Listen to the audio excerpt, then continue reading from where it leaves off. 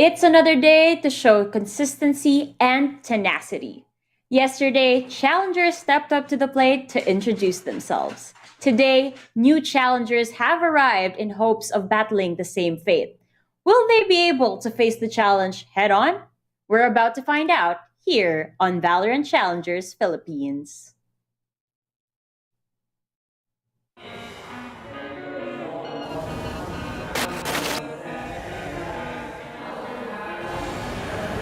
Another one, and there you go, Kuya Yowie. There's stopping this sport with the blades, and it's two already going down to the ground. Great, look at this reflection, Reno! Thinking it, he's just gonna go for it, and Naslick crawls his way to the clutch.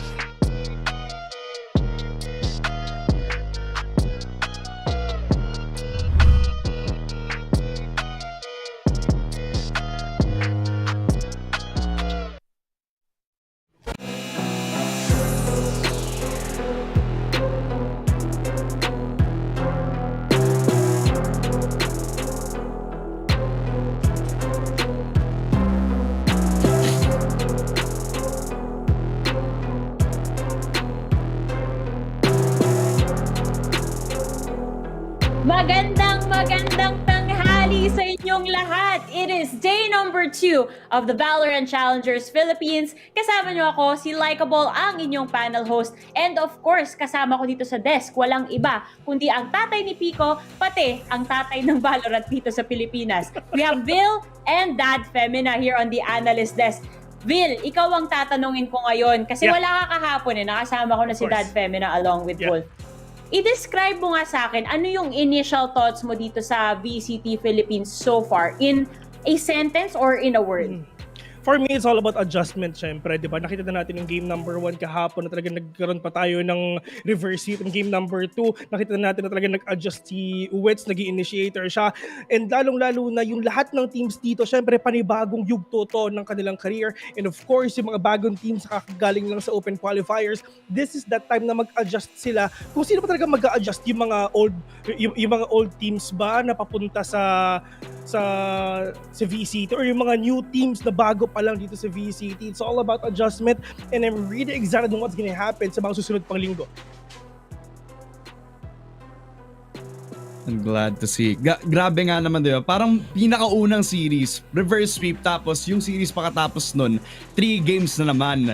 It's all around yung Rakers in the air talaga. Kitang-kita mo yung epekto at kitang-kita mo yung naging excitement para sa atin at para sa nervyos ng lahat ng teams natin. Kaya makikita ba natin yung sa important natin dito, lalo na second day, malalaman natin mamaya. Yeah. Ayan, napakaganda ng input yung dalawa. Pero dahil dyan, balikan natin kung ano nga ba yung mga nangyari kahapon. Panoorin natin tong highlights video na na-compile from day 1 of VCT Philippines. Fourth onto Ja. Bench is split. 3 players both on either side here at the A side. That gives him a space. Still, though, the trade incoming from Nexi is right on time. Rabbit finds a follow-up as well. Starting Rampage, and especially Eugene S navigating the maze there, but Nexi looking to do the same old thing. Comes in close, finds RU, wanted to at least bridge the gap versus Rabbit, but the scan is perfect. Rabbit really one of the leaders here for Sky Empire, but now it will be Nexi leading it for Oasis on the other side. Repel game though, my goodness. peekaboo! Nexi and Rabbit see each other, but from up top, it's Rabbit who looks down on the opposition. They make it 4v2. Savvy tries to go for the flash. Doesn't have enough momentum though to swing it anyway. Nexi on top of heaven. Down in hell. There's gonna be RU. The Sky Empire putting themselves in a good situation to try on fight on back, but we're not done. Nexi with the clear. Disrupt spotting him, but can't shoot him down. He's getting prepared, but Nexi with another one. Nexi with 3. Oh my god, here Nexi. Goodness. Next level from Nexi. And we see here the clutch comes from the Killjoy here in day number 1.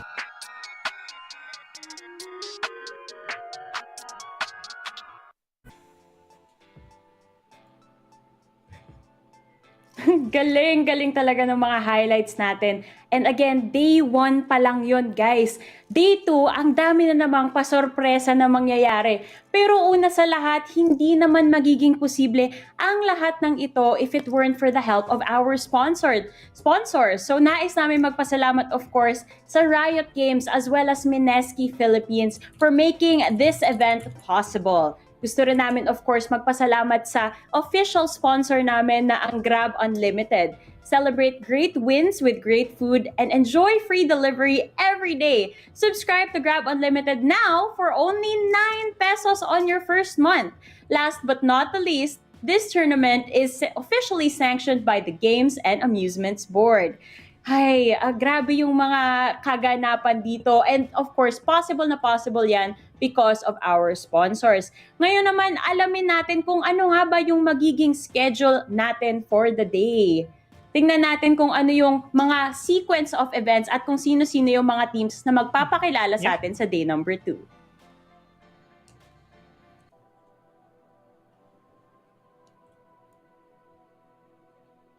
Ngayon na.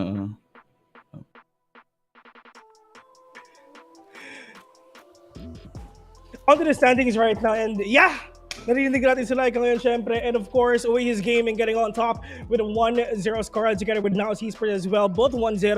Pero syempre Action PH, Abaddon the Biz, GameLab.Alpha and Puggers maglalaro sila today, but kasi nagkagit in the Sky Empire, medyo nagkaroon nga sila ng problema kahapon, 0-1 score nila, and hopefully makabalik sila sa susunod pang linggo kasi VCT split 1 man, napakatagal pa to, literal na hanggang March pa to, like and Dad Fam. It's important to note din, guys, na ito din yung kahapon, yung tatlong invited teams, yung unang naglaro para sa first day natin. Kaya mataas yung naging expectations na naglaro sila ng first day. Nag-deliver. Ngayon, yung second day, puro naman yung mga galing sa online qualifier yung maglalaro ngayon. Whereas yung nag-iisang exception, yung Action PH, where they have to deliver now on the expectations delivered to them right now. Yun na nga delivery talaga. May expectations tayo. And for the schedule of the day, kailangan din mag-deliver na itong Action PH, lalong-lalo na dahil isa sila sa mga invited teams natin dito. Samantalang the rest of the teams sa listahan na to, mga nag-qualify. Kahit papano, nagdaan na sila through the waters, through the waves, nilabanan nila lahat ng odds. Especially, katulad nitong Abaddon Abyss, hindi ba? Shinare kanina to ni Honey Glaze na nagka-problema pa pala sila sa peripherals nila during the open qualifiers. So, pinapakita talaga nila dito na relentless sila. Di ba? Yan ang tema natin, this split.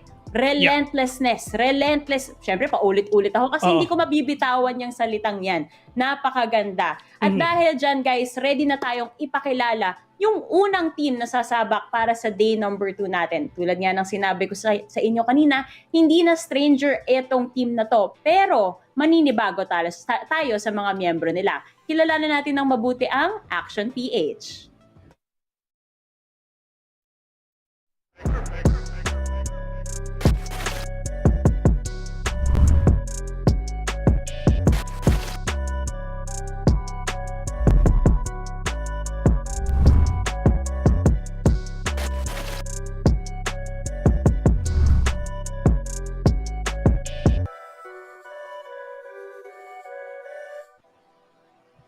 Action PH, literal the return of the comeback. Nakita natin sila back then. Andito si Abaddon, andito si Eman, andito sila Georgie. But right now, of course, bagong-bago na yung kanilang lineup. We have Blurred, Derek, Kevzi, Micro, and Yanagi. Okay, ganito yung nasa isip nila. What if yung mga free agents is pagsamasamahin natin and try natin if ever talaga makakuha tayo ng spot sa VCT, and yun nga nangyari yun. Nakita natin si Blurred na back then nasa naos siya, and ngayon dual siya dito sa Action PH.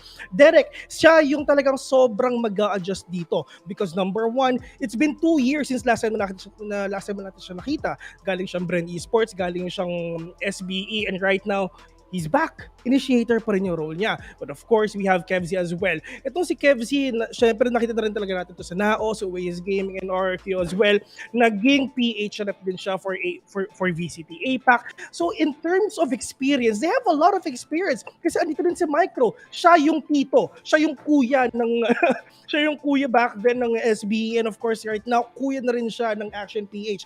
Ang tanong, makaka-adjust ba sila sa playstyle ng isa't isa? And lalong-lalo na dito si Yanagi, which is apparently nakikita rin natin sa Collegiate League. Of course, galing dito sa mga iba't ibang teams. Dito ang Kadeliman, SRD, andito ang SR Nakage. So apparently, they have all their fair share of commitments, they have all their fair share of experiences. Pero what if pag sama-samahin natin experience to yun and achievements, so magiging super team ba to? Or it's just kailangan talaga nila ng sobrang laking adjustment. Tulad ng sinabi ko kanina, talagang it's all about adjustments na talaga. Lalong-lalo na kay Derek, 2 years. Medyo matagal yung 2 years na yun sa pagbabalik dito sa VCT.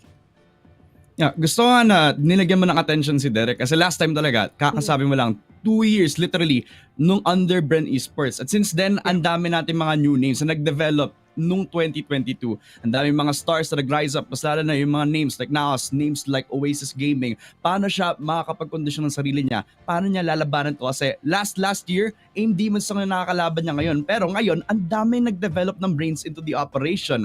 Paano siya magde-develop into a meta ngayon where he is gonna be writing his own comeback story? It will be a success kung magkakaroon nga siya ng magandang start dito sa first match natin. Nako, tulad nga ng sinabi mo. Ay, sorry, Vil. Sige. I mean, yeah, din nga, napag-usapan nga natin, di ba? Kasi itong mga players, medyo matagal na talaga sila magkakasama eh. Lalong-lalo na si Micro, sila Derek and stuff. And lalong-lalo na kung paano ba gagawin ni Micro yung pag-IGL, pagka-captain. Kasi back then sa SBE, iba naman yung tao dun for that. Pero for me, it's gonna be a really tough fight. And itong game 1 na to, talagang high hopes, high expectations para sa dalawang teams na to for sure. And syempre, dalawang teams nga, kilalanan naman natin, sabi nyo kanina mga new names, new faces, ito talagang team na makakalaban nila, absolutely new faces. Wala pa tayong masyadong information sa kanila, pero ngayon, tatry natin i-dissect yung mga miyembro ng Puggers.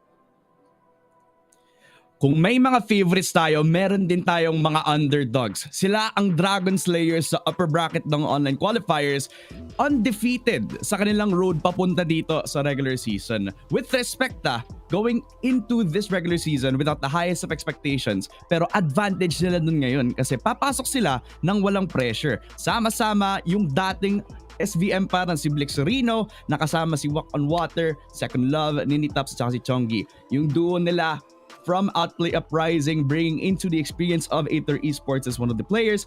Kaya parang ito na lang yung nagiging formula nila dito. Again, Puggers sila, and it was expected in their last match na mananalo yung Sanguine Rebels Dragons, but they proved that they can overcome yung opposition nila ng time ngayon, which is a really good story to behold kasi it was expected na yung Outplay Uprising na dating duo din na nasa Sanguine Rebels Dragons ngayon na-beat nila agad, and that was one hell of a way para ma-introduce mo yung sarili mo, mas lalo na doon sa first time ng debut nila doon sa broadcasted matches. Now that they're here, nasa kanila ang spotlight, pero no pressure on them whatsoever kasi sabi ko nga, wala masyadong expectations sa squad na to since this is the first time that we're gonna be seeing them, even though may ibang mga members dito na nagkaroon na ng spotlight nung mga previous teams nila. Pero against Action PH here, it's a good way for them to introduce themselves na hindi lang sila ranked demons, hindi lang sila tamang contact play lang. It's just a matter of how they can adjust, katulad ng adjustment na ginagawa ng Action PH ngayon, which will be that huge factor coming into this first match today. Isipin mo, out of 5 matches na ginawa nila dito sa open qualifiers, isang beses lang sila nag 2-1. Lahat 2-0. That is against Yodi Gang. And fracture pa yung map. So apparently, kung titignan mo itong dalawang teams, number 1, yung Puggers, they have a lot of information dito sa Action PH. Individually, they have a lot of information, pero magkakasama, syempre wala pa kasi this is their debut match. Pero kabahan din ng Action PH kasi number 1, wala silang idea sa capability nitong Puggers. Napanood lang nila isang beses nung open qualifier matches, kinas nga yung Dad Femina. So that is their only idea kung paano ba nila mapipigilan to. What if hindi pa sila literal na 100% lakas? Very quickly, talagang coming into this matchup, fresh yung ating Action PH though. Kaya yung Puggers, talagang nag-grind sila papunta dito at kitang-kita under a microscope ng Action. Kaya all eyes are on them ngayon, but then yung pressure, makikita kung lalabas din yung experience na Action this time around. Yun nga Actually, isa rin sa mga teams na nag-impress sa akin talaga nung open qualifiers, itong Puggers. Lalong-lalo na nung nalaman ko mula kay Riri na parang a day before the actual qualifiers lang nabuo tong team na to. Parang bumuo lang sila ng team, tara laro tayo, and umabot sila ng gantong level. Dito sila, relentless na. Yun na naman tayo, diba? Bumabalik talaga tayo sa team natin dito. Kasi yun talaga yung pinapakita ng mga teams natin dito, especially yung mga galing sa qualifiers na we're not backing down. Oo, itong ibang teams dito, sikat na, kilala na. Pero kami, ito na yung moment namin na na ipapatunayan namin sa mundo, sa Pilipinas, na na kami rin, may ibubuga din kami, even if the odds are against us. At dahil dyan guys, alamin natin kung ano nga bang mapa ang makikita natin sa mga teams na to.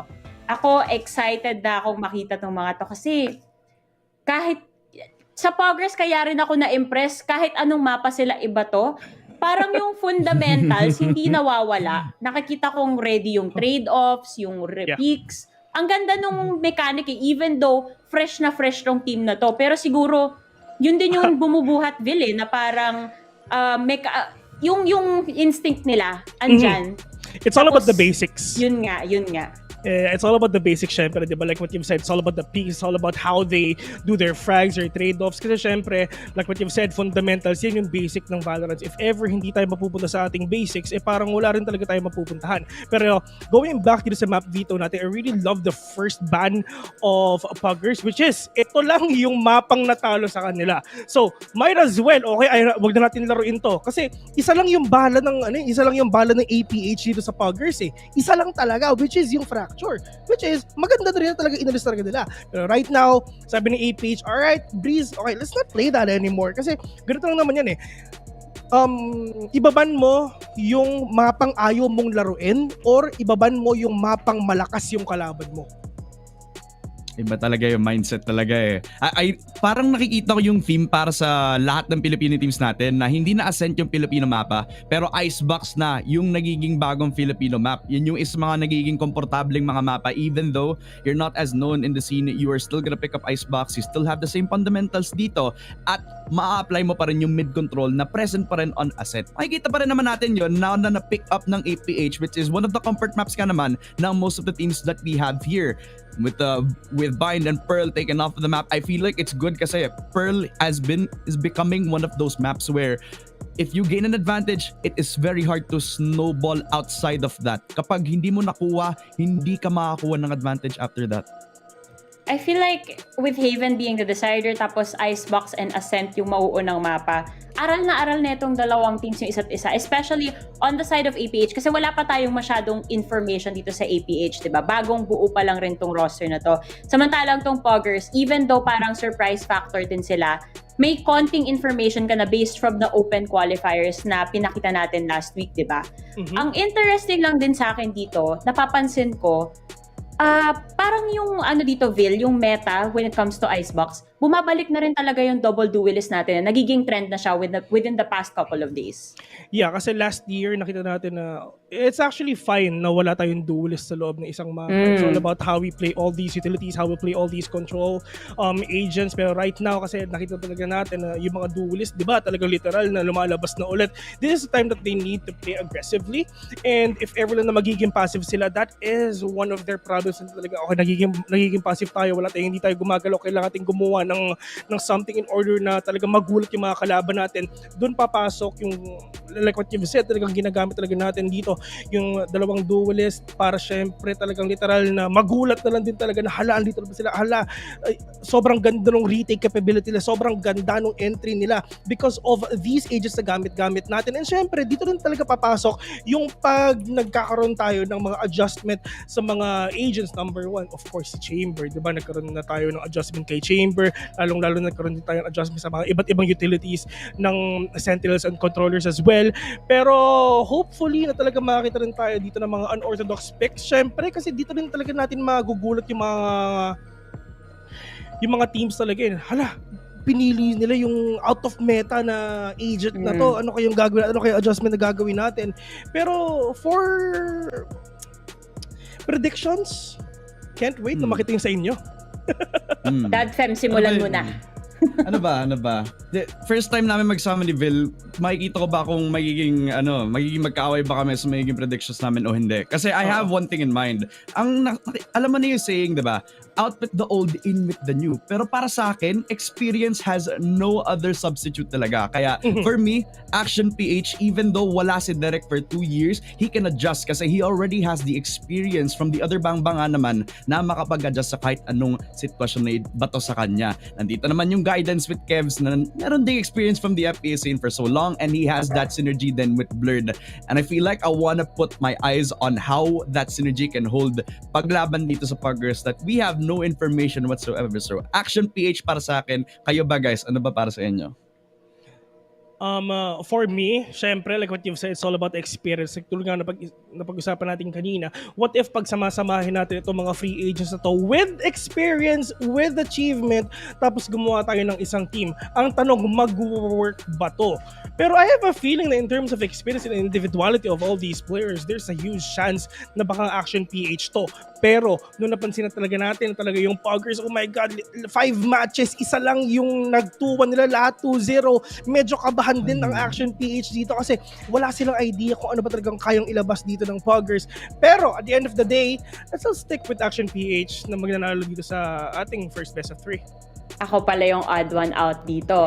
Pero tulad nga ng sinabi mo, Bill, kanina, medyo unknown pa talaga kasi sa akin tong Action PH. Unlike itong Puggers, nakita ko yung results. Ikaw na mismo nagsabi ng statistics nila from the open qualifiers. Hindi sila naglaglag masyado ng mapa. Kaya ako, impressed talaga ako dyan. And I believe na sila ang mananalo sa series na to. Yan na guys, yung predictions namin. Ready na kaming mga panelists na i-observe, i-analyze yung mga mangyayari dito sa matchup na to. Pero alam ko kayo, ready na rin kayong magsimula. So, casters, take it away.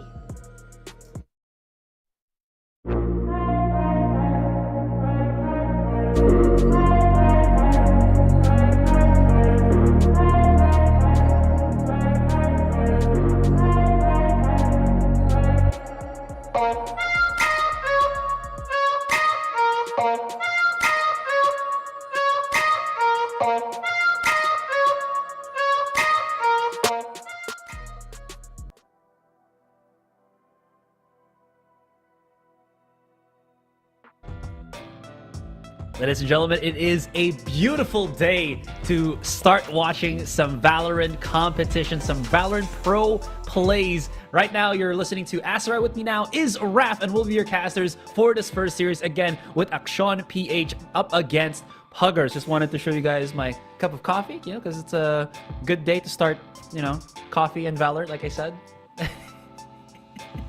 Come on, man, don't do this to me.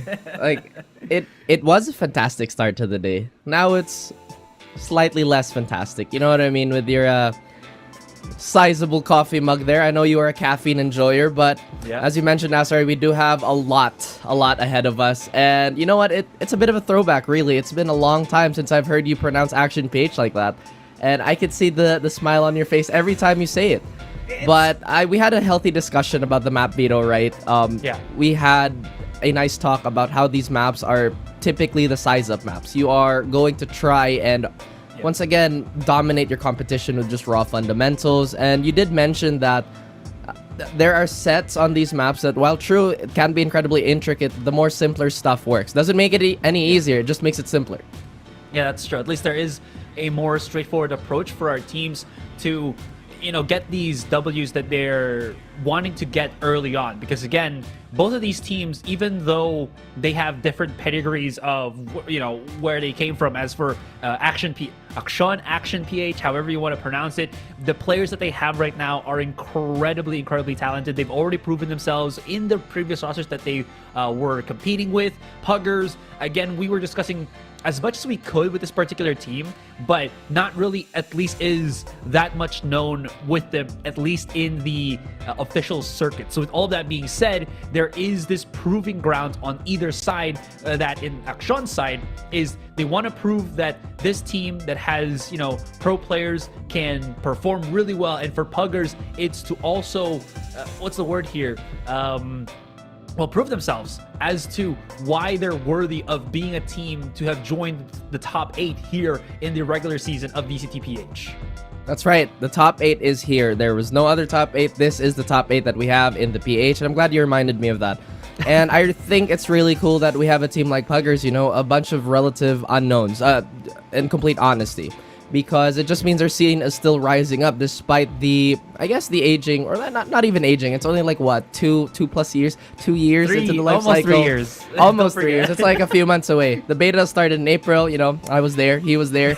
In any case, Rising Stars is definitely one of the things that we are going to be paying a lot of attention to today. Aside from, obviously, APH, you've talked about their tenure and their acumen in the scene.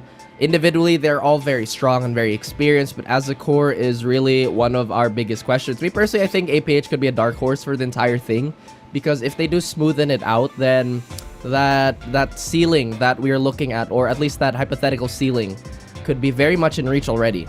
Yeah, because again, you were mentioning how specifically some of the players of Action have really good aim-heavy performers, such as I believe you were mentioning Kev's, at least for me, it has to be Blurred. And these were two players on the former Naos roster as well. Kev's did have a stint for a few months with Oasis Gaming, but then soon right after that, he got picked up by Akshan. So again, this team, I think the panel also brushed up on it, is incredibly young. It's still in its infancy stage. And again, we cannot stress this enough that even though these are, let's say, players that have played with each other in their previous teams, with Blurred and again Kevs being on Naos, Derek and Micro for a few, I think, months when they were in Southfield Esports. There is a lot of synergy, but then it's kind of like the same question that we had yesterday with Naos, wherein 3 of the players there already knew each other, 2 of the players also as well. How can that mix? I think for Akshan, it's some sort of iteration of the same thing. So how can they integrate together to kind of make that work? Is it going to be easy for them because they're up against such a brittle team such as Puggers? But we still have to wait to see what happens in that first game. Oh yeah, and for us to jump into the Agent Select very soon, we are only going to get a, I guess, tease of what is up to come. Now, on the Puggers, actually, that's interesting. We do have, well, not really. This is pretty standard. We have of course, the Sage. A lot of my, I guess, colleagues and friends say that I rib on Sage too much. Like I said, if you're a pro player and you're picking Sage, or if you're at the highest level, by all means, I'm pretty sure, and I'm 100% certain, I'll bet all my life savings that you understand the game inside out. But jokes aside, I think as I mentioned Blurred earlier. Blurred is, I would say, literally every Cebuano player and every Cebuano team is close to my heart because it is my hometown, of course. And Blurred has been somebody that I've been keeping my eye on. He's been a very explosive duelist, but with that, he's been very responsible. He never really plays out of the box too much. He doesn't overextend, and he does his role very well. To see him on a new team, on a new core, I am very much excited to see how he can mesh well, as you mentioned. Yeah, and he was one of the few players from Cebu that I championed a lot alongside singer Carl when before. And me. Exactly. Before he joined Naos, he was in a team that is very much known in Cebu, which is GBP Esports, and that was the first time that I actually saw him as a player, and I was very much wow with how he performed, especially on the Jet. Now, this time, gotta have to double check because I wasn't sure if he was the one that picked up the Jet. It was a bit too fast on the Agent Select on my end. I was still collecting my thoughts, but I will say again that Blurred is one of those players that I think, because of the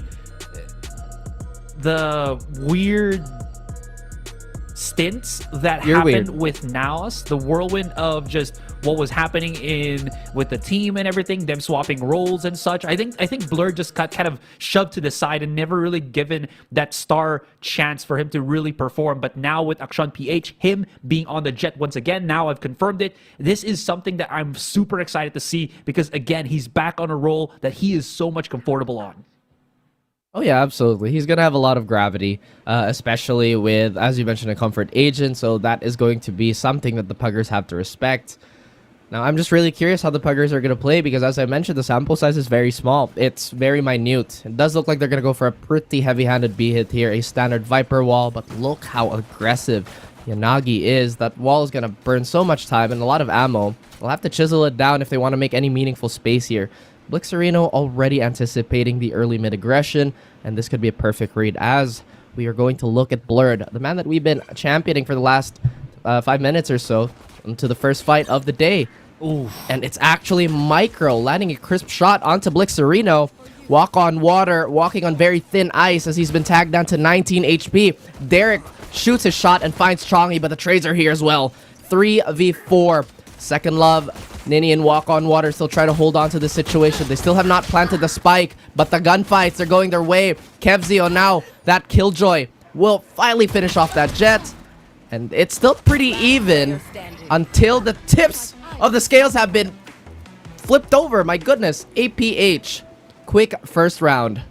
That's what we were kind of mentioning again. Akshan, straight from the woodwork, just starts bombarding mid with bodies already on their own end just to make sure that the attackers would be feeling so condensed, so choked of where they have to go. Because again, they were being pushed on mid. the call for Puggers was to keep going on B, even though the wall from Yanagi was there to slow them down. So where was the steady ground that they could actually put their feet upon? Nowhere at all. Now Blurred immediately has to back away, has the nice little new melee there. Loving it, but you know what? That's not the main thing to watch out for. It's the pickoff on Walk on Water, also known as Scripts, if I'm not mistaken. I think we mentioned this already during the open qualifiers. Kev spots one, Blur with a nasty little flick. Kev's doing up with his teammate here, former teammate from Naos. And that's going to be the takedown on Blixerino. A flawless round coming in from Akshan PH. Flawless indeed, and again, as expected, right? We talked about the early swings, the momentum that you can garner from winning the first pistol, and obviously it's going to lead into these buys. Now, I've talked about being a fan of the Guardian, which we haven't really seen on as much, honestly. Like I said, the scalability of the weapon is impressive. It's only, what, 2 credits, so it's not that expensive. Kevzy, my goodness, incredibly courageous for doing that, as the Puggers have to reassess what they do here, because this is a high priority round for them. Their economy is going to destabilize once more if they do manage to drop the ball, but that's not looking like it's going to be the case. But yet another heavy default towards B. They're going to try and work this as much as they can. Blurred is on prowl. His sight is clear, and he gets Second Love immediately, trying to contest him on B main. And don't ever disrespect this man ever again. Now that flank watch is going to be down for the rest of the round, Asarai. This is going to give APH a lot of freedom of movement. Second Love, first tap. Dang. Just drop down there. And yeah, freedom of movement, as well as just being afraid about the setups that is much available here for delay tactics for Akshan's side. Ninitop spots out the... Yeah, Nano Swarm there. They set it up.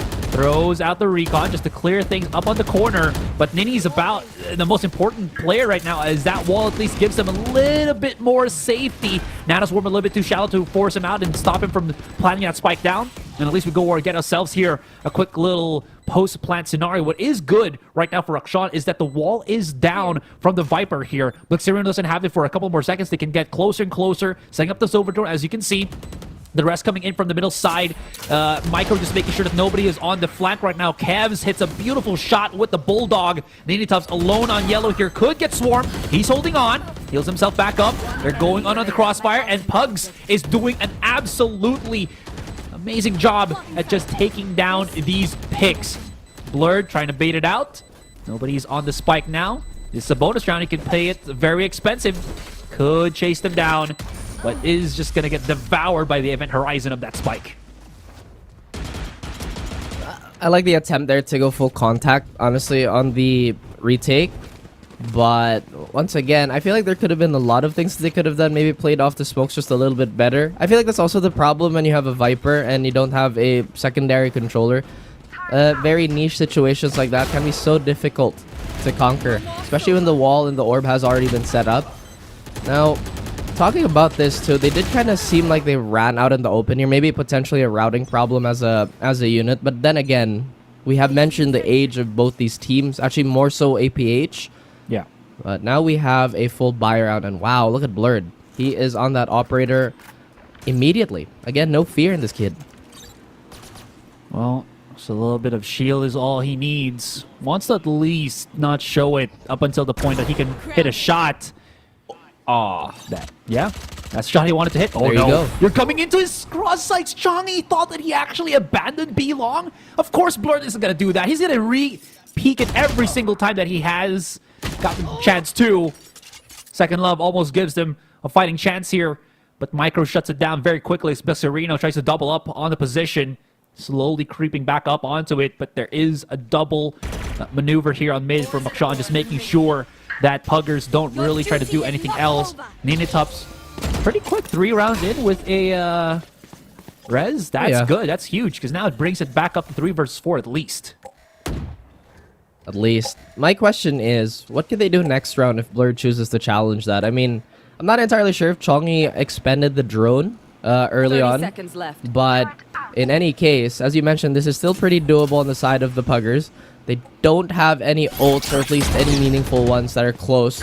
Second Love and Blixerino, they're back into this fight as Micro is going to fall. He is going to be demolished by Blixerino as he tries to move up towards mid. But now they have to commit to a site. They have to go for a mad sprint here. Blixerino gets another one. They do get the full plant, but they have to win this fight.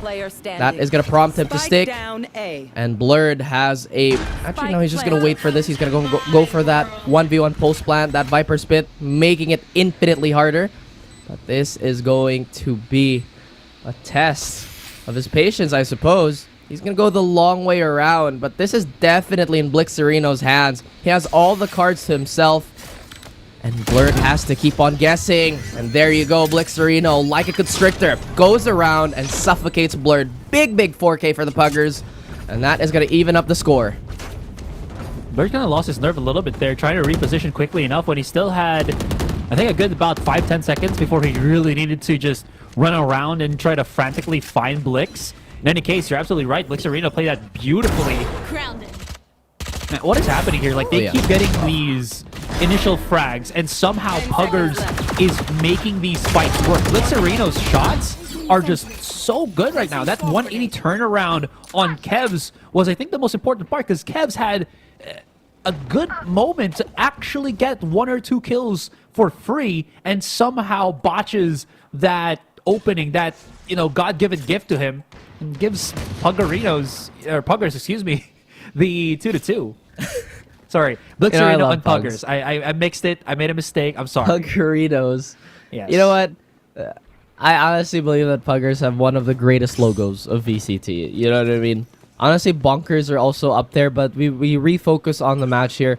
You know, typically when you get the early pick and you still get rolled, it usually means you're not looking out for your rotations. There are a lot of holes in the defense that you're just allowing the teams to flood in, despite your man advantage, right?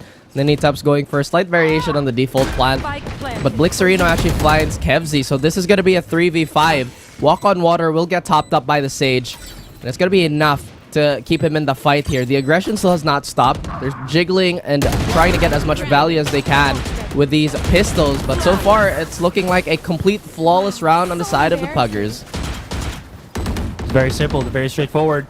Clump together as a group, play those crossfire angles.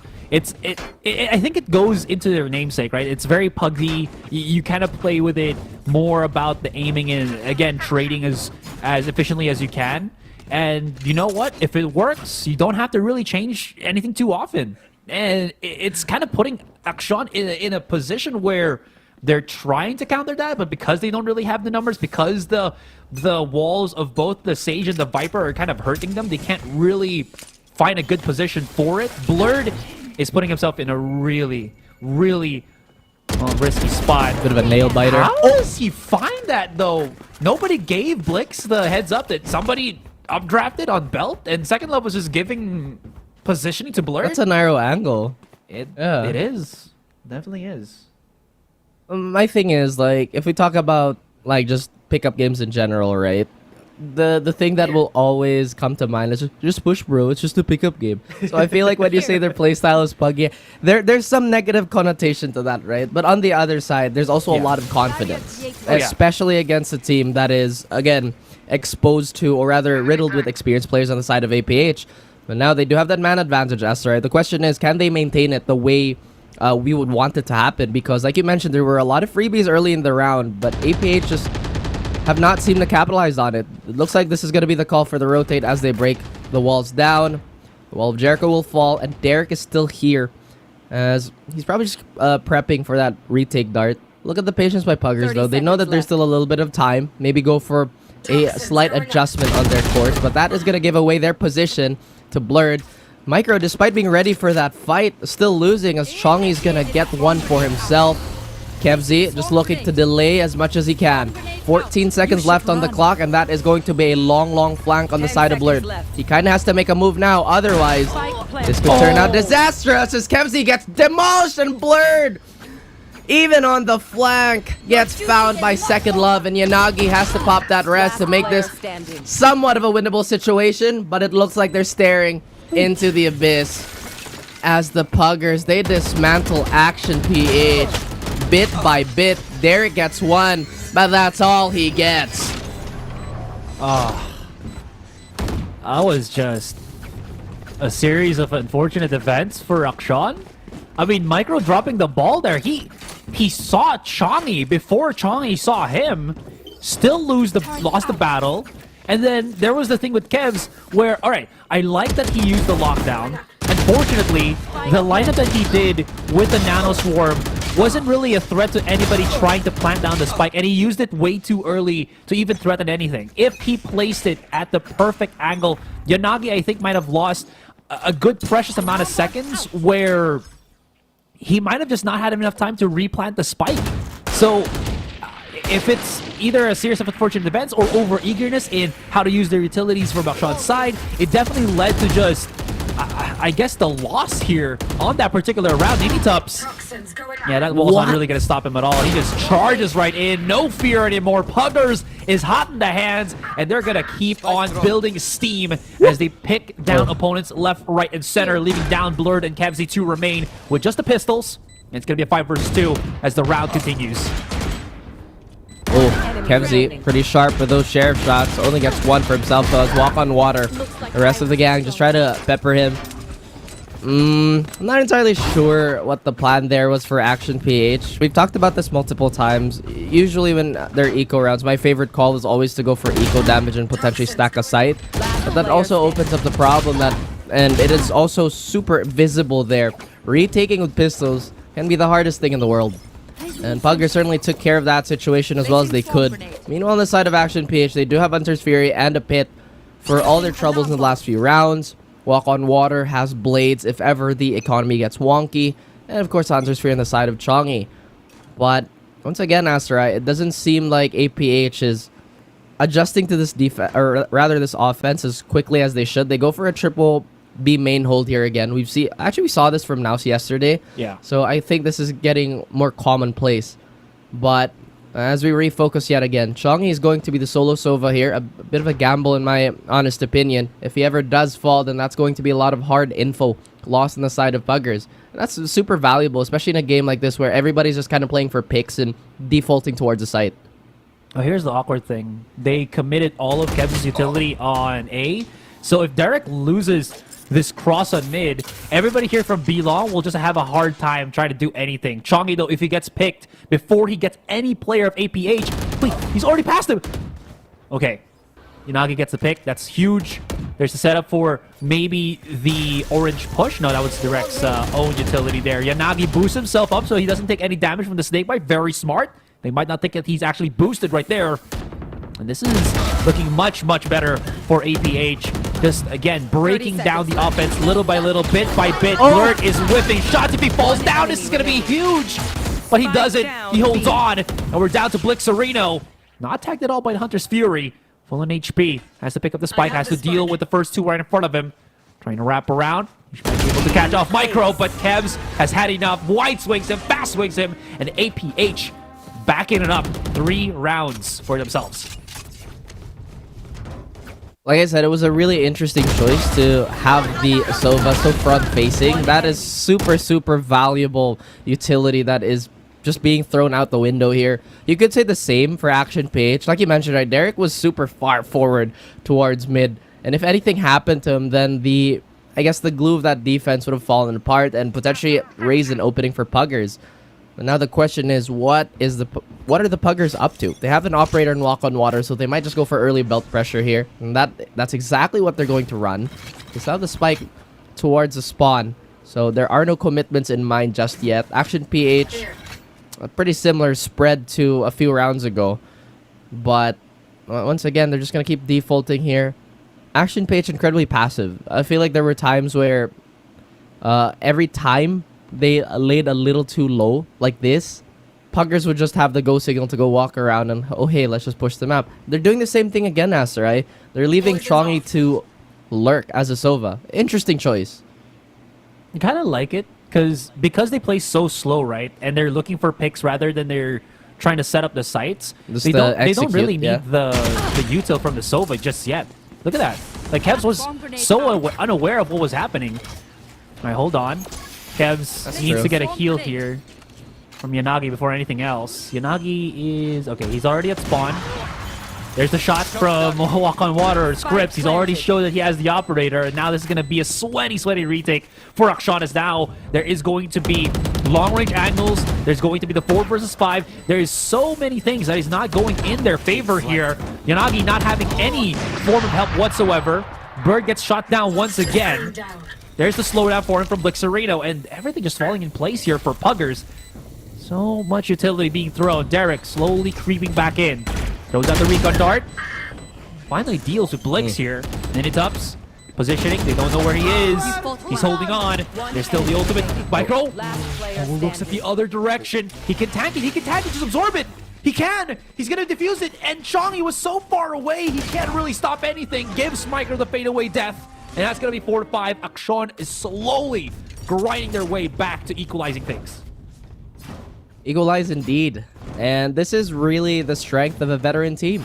You will always have the fortitude to, hey guys, we're only down a few rounds, don't worry about it. But you did mention that you like the look of a Sova lurking. Again, there's really no wrong or right way to play Valorant. It's just a bunch of approaches, right? Oh, yeah. But much like anything, it's pretty much open philosophy. But at the same time, had he been closer, maybe pressuring from belt just a little bit, then the 410 position of Ninitups would have just that extra firepower to maybe even eliminate Micro as he was walking up towards a lobby or a main. But enough of that round, as we see, again, a pretty similar setup this time. A Viper Spit being invested towards B just to clog that up. A little wary of any presence towards mid here. But Walk on Water, he also feels something, Asarai. I don't want to walk into that turret. They're slowly crawling up. That's going to be crucial info, though. They're just going to be jump spotting and sound spotting. Strangely enough, there's no trading power towards mid. Derek and Kevzi are very, very isolated, so they might just play for info here, not commit to any fights. I think Puggers, they can also sense this type of play. So now they have to reassess. They have to coagulate somewhere. And 8 looks like it's going to be the point of interest, as the drone is going to be used here. Is he going to find anybody? No, absolutely not. But Asarai, 37 seconds left in the round, and a brawl could potentially ensue. This should call on the rotations from everybody. We see a double back on Derek, but Second Love already frontlining. We see the investments, we see the execute, the explode, Cubs. Ninitups, he puts the wall down just to get that extra safety net, but Blurred, he will only need a split second of your silhouette to find you. And Second Love, the second frag. Derek is here to support. Derek is here to do more than that. And Chongi will finally get the trade. Blurred, stuck with the pistols. As long as he can keep delaying this completely doable. A 2v1, 2v3 actually. And is not made for Chongi. And did you see Derek? It's like he was a police officer trying to make you drop your tomatoes. What? No, I'm the one who's gonna ask what to you. But You don't get it? no. Oh, wow. No. Have you been to a movie theater recently, or honestly in the last 5 years? I have. But hold on. I want to dissect this real quick Just continue. first. Yeah. I do like the idea of what Puggers was trying to do there, in the sense that they were breaking utility on mid, so that I think they were trying to force the make sure no rotations come out from Akshan PH, because they were wary, or making Akshan wary about that mid push to come, right? Because if you don't have any utilities on mid, you have to at least have your players there just to make sure that nobody from the opponent's side is going to be pushing in. The thing with Akshan was, because Inagi was still alive and he wasn't really moving from the A site, that wall signified that he would just burn so much time for Puggers to push it onto the side, and by then, you saw that Blurred was already prepared to go in for this fight. Now, hold on, as Walk on Water, well, of course, the lethality of his operator cannot be underappreciated, as he spots out one, even though they were clearing things up. Where did Blurred get shut down from? Was he trying to be cheeky somewhere else as he tries to updraft? I don't know. Micro's been shut. And again, the Puggers' speciality.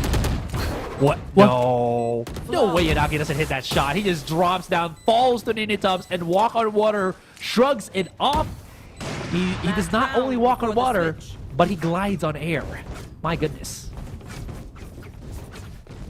You're talking about an angel, Asarai. But anyway, case, we look at that read from Walk on Water. We'll call him Jesus. That was a miracle shot. You know what I mean? Yeah. As I feel like this is an obvious tempo change from Puggers, and APH should have the read by now. But now, since they've shown their hands where, oh yeah, we can play slow, we can play really fast. They have to adapt to this. Maybe they're gonna go for a super heavy retake style, which will cover a bunch of options. But I feel like that's unlikely, as it already looks like they're going for aggressive info towards mid. That's a pretty cheeky alarm bot there. Not something we see a lot. But once again, it is going to be a very, very heavy hit towards B. It is going to be a full commitment here. They do have the front and the side. And I love the patience on the side of APH, just not tempting fate here. They go for safer positions. We do see one of the players get scanned. And now we have the lockdown and the Viper's Pit being expended just for safety. So difficulty is going to be all the way up to 11 here for APH for this retake. They haven't really found any valuable information either. Second Love already anticipating the flank of Blurred. Something that he's done quite a few times already. But this time he gets the fruits of his discipline. As yet, the rest of Action PH actually just go for it and barrel through all the utility. Did I say that it was going to be difficulty turned all the way up to 11? Maybe I jinxed it. Maybe I did, maybe I didn't. Who knows? Okay. But in any case, Asarai, Yeah. I feel like maybe they just kind of hung back towards B main. I get it. They went for the lockdown. They had a Viper's Pit. But because they knew they had the Viper's Pit, potentially they could have taken a more forward stance. Maybe pressure Orange a little more. Have a bit more presence towards Snowman. Just so a retake like that couldn't happen. Because sometimes the way you have to play a super fundamental matchup like this is to just kill tempo. Do something that's off timing. Yeah.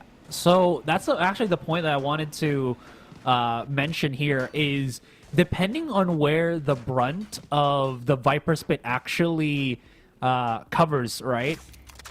It actually does hurt the attackers rather than it does the defenders. Especially with Blur getting the pick on Second Love very early on there. They were forced back onto yellow because playing inside that ultimate of theirs when there were two pitching angles isn't, I feel like, the safest of things to approach when you're inside the Viper Spit. And even though I do like the idea of them staying inside it, I feel like there was just this innate bit of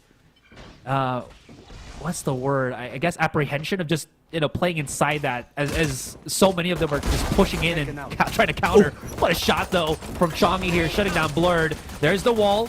A little bit of a gap here. Walk on Water still pushes through. Blix Arena finds one with a snake bite. This is great use of utility here for Puggers as Akshan falls down bit by bit. And look at this on the flank. It's Ninitops already looking for a nice little backstab here. Does hear that the turret is there. So at least he's just going to be waiting, hoping that Sean tries to wrap around or helps out his teammate, because now they've kind of lost control of the A side once more, as do so many of them just fall down to these peaks. All right, Scripps, show me what you got. Got to hit these shots, man. Very tiny angles. Blixerino helping out his Brody here. Derek is down. All up to Kevs. 2 versus 1. 30 seconds Kevs left. knows one is on the flank.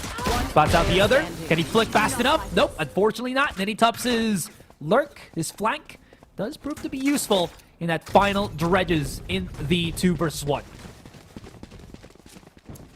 Once again, I find that a curious choice. They already got like 2 kills off of the 3v5. I think it was the duel between second floor and A main. I think that would have prompted them to walk forward, right? But again, it's these tiny, tiny mistakes or these tiny plays that make all the difference in the world. We have Walk on Water on that Marshall. APH going for a very conservative buy here. It's only Kevzy and Derek with the upgraded pistols. We know that they can do some serious damage here, Asra. But sometimes these plays, just like the map team we talked about, the Vito, they really, really feel like they're sizing up each other. Like, Oh yeah, they're really trying to feel out what they can get away with and what they can't get away with, right? I'm just trying to clear up the snow, or the crystals, however you want to call it. Bit of shock darts to soften up the imaginary opponents there. APH, full 5 stack. Ninitups, and 2 more. Oh, if they try to cross this now, Ooh. they have to wait for the wall, if anything else. Yeah.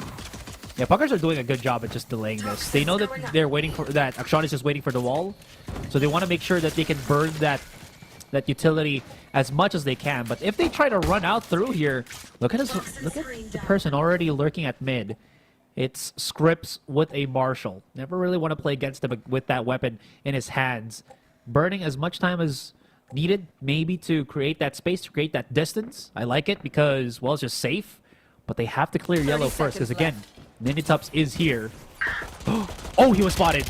That's a good one. They push it in, and they're overwhelming. But Scripps, he's taking shots all the way through. Blitzerino now holding the site by himself. He has to wait for Second Love. Never mind, doesn't need to. That's going to be 3 kills for Akshan here. Not too bad on their thrifty buy, or thrifty round. I'm curious, where did they invest their dart there? For Action PH. It was near danger. So it exposed the back of yellow. Yeah. So that's why they try to explode on orange like that. Or Yeah. I don't know. Well, once again, some of these choices are very interesting. Again, we can say that these are just really size-up plays. We see the confidence on both teams, and Puggers now building up a pretty decent lead here. But now they have to understand that Action PH have the Vandals. They have the definite gun and range advantage here. And we see Action PH looking for a little bit of a scuffle towards A this time. They haven't necessarily planted any seeds of discord by having lurk threats. It's all been pretty heavy-handed action and pretty hard committal stuff. Kevzy's gonna pop that swarm.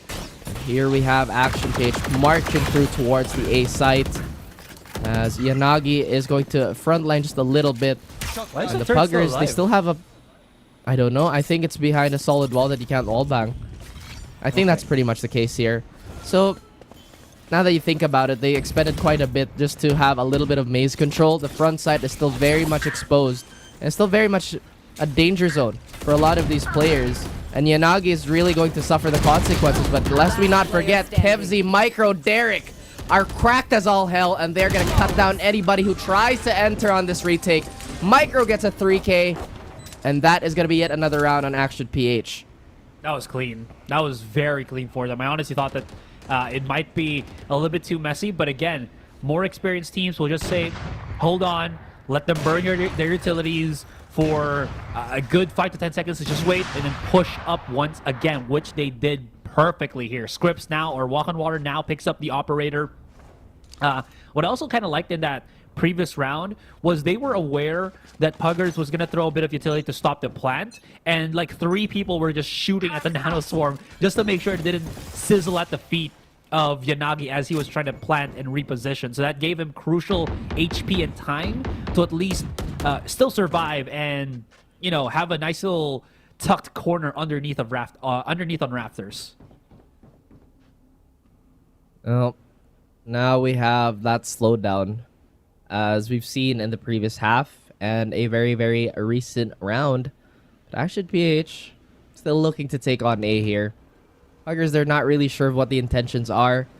They do feel a little bit of pressure as there is a default Viper smoke towards under tube. But it's nothing to get riled up about. But look at this. Derek, oh my goodness, you're playing with a lot of fire. But fortunately for him, it is not heat, but water on the other side of things. Yanagi does get a pick off cam here. And this is going to, once again, bolster their endeavors on this offense. A second love. The Sentinel, supposedly the wall, gets cut down and blurred. Once again, 3 quick headshots to level the field. And once again, you have to respect this man's gravity. Do not play around when you are around blurred. Can you know, when you go to the police station and the police officer asks you, can you tell me what happened? I don't know. It was all just a blurred. One enemy remaining. There it was. Right there. A crime was committed. There it was. Yeah. It's an absolute murder. It was that one video. I could break these cuffs. No, you can't, sir. I know you remember that. Oh, my tomatoes! For those direct translation that watch in Filipino cinemas, guys. Yeah, that was the reference. He finally gets it after like he 5 rounds. explained it to me on PM. I had to. I'm not gonna explain it on air. Because it's in Tagalog. So what am I supposed I to know, do? If I you didn't get say it it. in Tagalog, I But wouldn't I understand thought- it. Yeah. Having Derek would have been explanatory. You know what I mean? It would have been sufficient. All right. Well, But yeah. Moving forward. yeah, moving we'll forward. look at the round here. Moving forward is Chongi actually just trying to walk up a lobby here. I think Kevzy has anticipated that. Once again, a very cheeky alarm bot here. Not something you'd see quite a bit. Ninitups going down as Chongi is going to try and salvage the situation, but the back of his head gets rabbit punched by Derek yet again. And this is going to be a relatively open site. Resistance is only going to be Blixerino with that Marshall and Walk on Water with, I believe his blades are up. And wow, Blur doesn't even give his teammates a chance to get anything. Very, very clean with this operator and just overall crispy today. Blixerino, a Marshall and a Dream. But Yanagi is a nightmare. Action PH deciding to turn up the heat. Suddenly, it is a 3-round swing for them. They're feeling much better here with how we've been seeing the offense as of the moment. Walk on Water, no chance to pick up himself an operator, but same would not be said for Blurred, who's picked up the sniper on his own and does have the blades as well.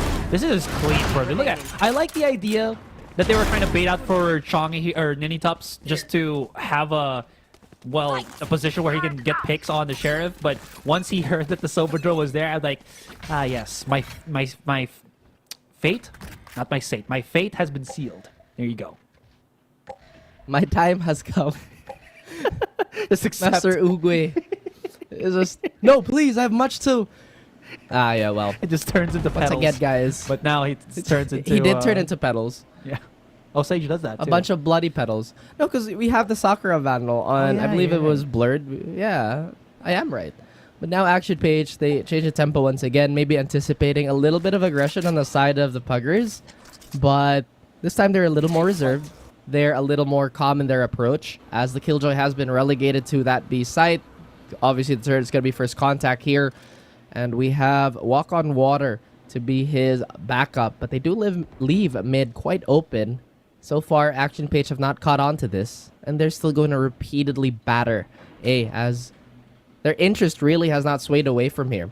They'll have to wait just a little bit and pause for a moment for the team to go back into a, I would say, respectable strength. They do have Yanagi's res up. So if anybody falls early, this is still going to be a bit of a band-aid solution. And then it's Ninitops to find the two big picks, as Blixerino has already made his way towards the site. Blurred has to make something out of this, and he's going to start cooking. He has the knives here. He has a deluxe set. He doesn't know that there's still one more.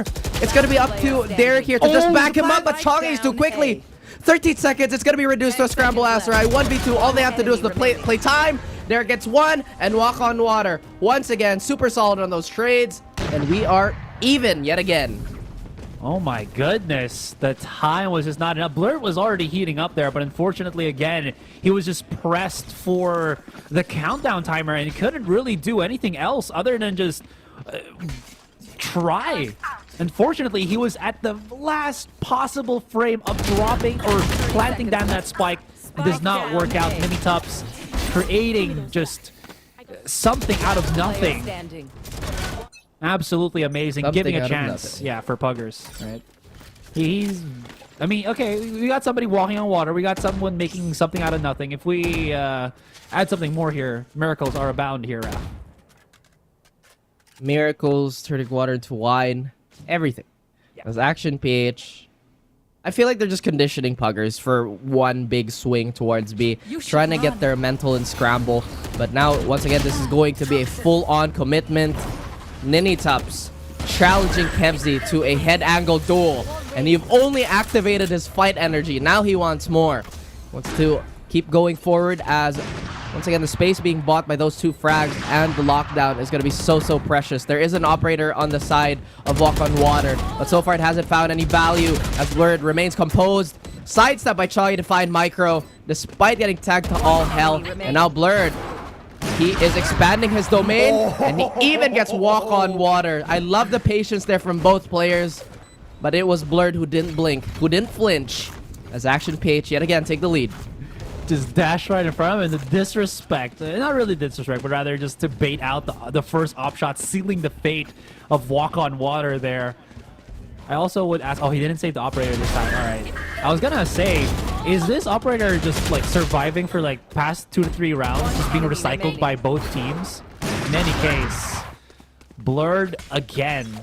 We were mentioning it, we were hyping it up, and the hype does not disappoint. He is really stepping up, at least for this first game for Akshan here. As now both teams utilizing the recon dart, the forced dash away from Walk on Water here. That's a good thing. They always want to force Walk on Water in positions where he really has to choose the fight, rather than just get one kill, dash away, and get away with bloody murder. But now, little bit of utilities here, give them a little bit of information. Blur, try to creep things up. Oh, great shot! Thankfully, Yanagi's there. Yanagi, hold yourself. Gotta heal his teammate first. The wall's there to delay. But APH now has found themselves a nice little kill. Still plenty of time to rotate around if they want to, which they will because Micro has already pushed hard onto B. Poison's off. Hard onto B indeed. And as rock solid as this defense has been for the previous rounds, it looks fragile right now. It looks incredibly brittle, especially with a weaker buy. Chongi does have that Hunter's Fury if in any case he wants to use it to deny a plant, but that's not going to be the case. They're going to be too far deep in the B site for the Puggers to do anything. And as I say that, Blurred is right on cue. Micro finds his counterpart, and Blurred still has a turret despite fighting that second kill. Chongi must be sweating bullets right now. This could be a round equalizer. But Micro, ooh, so crispy. And we did talk about that, right? You try to go for as much eco damage, potentially just stack aside and gamble on eco rounds. Yeah. They did exactly that. But the firepower just a little too much to overcome here. Now the ult economy is going to be a little more even. Sorry, Blurred is also super close to that Blade Storm. But what we have to look out for is the Viper's Pit. And of course the Hunter's Fear on a macro-wide scale. And what do you think's happening here right now? It seems that the Puggers' composure is slowly coming apart. It's only map 1. I think that's it. They're just losing composure here. And because they're losing that specific thing, they're also losing what is very much important, which is that map control, which is so necessary in stopping Akshan, who's not really afraid of getting map control with just singular players, right? And a big or perfect example of that was last round where Micro just pushed up so far into B that nobody from Puggers was there. Could also be the reason because Puggers wanted to just basically force that aside, have the numbers, and Micro was just making sure that, oh yeah, the other player was probably just mid, making sure that nobody is going to be on the flank. But in any case, right, you're absolutely on the marker here, as Puggers is losing their nerve a little bit. I mean, even if they did get the pick on Blurred there, they just call Yanagi and he's just going to get the res. They need a bit of a morale boost here, but of course this gives Action Page a bit of a side objective. As you mentioned, they do need to get that res up and walk on water falling. Just salting the wound, and man, that stings. But Puggers, they still have a lot of fight to give. There's a 2v5, as this has become a bit of an operating table, and Action Page have become the surgeons. The scalpels, they run incredibly deep. And the bleeding, will it stop? This is pretty dire, but the two-man game is definitely present. Ninitub still has that res, so if they can get the pick, then this is going to be incredibly realistic for them. Kevzi, he's ambitious. Yanagi will also get a peek for himself. And that two-man army reduced to ashes as we are on match point already, Asterai. Here they are. Well, again, this is the first game. It's a this their series pick? more than anything else of sizing each other up and sizing what they can do in this tournament, right? I think compared to what we saw yesterday, these two particular teams really have to prove that they do have what it takes. Again, with Akshan, can't really say how far they can still go. They're an incredibly talented roster again, no doubt about that. For Puggers as well, I'm just wondering how much they can really perform, especially if Scripps doesn't have those moments where he just pops off, because I feel like that's most of what happens here. Him and Blixarino, you know, the two pillars of Puggers. In any case, it's not yet over. They did get the pick on Blur, which is always a step in the right direction. And, oh no. He's starting to commit the crouch sprays now. That's not good.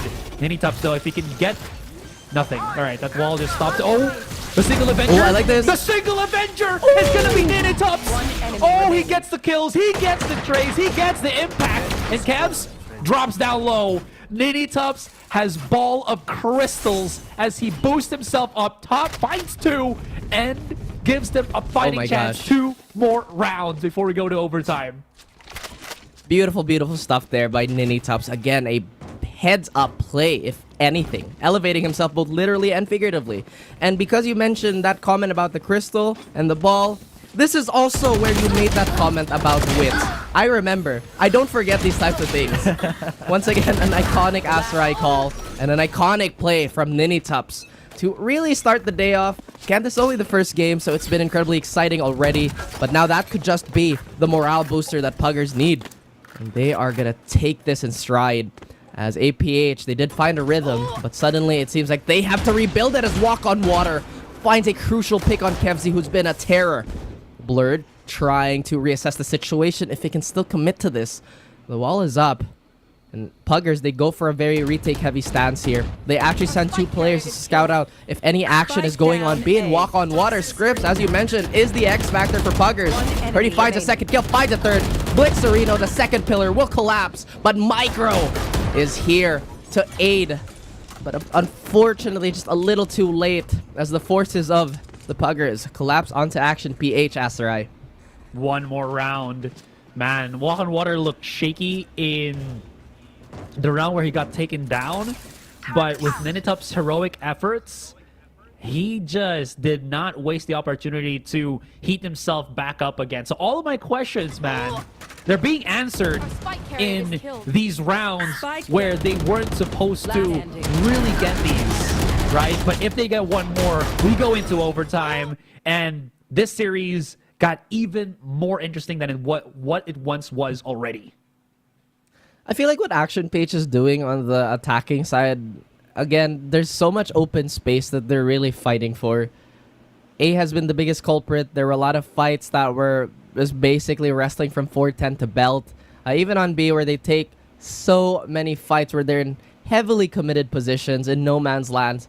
It's been working out, but they have to be careful because Puggers could honestly push this into overtime. And it does look like that's going to be the case if they do. Well, actually, that's the first time out too. So APH are kind of regaining those, again, mental. You know, hey guys, relax a bit. We had a big swing. We can still do it. And they do have a healthy bank Aster. Pretty much a full buy. If they choose to opt, they can do that. Walk on Water. Now he's feeling it. He is online.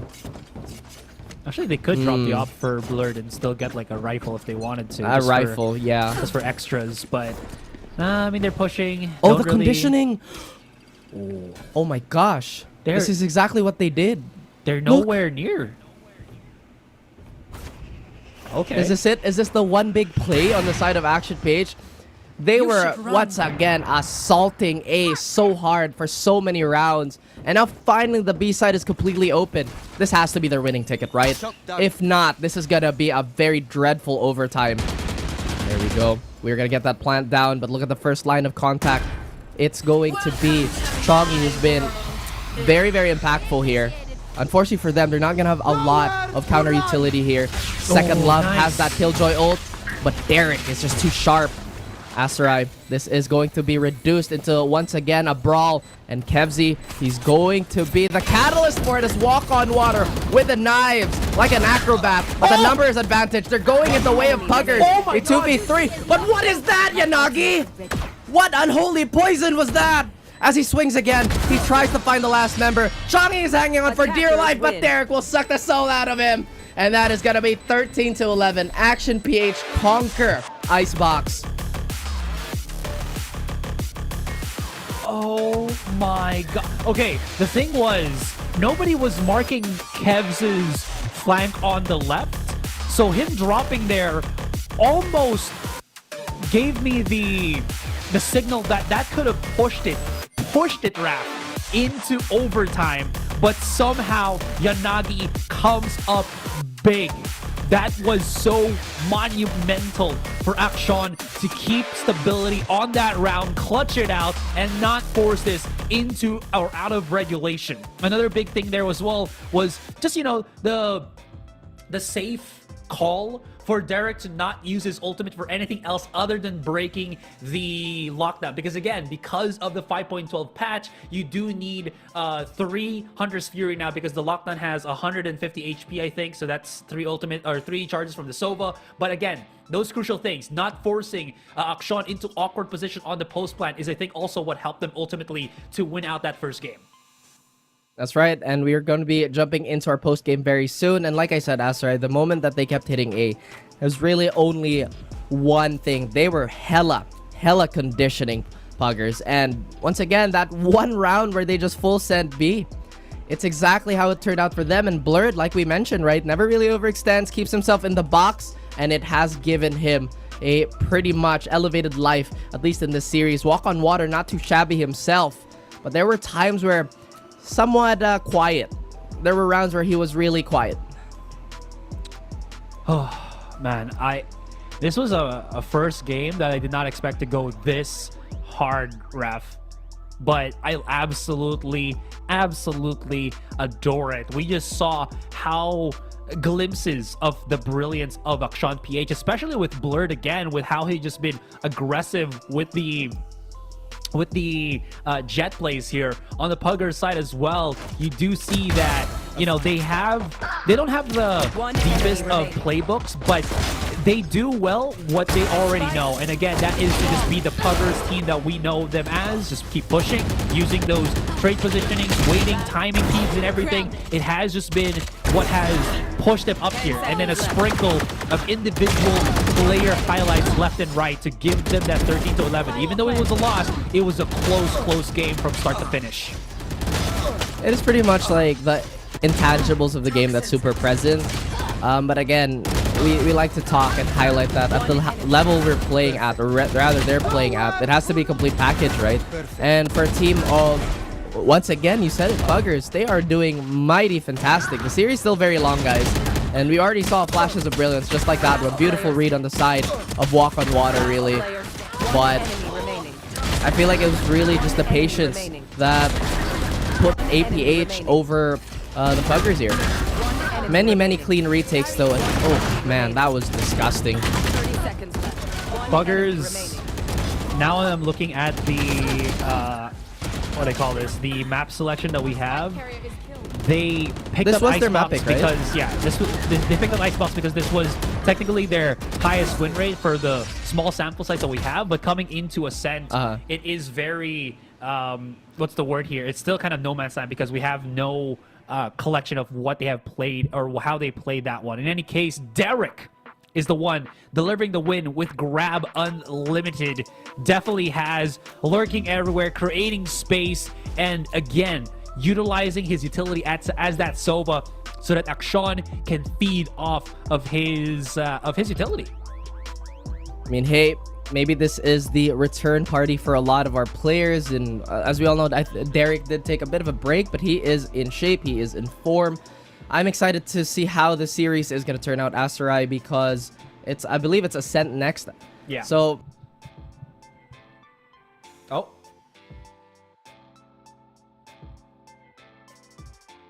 I think I can't hear Raf anymore on Discord. Oh yeah. All right, we'll wait for Raf. I want to hear his voice before we end, or before we go on to break real quick. Can you speak again? Still nothing. All right, so at least for now, while we can't hear Raf, because I can't really mimic his voice. All right, he's tearing up a little bit, but don't go anywhere, guys. Don't tear up a little bit because we still have more Valorant action here at VCTPH regular season. My name is Astro. With me now is Raf. We'll come back for game number 2, so don't go anywhere.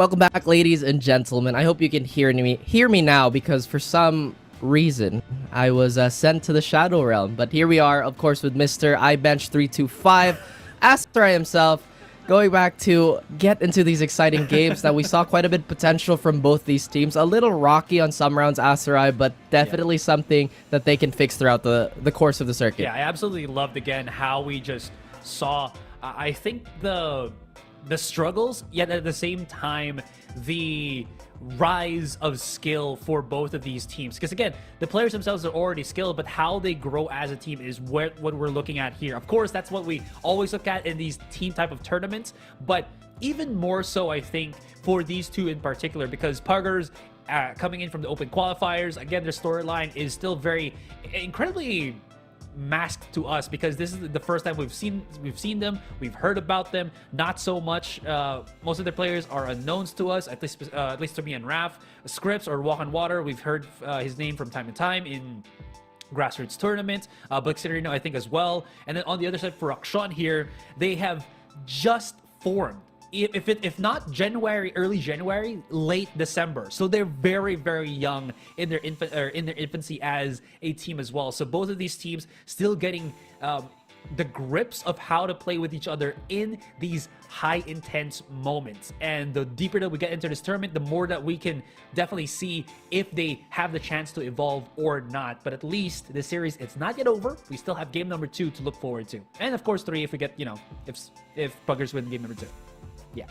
That's pretty spot on. But yeah, we still need to see how they can perform to correctly assess how their skill floor and how their skill ceiling is going to be. And I think this is true for both these teams because of the reasons that were mentioned by Astra. Again, a very recent team in the form of Action PH, and Puggers being the new kid on the block, basically. But like I said earlier, it is really cool that we have a team like Puggers here, because it is just indicative that our scene is still growing, still very much active, and still very much willing to get on that road, that very difficult but incredibly rewarding road. Yeah. So now, we talk about that Icebox game. As I mentioned, there were a few times where both teams could have played a little cleaner. But then again, that's what we all strive for, to really find those tiny 0.01% mistakes that could make it the perfect play. True. But with that being said, there was not a lot of depth on the strat book for both these teams. I feel like it was kept very simple, and I think that has been the overarching theme for Map Veto anyway. So we're probably going to see a lot more of that, and just a lot of brawls yet again. Yeah. I mean, the tagline for 2023, right, is be relentless. So both of these teams really showing to us that they are unrelenting in their endeavors to just try to evolve, get better, and showcase what they got. And speaking of showcasing, Raph, I cannot expose, or we gotta overexpose it. Blurred was just a demon in some of those rounds, single-handedly taking sites by himself, charging in, utilizing his mobility and everything. And this is what we always talk about when he was having difficulties with the Naos roster beforehand. Again, switching up different agents and such, it wasn't really working out for him. I think we saw Blurred play like an initiator, a sentinel at some point, a controller. They basically rotated the entire roster to different roles, and at that point I think Blurred was just, again, not really in his own element. But bringing him back on the duelist, very, very much liking that one. Scripps, on the other hand, for the side of Puggers, still as good as can be. His operator is scary. There were some rounds where I think he kind of overheated or started losing his confidence, but that play from Ninitops really brought him back and almost again brought us to overtime.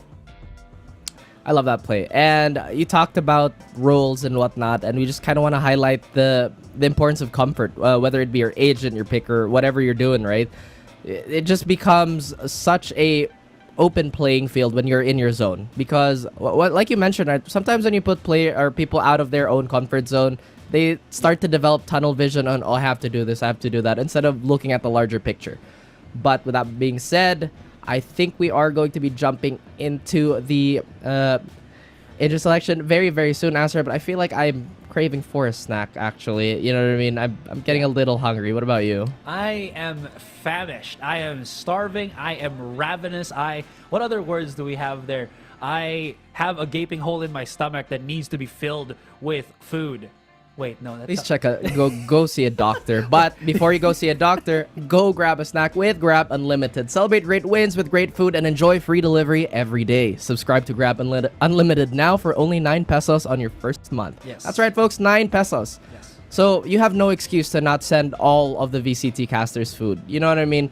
I personally like steak. I've said it many times. I think Asra is also a meat guy. He loves meat. Or Japanese food. Backs in black and blue. Yeah. Okay, so now we're getting a little sidetracked here, obviously, but we are going to be jumping right into the Agent Select Aserai. So we are going to see the tail of the tape here for Ascent. We still see the hover over the Viper. I dig it. I'm always a fan of Viper picks no matter what map, to be honest with you. So there's a little bit of a bias there. Wow. Sage on a set. All right, the reason why I say wow is because I don't really see Sage that often, and both teams actually plopping out the Sage here on Ascent. So no changes in the comps that we saw from Icebox. They're mimicking it and putting it here on the second map itself. This is honestly really interesting. No sarcasm there whatsoever. I'm just not really used to seeing that anymore. I do understand the applications. You do have the wall boosts, because again, if your opponents primarily smoke A main, right, you can wall boost over that, spot out a good chunk of the A site on A heaven, as well as maybe near dice, things like that. You can also block specific angles, such as again pushing up the A site, block the doorway, maybe outside of B main, get you a nice little cross into speed lane, and of course the resurrection is very important. But I'm really curious as to why this is. Maybe they just want the heal, maybe they just want the resurrection as well. But Sage, all right, can't get over it. Well, you better, because we're going to be looking at a lot of it. So we are going to be, once again, going over the agents here just for a quick double take here. Everything does seem pretty standard, barring potentially the Sage pick here. Oh, and okay, actually, we're going to go again. So Puggers, they're going for that Astra lineup. Once again, pretty standard stuff here. Nothing really too crazy anymore, Astra. I feel like all that theory crafting we did for the last 30 seconds and me just exploring my thoughts, we're all for naught. It was a bit of a mix-up, right. But say no more, because once again, this has been pretty much a game of sizing each other up. And what's a perfect way to reduce everything to a brawl with KO? Yeah. You know what? At this point, when that thing happens, I think we're just getting tested by the production. Does these casters know what's up? If this was a weird pickup on agents, what's the idea behind it? Yes. Yeah, I mean, once again, guys, I talked about keeping an open mind, especially for VALORANT, just games in general. You know what I mean? I know, maybe a little too open-minded, but we'll get into that in another day, in another broadcast, potentially. But as I say that, right, there are just many approaches to play the game. There's not one hard way to say this is the right play. This is it. It's not 1 and 0. You know what I mean? There's always so many variations to really think about. But with this kind of lineup, again, we're just going back to the default. Oh yeah, this is pretty much what we see quite often. Just the difference in smokers, a little more up-tempo on the side of Action PH. Puggers having a little more presence and just that tiny bit more of, I would say, delaying utility with Astra. So maybe we're gonna see also a different map-wide approach on both sides. Cannot wait to see what unravels here once again, because of the fact that, again, I just can't stress it enough. I really enjoy seeing the duelist action here from both of these teams. Ascent, one of the more, I think, well-versed maps, whether you're a new team or a veteran team already, right? So with all this being said, it's all about how the approach is. But I will say the difference on Micro playing as the Omen to Blixarino's Astra here, I think it's always been Micro who always plays the Omen, even when he was still at SBE, when they play Ascent. And then He played Astra on some maps. Ja would be the one that I think picks up the Astra. So maybe Micro didn't really get the chance to adjust, but I will say, Omen is, if there's any map that you can play Omen on, Ascent is a really good one for him, because he does still have those one-way smokes, even with the patch changes to his dark cover that it doesn't stick to walls anymore. You have to find like platforms. There's a lot of platforms that you can put his wall on here that is still very applicable setup-wise on Ascent. Oh yeah, and we are going into this match with a fair bit of aggression towards mid here. Yanagi already crossing no man's land, as well as Kevzi just positioning himself here towards E-Box. And now just pretty much standard stuff here is Ninitops is going to be the first point of contact here for A. Has one ready flash available. It's towards 3. He blinds both players but cannot find any frags here. Now Walk on Water suffering the penalties of also whiffing, and Blurred from nowhere pokes the eye of Ninitops. The trays are here though, but Kevzi on that lurk, as well as Derek supporting everybody. However, this is not meaningful control over the site, so this is going to be as difficult as it can be. The HP advantage and the man advantage on the side of Action PH as they crush the opposition. Walk on Water may have to drown for yet another round, and that's going to be the pistol once again for Action PH. Did they win the last pistol? I think they did, right? I think... Wow, I just ruined my memory, but I'm pretty sure they did win both the pistols on Icebox. I will double check the stats just to confirm, but that was fast from Akshan. They did not give Puggers any chance to counter out with utility whatsoever. You know, the standard setup is to put your utilities on main, so why not just go straight smack it on A short? Works. Definitely works. Works? Yeah. I mean, like we said, right? Simplicity is Yeah. by far one of the best options for a lot of things. Yeah, I just wanted to confirm both teams won their pistols. So for first half, it was Akshan, and then second half, it was Puggers. So it's a pretty even spread. Okay, fair enough. Thank you for looking at the stats provided by, of course, Daxbot. Thank you, Daxbot. Of course, Blurred here. Very, very aggressive posture. Crossing already. Another thing that they have to really consider in this matchup, they have to really respect the flashes here, Asterai. They can turn any corner into an absolute just grindhouse. But now they are going to be hiding in the smoke here. It's going to dissipate, and Blurred is going to fight Chong, and he tries to find a follow-up, and it actually finds Walk on Water here. He's going to dash right in.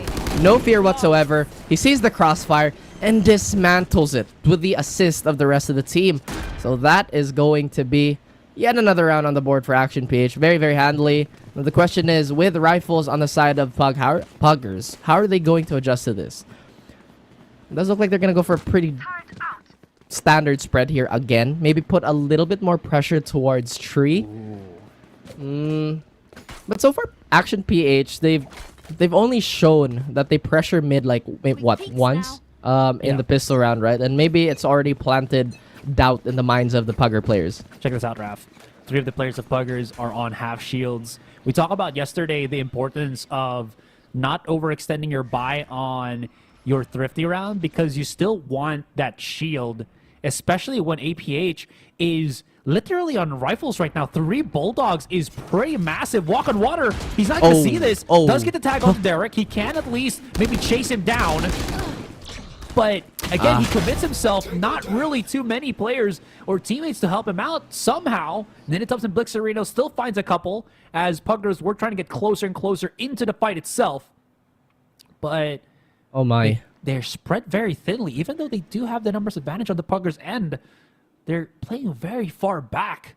Couple of smokes does give them a bit of leeway here. Derek setting up at least the recon. Ninitops almost gets incapacitated as Blurred is coming in.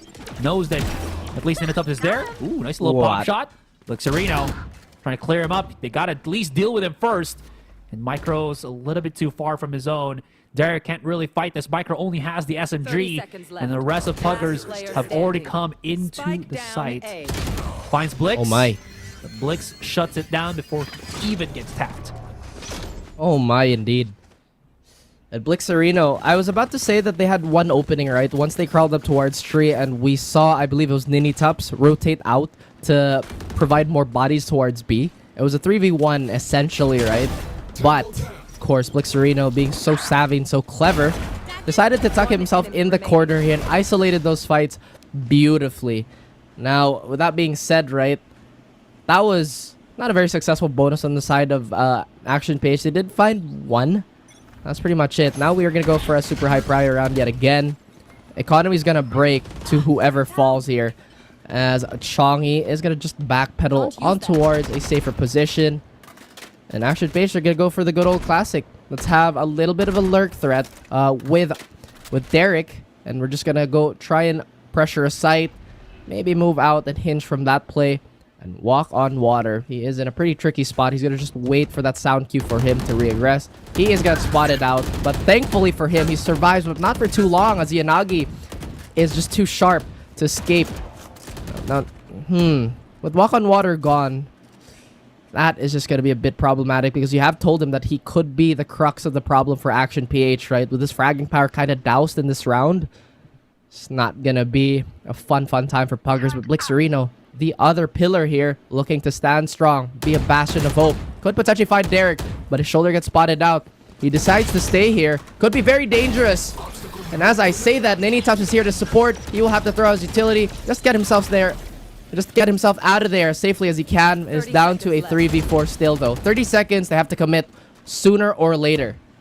Oh, that recon. Is it going to save them? They need a bit more smokes to help let the others cross. No, it's a 4 versus 3. 2 on side, 2 on A main. Right here.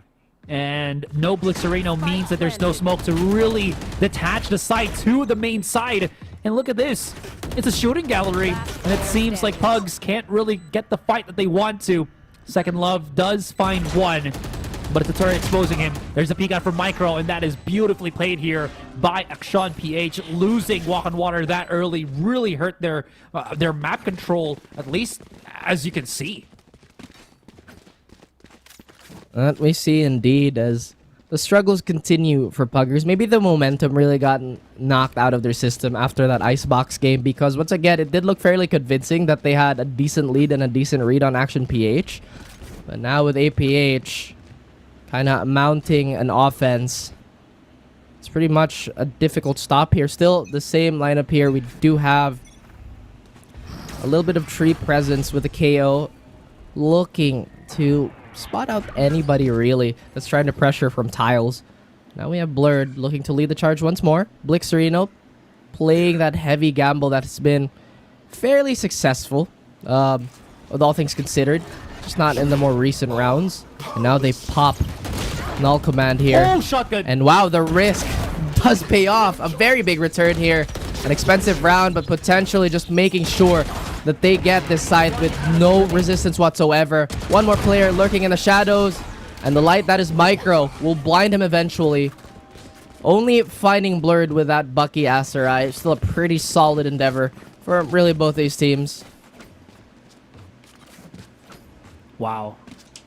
That was also smart to just let Yanagi take the brunt of the control, right? Look at that. Cleans it up, pushes up though.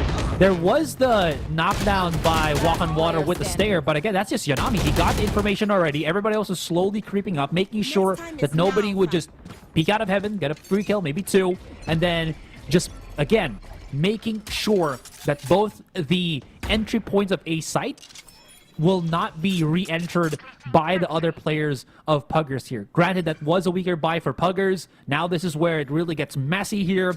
Walk on Water still not able to purchase an operator. I wonder if he's ever going to pick that sniper up this entire game. But this is the perfect vibe here, or the sequence here for Action. Every single round. They passed the vibe check. Yeah, they passed the vibe check. They have basically good ultimates every single round that they try to do any play that they want. Once again, Action PH, they really like to go for these super heavy takes. Chongi finds Kevzi, who's been lurking about for a good minute now. 55 seconds left on the clock. They want to bleed this dry. The dash almost expires, but Blurred gets the space he needs. And now at this point, he learns that Blixerino loves to play that quarter, as Yanagi's going to go ballistic on Puggers here. Now Ninitops, you've seen him do a lot of heroics here, lighting up the flash, waiting for his teammates to break that door, and you will get a tag. But unfortunately for him, there's just too many players staring down towards heaven. And that is just going to be the end of him. Chongi, 18 HP, has 2 nano swarms, and is going to get hell crabbed by Micro. The crab is peak evolution. Exactly. That's why there's a king crab, right? There is a king royalty. crab. Yeah, you don't have a king lobster. Look at it. Are you sure? I don't think there is. But All right, going back into Go the ahead. game itself, right? I love how Blurred approaches every single of his fights. He has a good arsenal of movements that he uses. Not the jet movements, but his basic fundamentals of movement where he shows his head real quick for a fraction of a second, just goes to the other side of the corner, and just, again, mixes up, ankle breaks his opponent there. Now, Puggers going for a drastic charge up onto mid. Then not even the Korean flash and dash, just a straight up glide on mid there, drifting through the air, not really finding the impact that they were looking for. And I mean, they only lose Micro. And Blix Arena's already exposed. Tries to back up into cover, but now that they know where he is, there's not really much that he can do here. Yeah. There it is. I mean, Shut down. I feel like it's a little. This is where if you're Puggers, right, you start stressing out because, once again, Action Page, they've only shown two things. It's either a heavy presence on one of the main side lanes, a small lurk threat with a small lurk. You know what? I don't want to count. But anyway, like the playbook, as we mentioned earlier, has not been the most deep. It's been incredibly simple, but it's incredibly effective too. So maybe in the mind of Puggers, maybe they have to start pressuring, like I said, the side lanes with a little bit more utility. Maybe have more presence with the flash, have a forward star maybe, put walk on water on positions where he can be aggressive, maximize that dash, and be a little more active with Chongi. But once again, this is pretty much us looking at the game on a bird's eye view. We see everything, so it's completely different from what they're seeing. Now that it's going to be an A split here, Blixerino, his attention is going to be divided here, but Ninitops will preemptively close that door.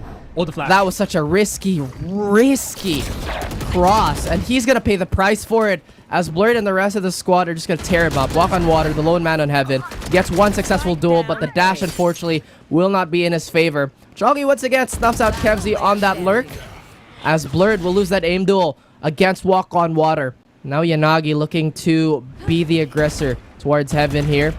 Cute little upwards peak there, but now it's Chongi wrapping away from mid to get a second round on the board for Puggers. The weakness of, what was it? I believe that was Kevs or Derek, always getting taken out by Chongi each and every round, has finally caught up to Akshan PH, where they can't really threaten the mid-long lurk or delayed lurk anymore, right? Because Chongi's been so successful at just getting these kills. Like, I think the second frag, he's top secondary frag because of the fact that he just keeps getting picks on mid because his timing or his ability to duel has been so good there. I was going to mention that Ninitops threw everything that he had on A main and not really just only traded that for, I think, just the Sova drone. He threw his blade, his molly, one of his flashes, and I think that was the plan there for Akshan, was just to burn so much utility, go to short, reset the utility once again, and start moving in. But because Chongi got that mid control, the pinch, the play for Akshan really got circumvented. That indeed. And now we do have Chongi here, which is... He keep peering down the barrel towards mid here. Tries to land a few pot shots. His presence is going to be known. I'm actually surprised that Action PH are going to hard commit towards this. Chongi will potentially get a freebie here, but no. That is pretty much a free cross. The question is, are they going to go play up tempo and go for CT? They do find Walk on Water, but they have to weed him out as quickly as they can. Otherwise, they're going to give an opening for anybody in CT. Now, Derek on flank watch here. He is going to watch his teammates get pelted down by Second Love's Hunter's Fury, but Yanagi is here also to just be a total beast. Oh my God. Get one more for him. They will get this res up, but that's precious seconds being burned off the clock here.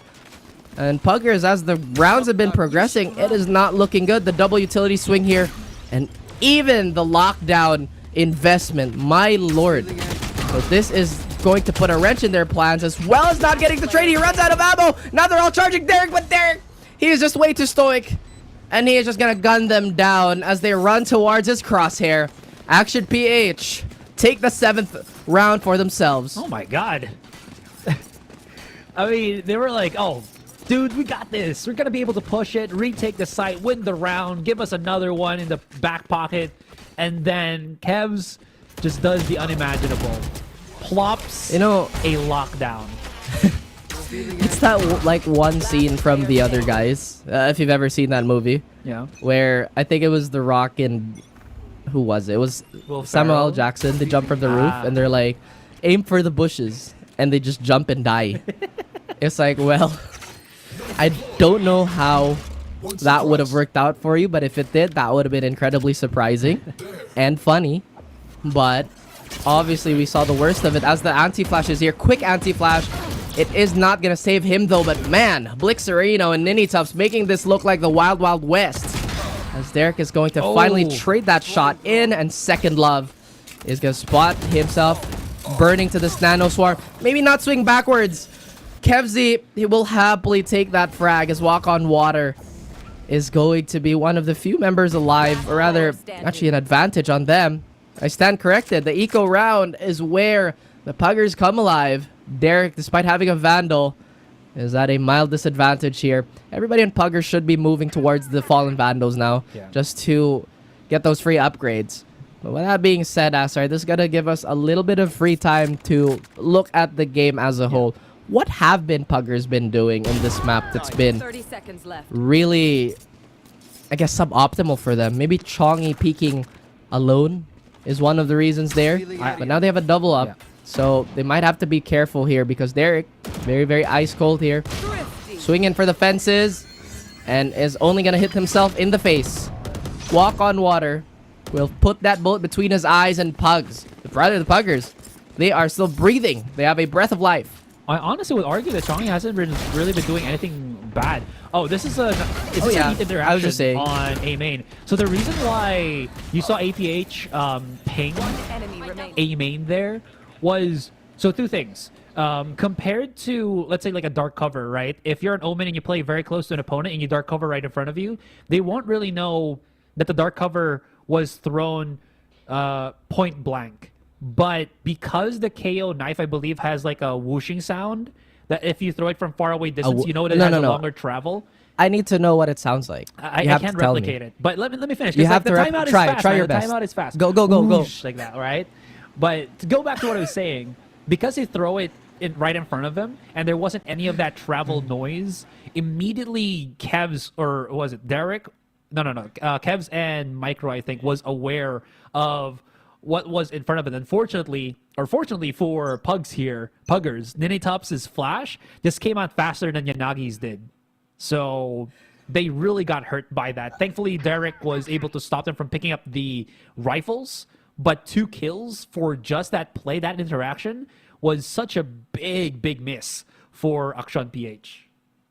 Yeah, big miss indeed. And another thing that I want to highlight, you would think with Blixerino on the Astra, they would have a lot more forward space control, right? Because Astra is very impressive that way.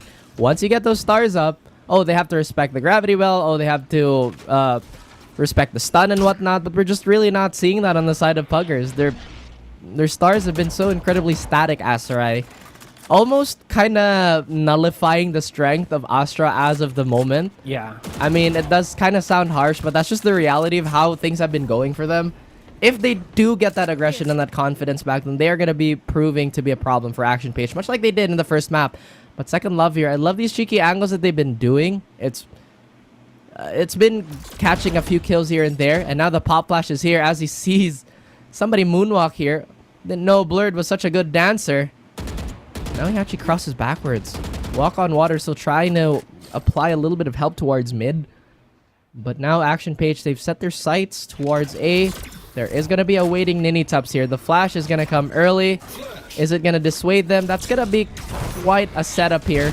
They do pop that smoke, which is an interesting choice. And as Asar would like to say, that is clean as all hell. As Blurred is just going to make it much more clearer for Action PH to take the site. But we still have Blixerino, an anchoring wizard. But does Action PH believe in magic, or is it going to be all physical damage? They have to roll for a good clean 20 here. That is going to pop. Chong and Blix, Second Love, they come alive as Kevzi and the turret. And Kevzi again, my goodness. A one-man army. DM decided, you shall not slay this dragon. I decided against it. That was a nasty pop flash from Yanagi. Rather than just throwing it onto a short, right? Obviously, he had the lineup for it. Popped much more quicker than Ninitops was kind of expecting. Look at that. That's the reason why Blur just immediately dashed right in. He had the confidence that his teammate was able to incapacitate or at least flash the target that they were looking for. Huge interaction there for them, giving him this chance right now. 3-8. Oh no, I don't think Chong was able to use his utility there. Now they could actually keep pushing in if they wanted to do so, but they might wait. Oh, even Micro using his ultimate just to check the flanks, just to make sure nothing is a little bit out of hand, a little bit out of wear. Ninitups flashing out. Is he going to try to charge this? There's so many players right in front of them. Oof. Yanagi gets one. Second Love still on the side itself. Blurred.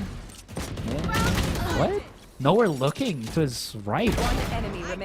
Oh no. Oh, maybe he was anticipating a reposition here, but wow, this is big investment. I mean, it is the last round after all. So, Derek, the last man alive in a 1v3 against a very angry mob.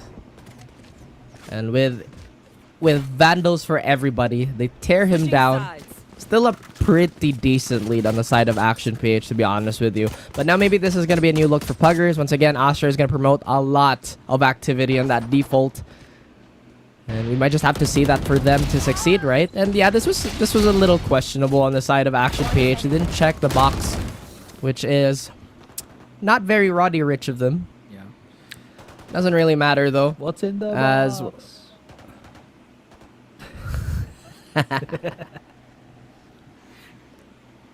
I won't tell you. But in any case, all right. Let's calm down just a little bit. Brad Pitt.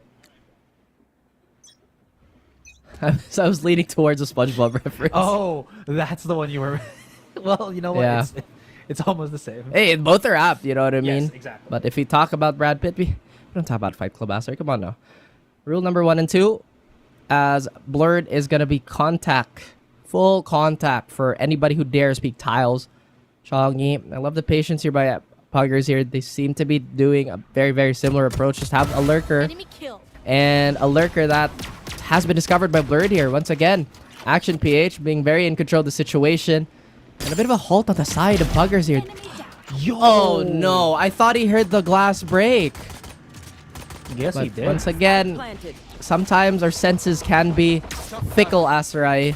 As a 3v5 on the pistol, Action PH could be, or rather, Action PH, they could gear up for a double pistol round W for the previous half and now this half. Blixerino, who's been iconic from that position in Hell, just cannot replicate that success of that one round. Oh my god. And my. Yeah. I think Puggers needed to win this to be competitive in this map, Asarai. This is looking so difficult. Yeah. The thing is, I think the timing for Puggers was way too predictable, at least toward by Action PH. And you kind of see that with that pick from Blurred, right? The moment Chongi moved was the moment that Puggers were already setting up to get the push on the A main side. I think they were starting to make a bit of noise now. Chongi peeked out and Blurred was just very aware because almost every round in the first half, that has been happening here. So they were conditioned to know that Chongi always plays that Blurred. Chongi needs to at least change up what he's been doing. But yeah, spams up onto B main. Spike's nowhere near in the hands of Puggers here. They have to pick it up. They're going to try to get some map control here. Mid is going to be a bit of a tussle, but there's so many players and just outnumbers left and right. Blixerino does have Ninitups right behind him. Blurred's holding the angle. Micro's making a bit of noise. Blurred, they know. He's taking the right-click damage. It's not yet done. One more. And Ninitups unfortunately had his back turned, and we're all down to Second Love, trying to at least march this Spike somewhere where he can plant it. But it's Blurred right in front of him, and he loses that battle. There's so many times where Action PH just pull attention away from Puggers, making it look like they don't have object permanence. Again, APH, man, they're just so in, form right now. Remember what they say, fool me once, shame on me, fool me twice, blame Asarai. As we're going to be moving in towards yet another gun round here. Not a very good buy on the side of Action PH. They do have that operator that they can crutch upon. So if Puggers unknowingly peek And they might just feel the wrath of Blurred here. And look at this Asteroid. Classic B main take here on the side of Action PH. Blurred is trying to slowly crawl up here. Will he find resistance? No. We have Chongi just behind the hut here. And it does look like he's being a little more cautious towards that anti-flank, as you mentioned, and is the word of the day. He's looking to find that timing. Chongi will get scanned out, and I don't think you should double dip this, as that is a very, very dangerous prospect. But in any case, they've solidified their footing towards mid and look to pressure just a little bit more towards tree. Unbeknownst to them, though, there's going to be a lot of utility on the side of the enemy killjoy in the form of Kevzi. Micro's already readying his flash here. Yanagi's going to catch just one with that 0 point. And Puggers, once again, it seems that they're being funneled. A lot of their movement has been grinded to a halt here. But have no fear, we still have a minute left on the clock, so they do have a lot of time. And once again, round to work with. But they are taking quite a bit of damage from that Ares from Derek. And they are going to be walking on to B here. Chongi is going to be the safety net from B main as Blurred. He will try to scoot over backside here with an operator. Not the easiest thing to do in the world, especially in a close range encounter like this. But don't ever count out Blurred. He's going to be as sharp as attack, as the Puggers are going to overwhelm the site eventually. Now Action PH, it's going to be a 2v3 retake. They're going to come from the opposite sides of this site. Yanagi's prepping a flash here. They are going to have to take into account that one of them could potentially be in market, but everybody is stacked towards the site here. Now Walk on Water has a shiny new toy, and he is going to show it off to Kevzi as Yanagi gets a freebie. Reduces it to a 1v1. Reduces it to a 1v1. None. Yanagi stealing it away and breaking the hearts of the Puggers. Pushing it to 11 rounds on the board. Yanagi explodes for that triple. Always been quiet, you know, just getting singular kills here and there.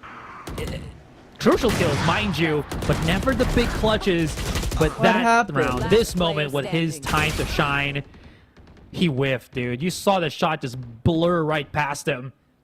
Zoom right past his body, and Nagi hitting the Bulldog triple headshot burst on the cranium of Walk on Water.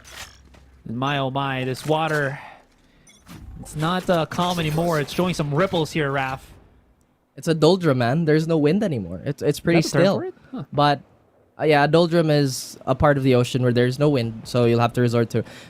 I don't have to explain these things to you, okay? Okay, Right, maybe I do. I'll But Wikipedia it later. But you know It's what okay. we don't have to know about? You don't have to wiki about is that Blurred is cracked on that operator. absolutely, and he nearly got a second one there too. A very, very confident shot if I've ever seen one.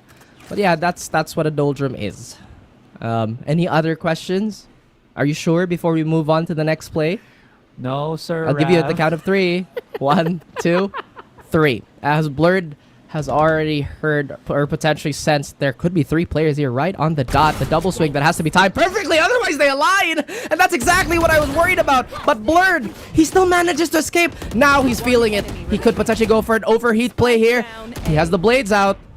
He's threatening. He wants that big 4K, but second love. He survives, and Micro saves the life of Blurred. And Action PH, they're playing with their food. We still believe in the Puggers, though. They have enough in the tag, and I'm hopeful. But, Asarai, I just have to say that Action PH have done such a great job of just adjusting and dousing whatever fire that the Puggers have been trying to create. Any ember, any stray ember was immediately extinguished. And Blurred, he's feeling it right now.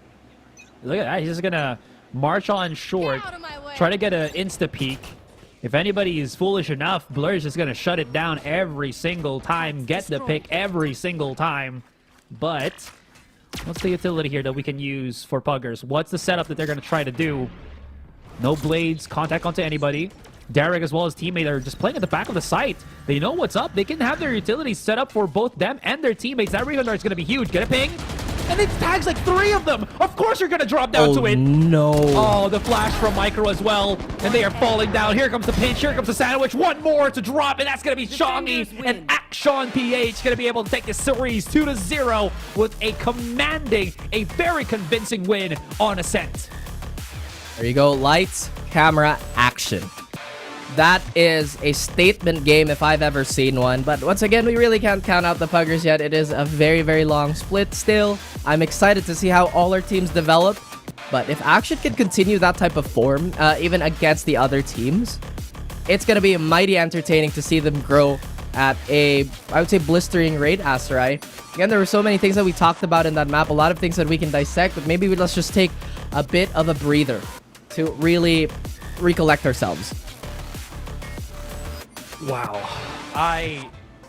Like, the rounds after Yanagi got that highlight got even crispier, spicier, juicier. It's just pure good Valorant highlights, all right? It's the same as how I can tell you're getting hungry. Yeah, it's the same as how I describe my fried chicken, but it complements it beautifully. That's alright. Oh yeah, it's getting crispier, it's getting juicier. You know what? We have Grab It Limited now, so we can definitely get that. See?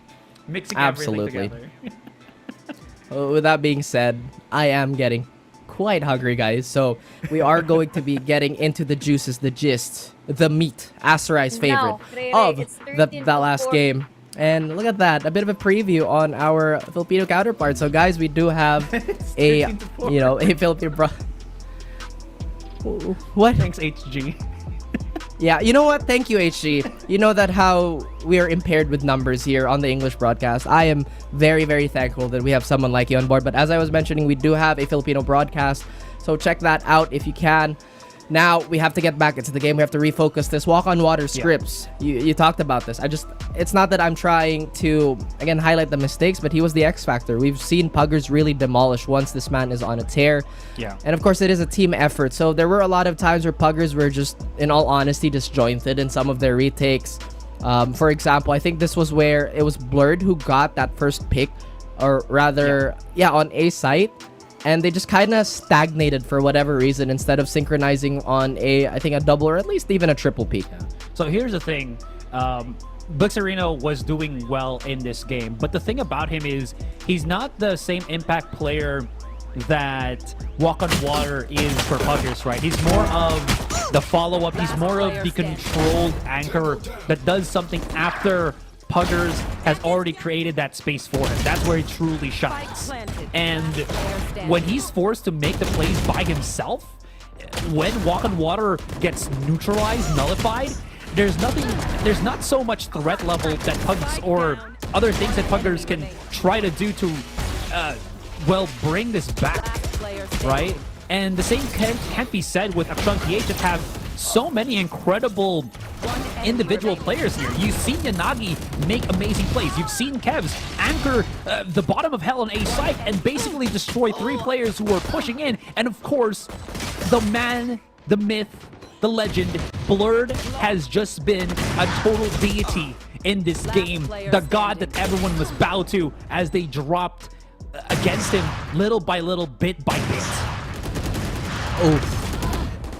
That was, once again, a very disgusting shot. And of course, who else would deliver the win with Grab Unlimited but the man himself, the man of the hour, Blurred. Again, Aserai, we've been talking about how, this kid can really reach greatness. But I kind of want to move the camera over to Action PH because I feel like Puggers, right? Because they do have potential. We can see that. I feel like the crux of the problem was they were patient, but they weren't moving when they needed to, and it made them look incredibly antsy. Yeah. And again, these are the type of things that will be sorted out in time. A little bit more experience needed under their belt, but to be in VCT already at such a early stage of their careers is already a sight to behold. So again, congrats to everybody, and of course, congrats to APH for such a dominant map too. I guess, but again, cannot stress this enough that we are still on the first week of the regular season. We have 5 weeks of this. And again, there is so much more that can happen over the span of the breaks in each of these weeks. We have seen in the past, in 2022, 2021, that sometimes they just need to kind of get started with things, get that bit of a shocker as to how these other teams play, these other top teams play, and start to adjust to that. So with whatever has been happening here, Puggers still has a chance. They're not out of it. The regular season is 5 weeks in the making, so there still is much time for them to definitely adjust and start to evolve. In any case, guys, we're gonna go on a break. When we come back, it's gonna be the panel and the setup for the next series. Once again, my name is Asar. With me now is Raf. Don't go anywhere. We'll be right back.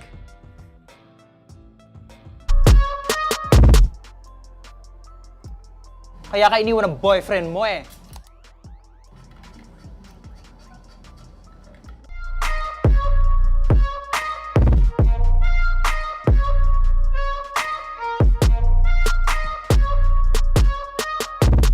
Yet again, forcing CQC with this giant wall.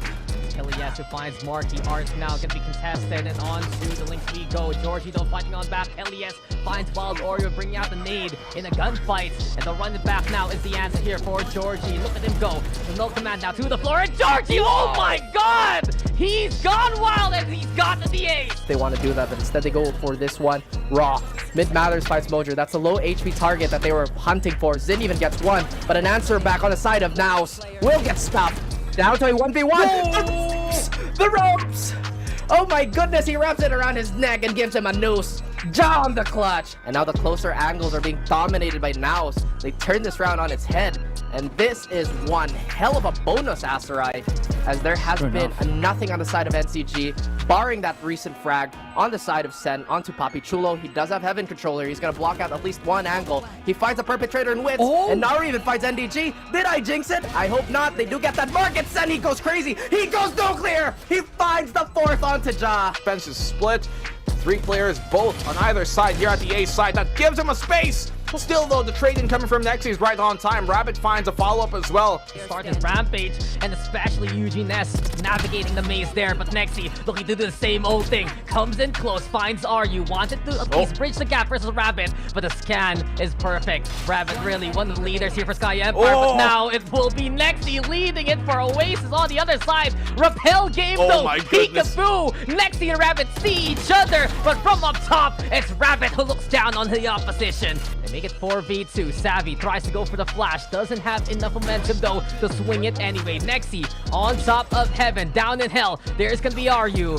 Sky Empire putting themselves in a good situation to try on fight on back, but we're not done. Nexi with the clear. Disrupt spotting him, but can't shoot him down. He's getting prepared, but Nexi with another one. Nexi with 3. Oh my god, here Nexi. Next level from Nexi! And we see here the clutch comes from the Killjoy here in day number 1.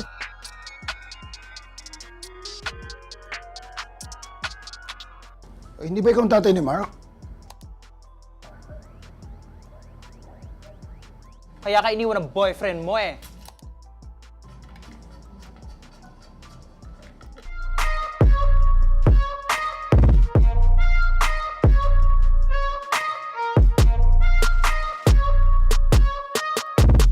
Yet again, forcing CQC with this giant wall.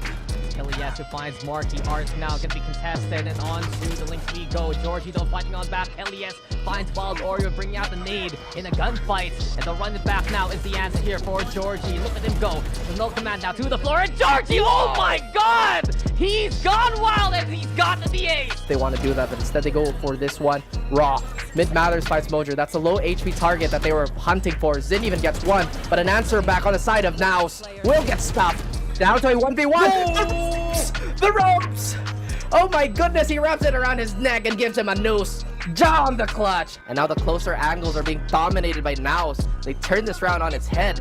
And this is one hell of a bonus, Aserai, as there has been a nothing on the side of NCG, barring that recent frag on the side of Sen onto Papi Chulo. He does have Heaven Controller. He's going to block out at least one angle. He finds a Perpetrator in Wits, and Naru even finds NDG. Did I jinx it? I hope not. They do get that market. Sen, he goes crazy. He goes nuclear. He finds the fourth onto Ja. Defense is split.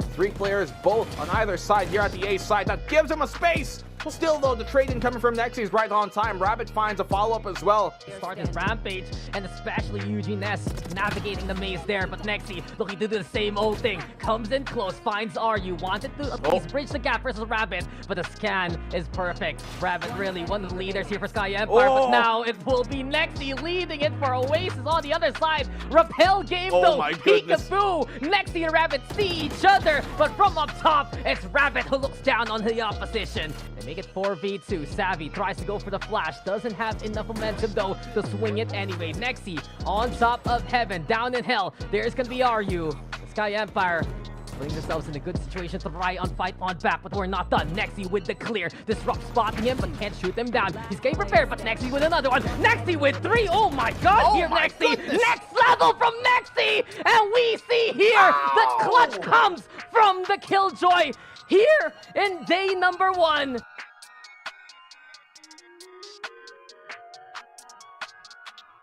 Hindi ba ikaw ang tatay ni Mark? Kaya ka iniwan ng boyfriend mo eh.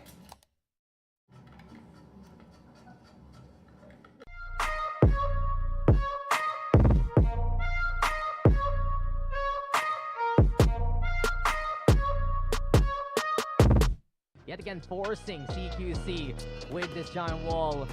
Elias who finds Marky. Arts now going to be contested, and on to the links we go. Georgie though fighting on back. Elias finds Wild Oreo, bringing out the nade in a gunfight. And the run it back now is the answer here for Georgie. Look at him go. The no command now to the floor, and Georgie, oh my god! He's gone wild and he's gotten the ace! They want to do that, but instead they go for this one. Raw. Mid Matters fights Mojo. That's a low HP target that they were hunting for. Zin even gets one, but an answer back on the side of Naus will get stopped. Down to a 1v1. The ropes! Oh my goodness, he wraps it around his neck and gives him a noose. Jaw on the clutch. And now the closer angles are being dominated by Naus. They turn this round on its head. And this is one hell of a bonus, Aserai, as there has been a nothing on the side of NCG, barring that recent frag on the side of Sen onto Papi Chulo. He does have Heaven Controller. He's going to block out at least one angle. He finds a Perpetrator in Wits, and Naru even finds NDG. Did I jinx it? I hope not. They do get that market. Sen, he goes crazy. He goes nuclear. He finds the 4th onto Ja. Defense is split. 3 players both on either side here at the A side. That gives him a space. Still, though, the trade in coming from Nexi is right on time. Rabbit finds a follow-up as well. Start his rampage, and especially Eugene S navigating the maze there, but Nexi looking to do the same old thing. Comes in close, finds RU, wanted to at least bridge the gap versus Rabbit, but the scan is perfect. Rabbit really one of the leaders here for Sky Empire, but now it will be Nexi leading it for Oasis on the other side. Repel game though, my goodness. peekaboo! Nexi and Rabbit see each other, but from up top, it's Rabbit who looks down on the opposition. They make it 4v2. Savvy tries to go for the flash. Doesn't have enough momentum though to swing it anyway. Nexi on top of heaven. Down in hell. There's gonna be RU. The Sky Empire putting themselves in a good situation to try and fight on back, but we're not done. Nexi with the clear. Disrupt spotting him, but can't shoot him down. He's getting prepared, but Nexi with another one. Nexi with 3. Oh my god, here Nexi. Next level from Nexi. And we see here the clutch comes from the Killjoy here in day number 1.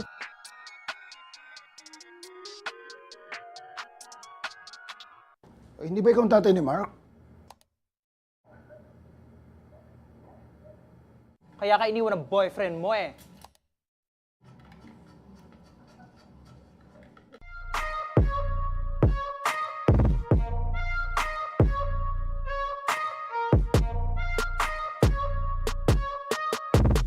Yet again, forcing CQC with this giant wall. Elias who finds Marky. Arts now going to be contested, and on to the links we go. Georgie though fighting on back. Elias finds Wild Oreo, bringing out the nade in a gunfight. And the run it back now is the answer here for Georgie. Look at him go. The no command now to the floor, and Georgie, oh my god! He's gone wild and he's gotten the ace! They want to do that, but instead they go for this one. Raw. Mid Matters fights Mojo. That's a low HP target that they were hunting for. Zin even gets one, but an answer back on the side of Naus will get stopped. Down to a 1v1. The ropes! Oh my goodness, he wraps it around his neck and gives him a noose. Jaw on the clutch. And now the closer angles are being dominated by Naus. They turn this round on its head. And this is one hell of a bonus, Aserai, as there has been a nothing on the side of NCG, barring that recent frag on the side of Sen onto Papi Chulo. He does have Heaven Controller. He's going to block out at least one angle. He finds a Perpetrator in Wits, and Naru even finds NDG. Did I jinx it? I hope not. They do get that market. Sen, he goes crazy. He goes nuclear. He finds the 4th onto Ja. Defense is split. 3 players both on either side here at the A side. That gives him a space. Still, though, the trade-in coming from Nexi is right on time. Rabbit finds a follow-up as well. Start his rampage, and especially Eugene S navigating the maze there, but Nexi looking to do the same old thing. Comes in close, finds RU, wanted to at least bridge the gap versus Rabbit, but the scan is perfect. Rabbit really one of the leaders here for Sky Empire, but now it will be Nexi leading it for Oasis on the other side. Repel game though, my goodness. peekaboo! Nexi and Rabbit see each other, but from up top, it's Rabbit who looks down on the opposition. They make it 4v2. Savvy tries to go for the flash, doesn't have enough momentum though to swing it anyway. Nexi on top of heaven, down in hell. There's gonna be RU. Sky Empire.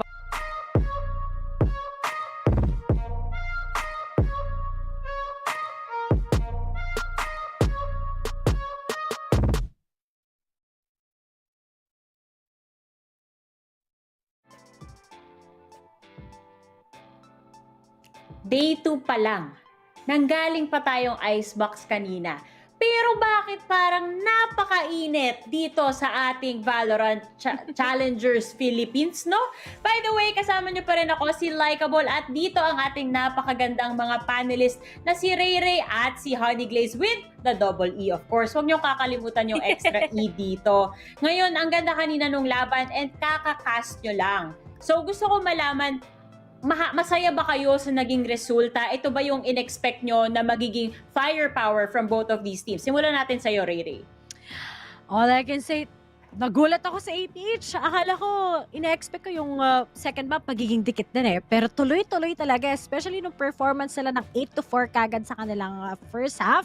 Sabi ko, okay, I think this is the chance. Tapos si Yanagi, 5 HP and a dream, di ba? So it really just a full momentum ng APH sa kanilang mapping.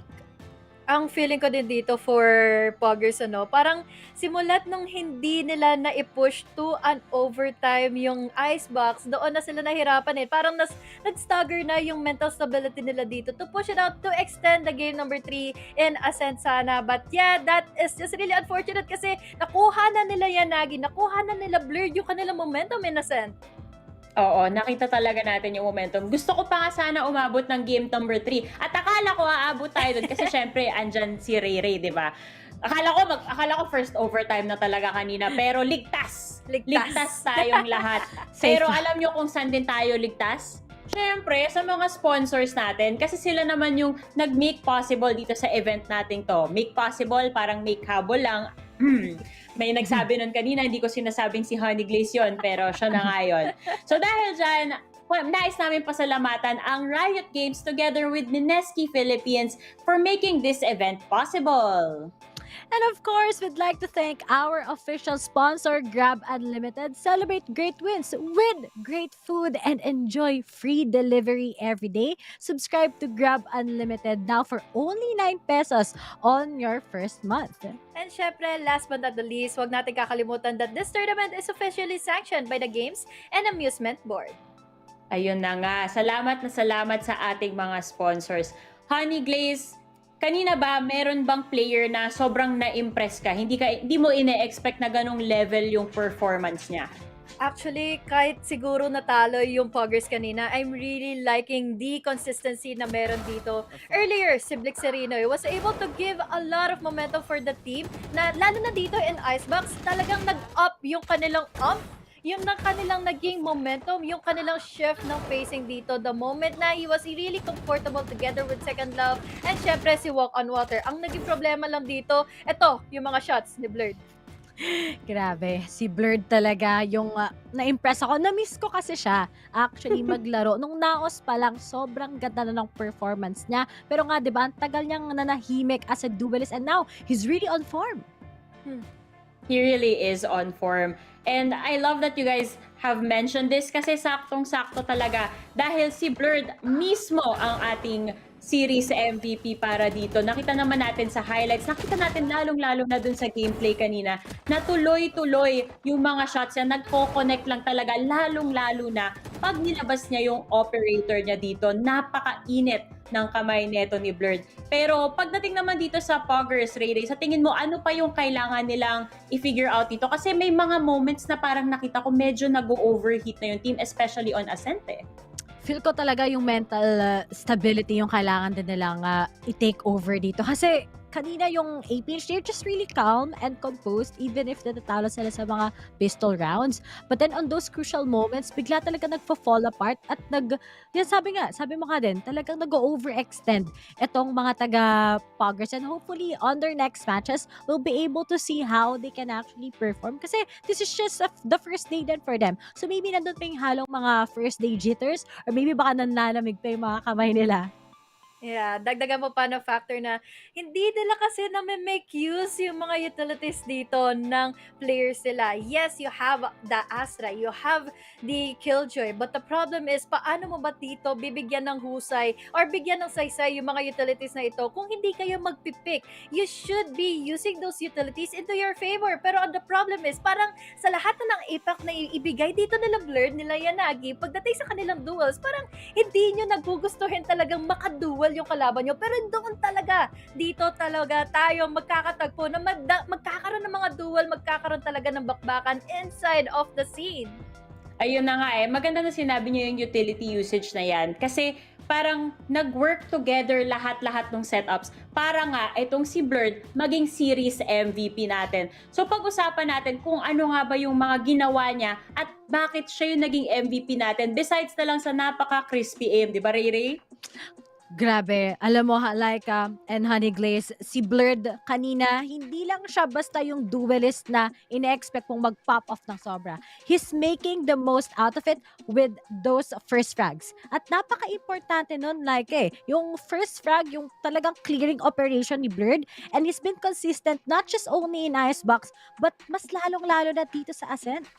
Yeah, what also happened here for Blurred is that comfortable siya making an entry happen. Dash in and out, makapasok siya sa site, makatapat yung mga kalaban dito from Puggers, pero kasi alam niyang may makakasalalay sa kanya. Yes, may opening kill siya, pero ang magiging ending pa rin naman dito is mako-cover up naman yung rest of the team of Action PH, yung lahat ng angulo. Kaya gusto ko dito for Action PH is that parang they have each other's backs laban dito sa Puggers kanina in their first series. I completely agree with you there. And to add to that, siguro masasabi ko, napakaganda tumiming talaga nitong Action PH. Sakto yung utility usage nila, sakto yung pag-peak nila, hindi sila masyado nag-overextend. On the other hand, ito sa side ng Puggers, feeling ko needs improvement talaga. And dyan talaga lumalabas na itong Action PH, lamang sila sa experience. And along the line, nakikita ko talaga masasabi ko to wholeheartedly, na ang laki pa rin ng potential ng Puggers dun sa pinakita nila sa atin. And I am excited to see more from them. I'm sure kayo din. Meron pa ba kayong gusto sabihin? Ray, alam ko, Ray pala. Honey, nalilito na ako. Ang ganda nyo kasi pareho, diba? So kung malaman kung meron bang specific na player na gusto mo pang i-highlight before we move on to the next series? I think it's just the essence na meron dito si Micro. Nakita natin na the utility usage of this guy has been really phenomenal for Blurred and Yanagi na makakuha ng magandang execution inside of every site and every duel na kakayanin nilang i-execute ng tama. Dahil the smokes are there, lalo na't yung one-way smoke na pinag-uusapan nga sa comments kanina kung sinasadya daw ba yun. Yes! Sasadyain talaga nila yun dahil alam nila kung paano ma-make gamit ng utility na ito from their smokes, from their omen. That one-way smoke gave a lot of opportunity para mawalan ng vision yung kalaban nila at hindi manalo sa duel. Ako naman, syempre, si Second Love talaga yung nakita ko. Yung Sage niya pa lang sa Icebox, diba? Hindi talaga ako naniniwala sa First Love, sa Second Love kasi. So, nakita ko yung boost na doon. Talagang dapat mananalo ng APH, pero pinatagal pa nila, umabot pa ng 13-11. Plus, his huge anchor naman sa mismong Ascent map. But aside from him, si Walk on Water, sana mas consistent pa siya sa ibang maps. Kasi nandun na kanina sa Icebox, pero it seems like nag-fade away nung nag-Ascent tayo. Pansin ko nga rin yan. Actually, ito rin pala something positive din on the side of Puggers. Naaliw ako kasi may signs na nakikita kong nag-a-adjust sila. Lalong-lalo na nung una silang nag-eco round, nag-over-aggress sila Pero nung pangalawang eco round nila, mas naging mindful sila and mas nakuha talaga nila yung value dun sa mga sheriff nila. Kaya nag-end up na naka-thrifty round pa ka sila nun. And akala ko yun na yung turning point na makaka-build na talaga sila ng momentum over and Ascent. Pero unfortunately, hindi pala enough. So ito na nga guys, thank you so much for your input. Pero ngayon, papunta na tayo sa second series of the day. So without further ado guys, nais kong ipakilala sa inyong lahat ang GameLab.Alpha.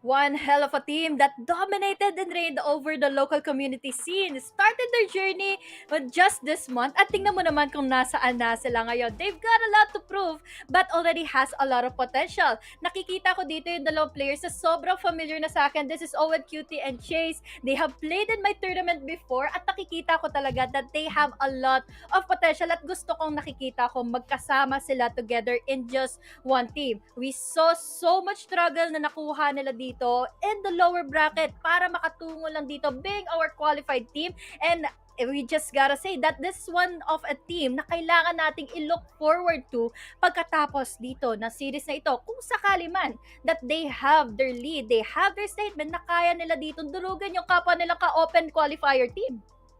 Grabe nga itong GameLab.Alpha. Aside from magagaling yung players nila, may tita buff.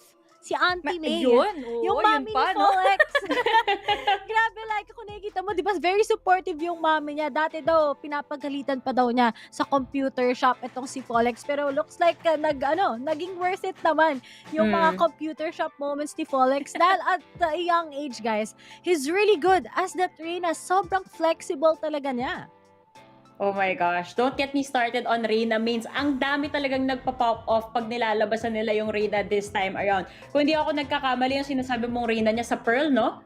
Sobrang insane. Napanood ko na rin yan and I was like, parang push with no fear, tuloy-tuloy lang. Pero iba talaga yung ego boost kapag Reyna ka kasi syempre meron kang sustain at meron kang dismiss. Ang daling-daling gumalaw sa mga mapa. Pero makakagalaw kaya siya ng maigi knowing na yung kalaban niyang team merong Cinderella story themselves. Relentless din itong team na to. At dahil dyan, ipakilala na natin ang Abaddon Abyss.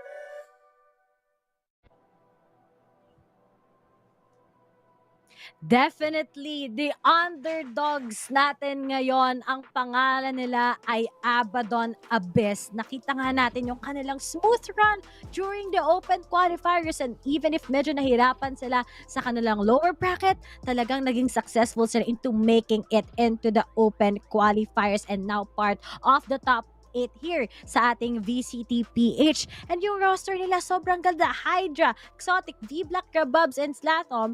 And these kids are just so young and yet the potential is so big. Nakita nga natin, guys, kung ano lang naman, kung iisipin natin, hindi pa sila magkakasama nito. Hindi lahat sa kanila magkakasama. Pero buti na lang nakita natin that some of them are together now.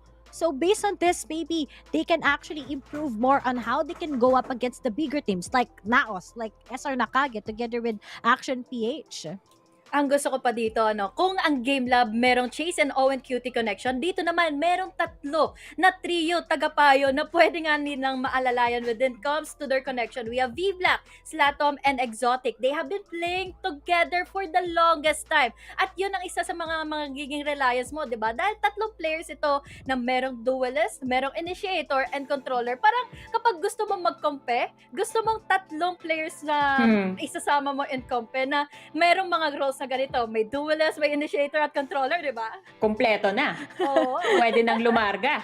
Pero gusto ko yung sinabi 3-stack, di ba? Ang ganda kasi dun pa lang may dynamic na kayo. Tapos yung dalawa, oo, may pagka-feel yung feeling. Pero parang as a team, mas madali kayong magbe-blend together. Pero speaking on the side of individual skill naman, ano yung masasabi mo dito, Ray? Talagang kayang-kaya ba nilang lumaban? Kasi feeling ko ito yung type of team na mas mapuwersa sila instead of masyadong focus sa strategy or at least sa gameplay na na-observe ko sa kanila. Actually, tama ka dyan. Si GameLab talaga, together with Abaddon, they have no fear. Diba? Kailan ba sila naging hesitant sa mga matches nila, diba? But then, punta lang tayo sa throwback history based sa mga recent matches nila. Alam nyo ba na naglaban na tong Abaddon Abyss together with GameLab.Alpha. And unfortunately, Abaddon Abyss yung nanalo talaga dito with a clean 2-0. And hindi lang siya basta 2-0, guys. It's both 13-3 against GameLab.Alpha. So, tignan natin ngayon sa VCT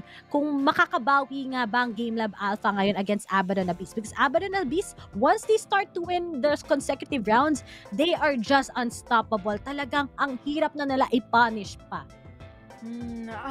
Gusto ko yung na-mention mo dito that Abaddon Abyss has been really crazy enough para makakuha ng ganong klaseng dominating plays. Dahil again, they have 3 players na pwede mong pag-asahan talaga when it comes to their strategies at syempre, dagdagan mo pa nung kanilang magiging individual plays. Lalo na yung mga kasama nila dito, si Narabads, isa rin yun sa mga nagiging pillar nila na talagang taga-clean up crew or kaya naman siya yung nakakakuha ng mga refrags dito when it comes to the entry na pwede nga dito kuhanan ni either Slatom or ni Exotic. Sila kasi yung nagbe-blend in, sila kasi yung nagiging flexible sa kanilang dual role or kaya kapag kailangan nilang mag-iba ng role, yun talaga yung i-fill in nila. Ang ganda na mention mo yan kasi actually either of the teams na maghaharap in this series may factor of flexibility talaga which we love to see kasi katulad na nga lang ulit ng example kahapon kay Wits, never natin in-expect na ganun yung magagampanan niyang na role and he surprised all of us. In fact, na-impress pa tayo. So I am excited to see kung sino naman sa set ng players na makikita natin today yung makakagawa ng ganung level of play din. Pero dahil nasabi ko na yan, tingnan natin kung ano nga ba yung mapa na maipa-play nila at malalaman natin doon kung anong klaseng strategies and anong klaseng agents yung malalakin nila later on. Gusto ko ng Pearl. Please give me the Pearl, guys. Wag na tayo mag-Haven, wag na tayo mag-Icebox. Pearl muna, tsaka please palagay na lang din yung Fracture. May fracture na ba so far? Parang wala pa, no? Wala. Wala pa rin. Wala pa rin. I'm denied, guys. Pero alam nyo ba, I really like the plays dito ng Abaddon Abyss and Bind. So most likely, para sigurong, eto na yung nagiging prediction ko siguro na eto yung kukuhanin ng Abaddon Abyss since they have been playing in Bind 6 times pa lang in their record pero 83% na yung kanilang win rate. At makikita mo, nandito yung trio tagapayo from the side of Abaddon Abyss, Exotic, si Slatom, and si V-Black. They have been really phenomenal when it comes to their synergy. Tapos yung magiging yung magiging opener pa nila dito is si Rabads na makakapagbigay pa ng magandang opportunity for the 3 players ng Abaddon Abyss dahil nung nag-sky siya, he was able to give 12 assists in the overall game in one game lang in Bind. Talagang you can definitely see how compatible they are with each other. But hey, Laika, looks like makita My tayo favorite ng Bind. Your favorite. Plus, the performance of Abaddon here in Bind is also good. So medyo talagang kapag nanalo ang Abaddon sa first map, I think this might be a clean 2-0 once again. Pero syempre, di ko talaga ipagkakait itong Glab. Sobrang galing din nila sa Icebox. Kaya confident sila to actually pick this map. Pero alam mo, next kong iniisip, ano kaya yung magiging decider map? Kasi kung binanala yung Haven, I feel ko mag-Haven pa rin sila itong dalawang teams na to. Magaling din sila pareha sa Haven eh. I will have to agree with you there. Pero, yun na nga ang magiging decider natin dito, Honey Glaze. Tingin mo ba aabot pa nga tayo ng decider map at this point? I think so. Kasi GameLab, they are also as well phenomenal and Icebox na bukod sa mga plays nila Owen Cutie at nila Chase pagdating sa kanilang initiator and then yung pagiging controller nila inside of Icebox, yung utility nila na may make use din ng kanilang duelist. So make sure na kailangan na makukuha nila talaga ito fully para makuha nila din yung advantages na pwede nila ditong mapin down ang Abaddon Abyss. Pero na-take note ko kasi nasabi din nito ni Ray na napanalo na pala ng Abaddon Abyss yung series sila against GameLab. So let's see if that is still the same story this time around dito sa series. Talagang, well, All I can say is, itong 3 maps na to, parehas na teams ay magaling. Pero basic lang sa history nila, guys, it's a 13-3 in favor of Abaddon Abyss parate. Pero alam mo, sagot ko dyan, Ray, wala namang team na gustong maulit yung ganong klaseng results. So I'm pretty sure na ibibigay talaga ng GameLab.Alpha yung lahat ng makakaya nila this time around. Kasi ang sakit saka ang taas-taas na ng natin, stakes natin this time kasi VCT na to. VCT Philippines na to at ang hirap makapasok dito in the first place. Ito na yung chance mo na patunayan na your team has got what it takes to be one of the best in the Philippines. At dahil dyan, drum roll! Predictions na! Sisimulan ko na kasi wala naman sa ating may gusto dito sa 50-50 every single time na nagpe-predictions tayo. At dahil gusto ko kasi yung firepower. Gusto ko yung explosive. And sa pananaw ko, Abaddon Abyss is a team that is very simple when it comes to their strategies. So, dun ako sa simple lang, chill lang. Dun tayo sa Abaddon Abyss. What about you, Ray? Well, feel ko parehas lang tayo. Pero hindi lang sila chill. Mainit din talaga sila. So, I'm gonna go with the Abaddon Abyss on this series. Well, para sa akin kasi, I really like the explosiveness. I really like the craziness. Gusto ko maging demons muli dito, ang GameLab.Alpha and the series. So, I'm really rooting for them para dito at may panalo laban sa Abaddon Abyss. Kahit na, I love purple a lot. Hey, purple pala ang gusto ni Honey Glaze. Di naman halata. Hindi kasi purple yung hair mo ngayon. Di katulad last split Oo nga, Kitang-kita. iba na. Ayan na. Wala nang atrasan. Na-lock-in na yung mga predictions namin. Makikita nyo dyan. Kung ako sa mga viewers dyan, bilangan nyo na, tingnan nyo kung sino yung mga may high prediction percentage na tama.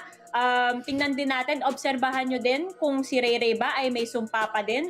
So Grabe. far, safe Wala. tayo sa day number 2. Muntik na kanina, pero tingnan natin kung dito sa last series of day number 2, pauulit pa. Simulan na natin ang laban by passing it back to our casters.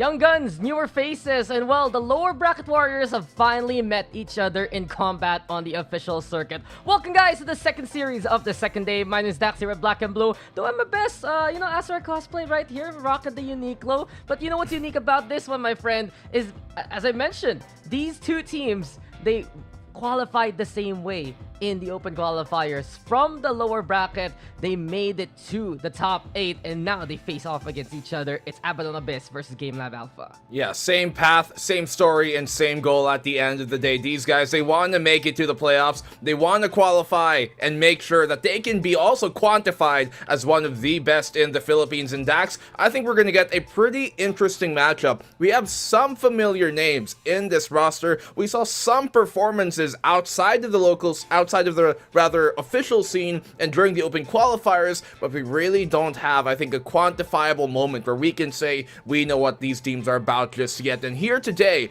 that's where we can finally see things happen. Yeah, I'm very excited for this one. In all honesty, when you look at GameLab.Alpha and Abaddon Abyss, these two squads, like, these names, where have they really come from? So I think we have a little bit of time to also talk about the backstory of these squads. We'll start off with Abaddon Abyss. And the first thing that comes to mind is, in all honesty, this is a squad mostly based off the Cebu region. So it's a little bit away from Metro Manila. It's a little bit away from the usual base of Valorant. And perhaps Black and Blue, they can emulate maybe one of their predecessors' successful runs. Remember, Zeal Esports, squad also based from Cebu. Maybe these new faces, a chance here. But we're going to be getting into Agent Select quickly on, and let's see what the first map has for us. Well, we're going to have to find out for ourselves, aren't we? Icebox to start things off. I mean, we did see outside of the circuit, these two teams play were actually just yesterday, a few days ago, if anything, Abaddon Abyss taking things their way, at least in that favor. Icebox, I mean, it's a map that if you look statistically, I don't think it's too lopsided for either way, and even the stats that we do have on them, it's not necessarily super definitive. Yes, maybe Abaddon have had 4 games on it, but that was during the open qualifiers for the most part. We don't really have, I think, concrete evidence to say which way this could go, because they're pretty neck and neck on Icebox if you look at it. I completely agree. I look at their open qualifier runs basically, and both squads have had stellar success in Icebox in the lower bracket especially, and to no surprise, they're going to be getting the Jets on both sides. They're going to be getting the Sages as well. But really, stark difference right now is it's the Killjoy here for Rababs, as Chase on the other side, he's going to be playing the KO instead. And we saw this a bit from GameLab.Alpha in their matchup, I believe, against Athens Apollo. Use that KO to just get some good suppressed value, make sure no one's really rocking it on site, and an aggressive angle usually taken by the likes of Follex, by Boogie, and by Dritch that allows GameLab.Alpha the advance that they usually want to play as aggressive as they can.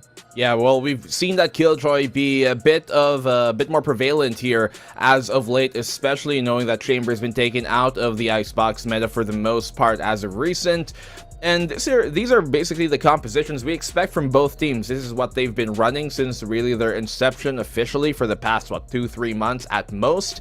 And so everything here, I think, should be a good case in point of how much these teams are prepared for each other, because as we said, similar stories, similar paths. They came from the lower bracket of the open qualifiers, and a similar goal at the end of the day is to take this Icebox map. I believe, if I'm not mistaken, this should be the pick here of GameLab, so buying to be our second map from Abaddon Abyss. I'm looking at Abaddon Abyss, and at least one of the biggest, I think, achievements they've had in terms of competition is winning in that open qualifier against the Sanguine Rebels Dragons, a team that is populated by the likes of Realist, Gabby Diz, Nateflix, S1000. So you got some names here that definitely have seen some really good competition, and for them to be able to take an opponent like that down, I think speaks volumes to potentially what their expectations are here on game number 1.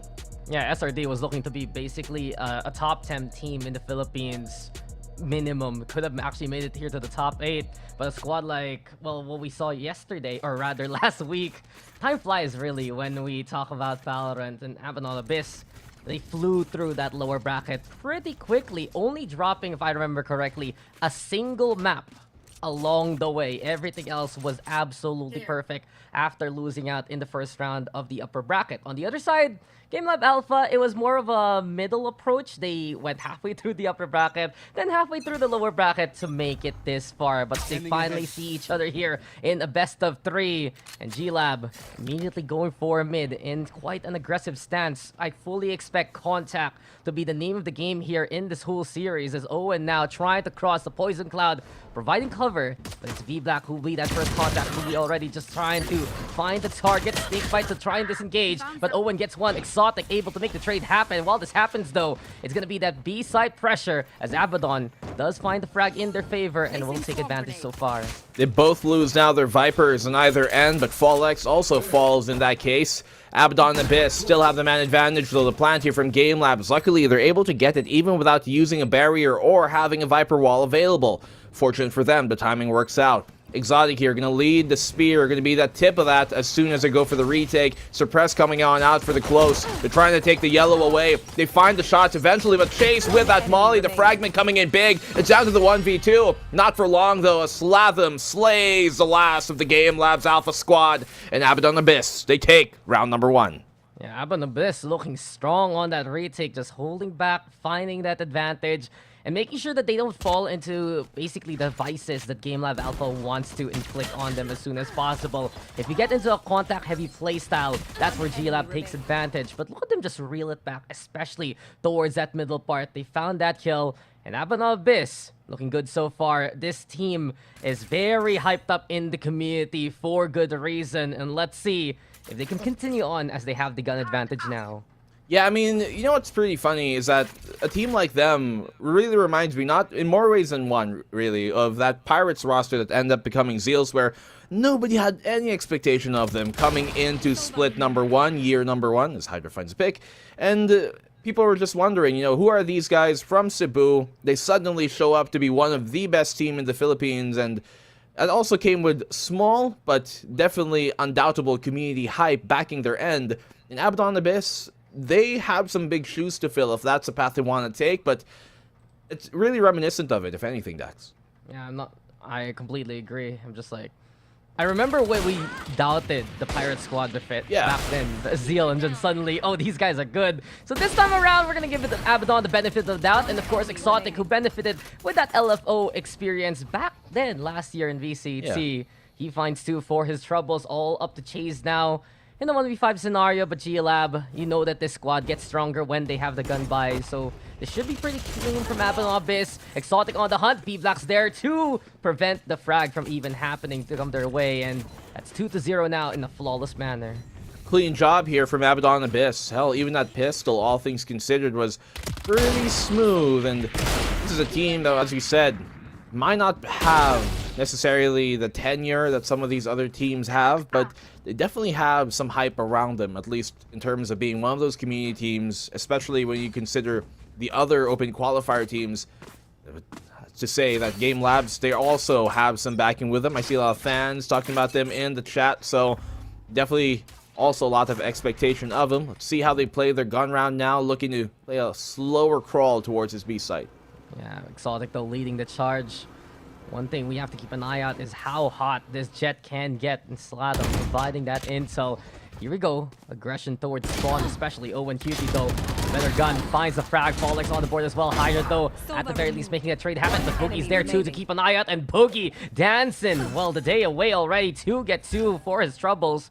It's all up to V-Black now, but this is where GameLab shines. Give them the rifles and they're ready to go.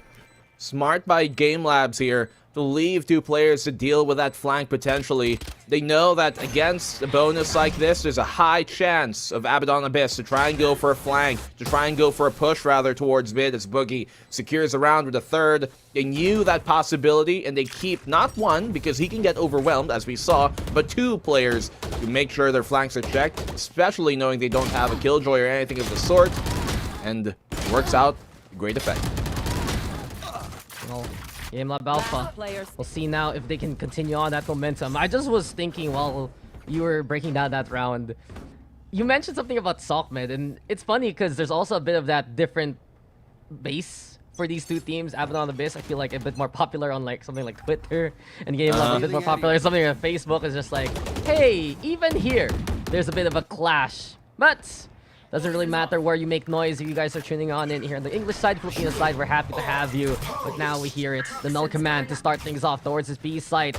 Abaddon Abyss respecting that immensely. B-Black backing away all the way to Snowman just so his Poison Clouds, his Toxic Train doesn't really get shut off by the Suppress.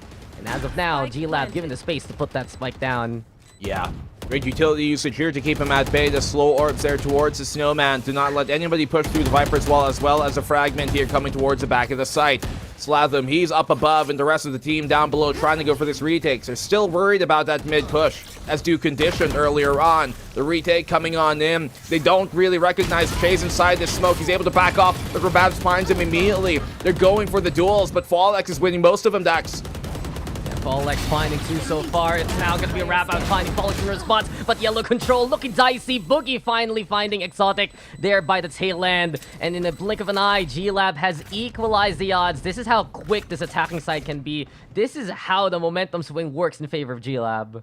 Yeah, GameLab, they've completely just found their footing immediately in this game. They brush off those opening 2 rounds and come back with 2 of their own. They get hit, they swing back like Rocky would like. Great retake once more here.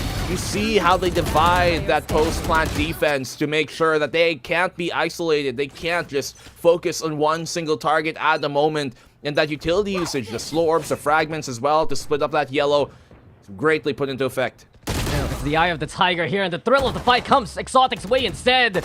Abaddon Abyss throwing caution to the wind. They're on the lesser buy anyway. And as of now, at least they get away with a pick-off, but one thing to watch out for, GameLab, they immediately have the Resurrection available. Boogie so strong in these introduction rounds. I see him dominate pistol rounds. I see him get that utilities early on as much as possible. And of course, he can play that duelist role in a pitch when they need to run the double duelist. The res comes online, Dritch is back to life. And GameLab now looking to set things up towards this B site here. Well, burn the res at the very least, as you talked about, Dax, and that's already value in and of itself. If you can find even more picks, that'd be great. Exotic.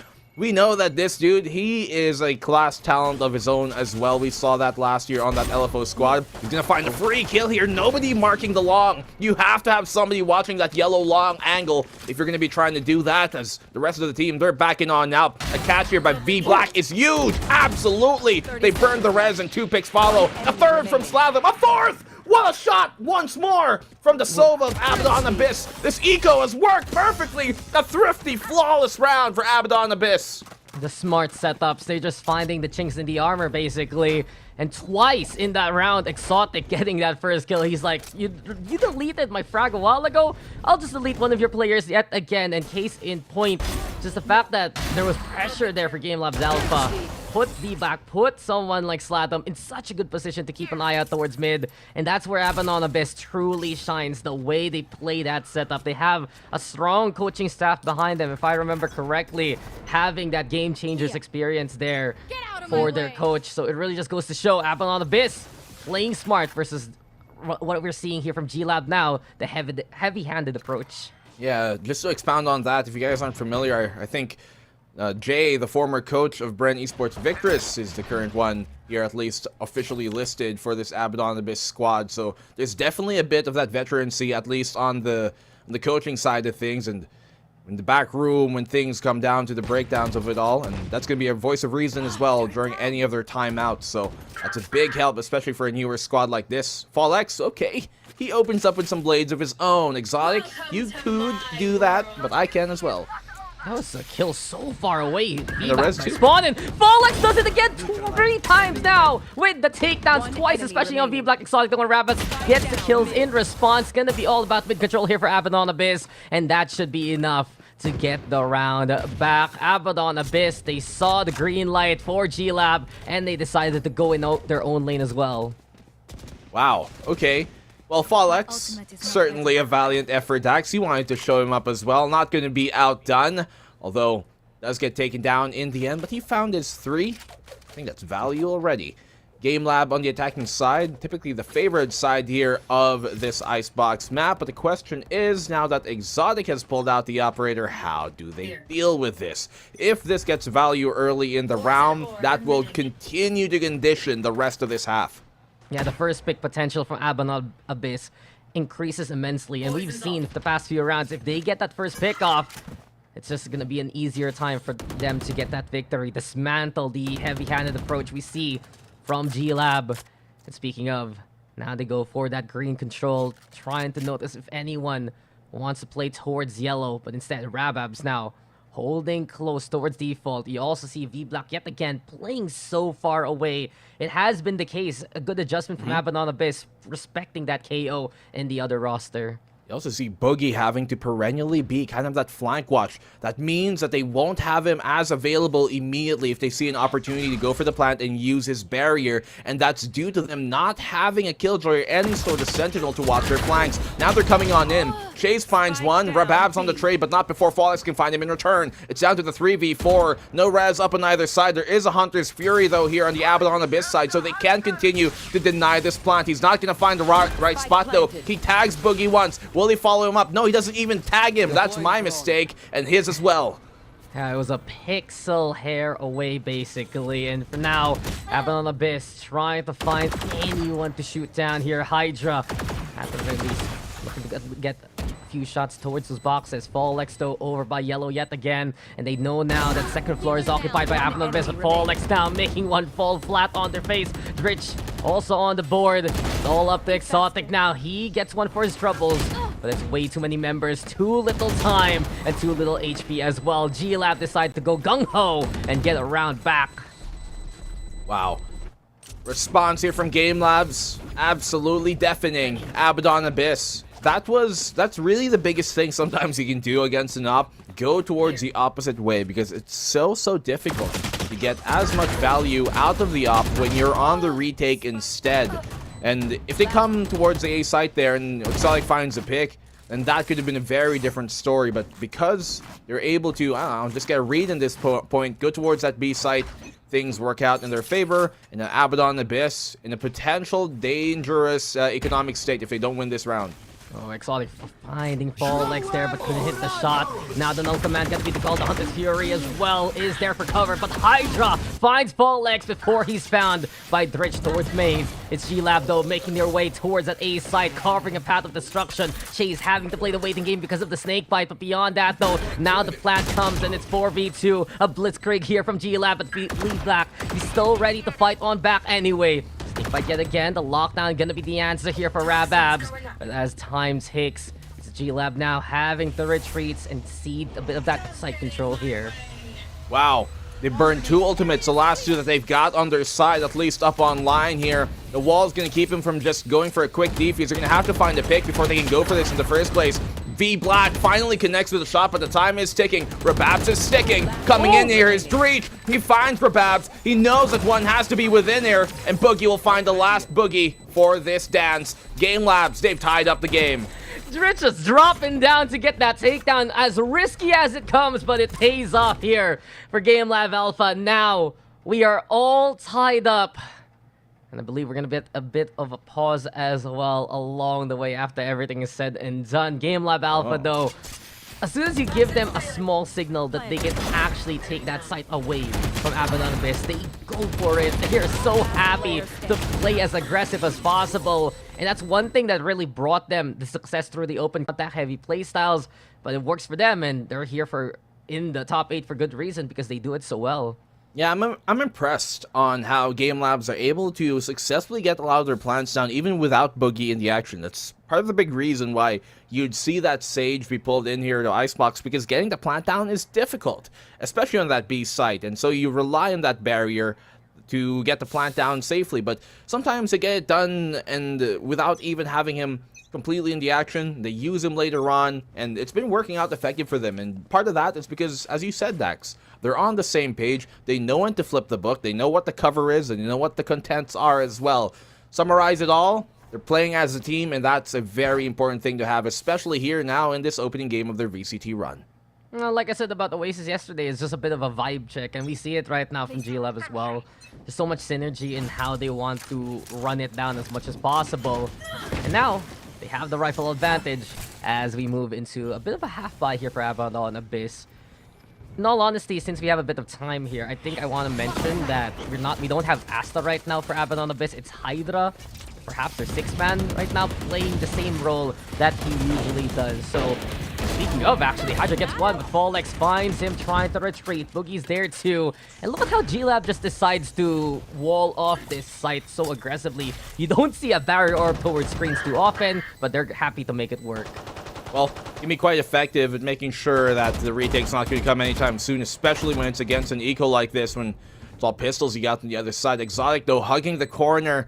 If they don't pie this correctly, then that judge can be their last thing they see. Speaking of, though, all we see here, frags now for GameLab yet again. 0-point throw-in doesn't really get the suppress, but they know Exotic's nearby. Can he at least bring people down the hell with him? Well, Chase will be a victim, but Boogie will be that survivor in such a horror flick that is the judge. GameLab takes the lead away from Abaddon Abyss, but in all honesty, I kind of expected that moving into this game, especially on the attacking side. Such an offensive team as GameLab.Alpha, you expect them to at least be the ones trying to lead the tango in the first half. Well, they're doing pretty well, at least in that dance so far, Dax, but we know that the waltz, it goes back and forth, and when the pendulum does start swinging Abaddon Abyss's way, I'm going to be curious to see once more how GameLabs respond, if it ever does come to that case.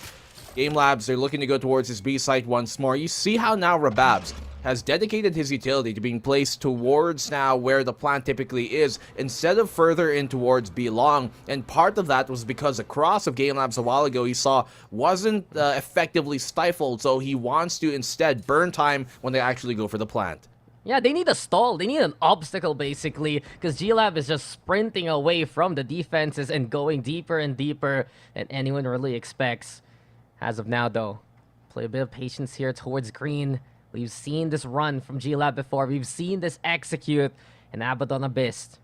ready to get tested on the opposite end. V-Back now actually playing towards the back of site instead rather than Snowman. There you go though, rotation and suppression. It's all about intel now, but while this happens, Abaddon Abyss also trying to play the flank. Rich now finds Exhaust to start things off.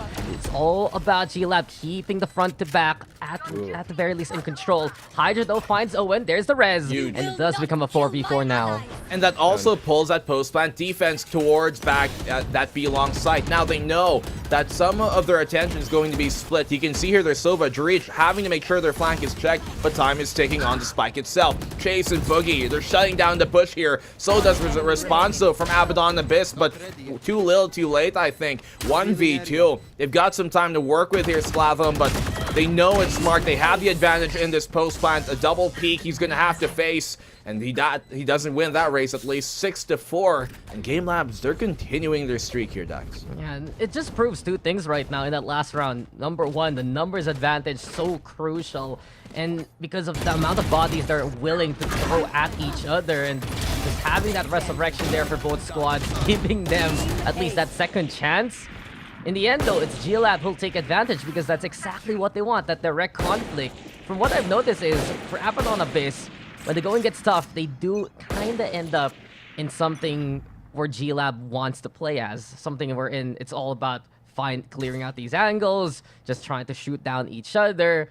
And we've seen here, what's been successful for the defense has been those pinches, has been those angles of opportunity. And right now, with the lesser guns, it's not going to be the best time here for Abaddon Abyss. GameLab crosses through mid, and over to B we go. Oh, Dritch has a little dangerous through that window, but he doesn't care. V-Black gonna be the victim instead, peering a little too far. Slatham now falls, can't get the martial magic this time around. And well, that site is theirs for the taking. Yeah, they're absolutely slapping here as Hydra. At least he finds one to bite on. We could retrieve this Vandal, but not... Never mind, that's stifled. It's curious to me. Sonic's gonna go for this peak and probably lose it, yep. It's interesting to me that they went for that mid to under tube orange push, which is something that you normally see when the attacking side is on the eco, or maybe on a force buy. In this case, they were the ones with the full buy. They were against an eco, and it's a very dangerous risk to take because we've seen that exact scenario. Attackers on full buy, defenders on eco, stifle that exact push, especially in the international scene, if they're ready for it. Luckily for them, Abaddon Abyss weren't expecting it in that moment, especially in those close angles, and things work out for GameLabs. But it's definitely, I think, a risk for them to run. Yeah, it was a curious case, but for me, it's because we saw a while ago Abaddon Abyss put a lot under that tube rather than towards that boiler, and that's what succeeded them with Sladum getting some good martial shots. And you could see it there, how they played that mid to B was, okay guys, we clear here towards B, we make sure no one's gonna get that side angle, just protect ourselves with the cloud towards boiler instead, but no protection now from the blades. Apparently cover is enough. Bolex landing towards the corner of A side, chases therefore the plant, and while GameLab here quickly gets the sight down, Abaddon Abyss deciding, hey, it's time for the 5v5 retake. Yeah, and here we go. Not a single ultimate here online for Abaddon Abyss. Maybe if Slatham finds a pick, then they can use Hunter's Fury to try and give him a bit more space to be bought. Fallex within the maze. He's going to keep him guessing. Rababs is going to fall down. No, even with a ping, he can't find the kill. It does come eventually. Unfortunately, doesn't come as quick as they would want to. The spike's still not even half. They're playing this postman perfectly. They're buying so much time. 2v2. It's a 1v2 now as Hydra. He can't get anything going, and he's the last head to be cut off of this Alpha squad. Abaddon Abyss, they lose the round, and GameLabs go up 8-4. Yeah, GameLab.Alpha, in all honesty, they just took control of that half by being the one in control in that driver's seat. Look at the very end of this round here. We go back to that up and down approach from GameLab. We go back to having that great sightline that GameLab wants to run, and Boogie just does not disappoint whatsoever. In all honesty, I look at GameLab.Alpha right now and I'm like, oh, Fallex is still that top frag because Boogie has been absolutely instrumental at getting multi-kills to string along for these crucial rounds. Get that res online when he needs to the most, and, well, GameLab rewarded by their aggression with success. It's also really, I think, here from Fallex, those first kills, those first picks he's getting have been instrumental.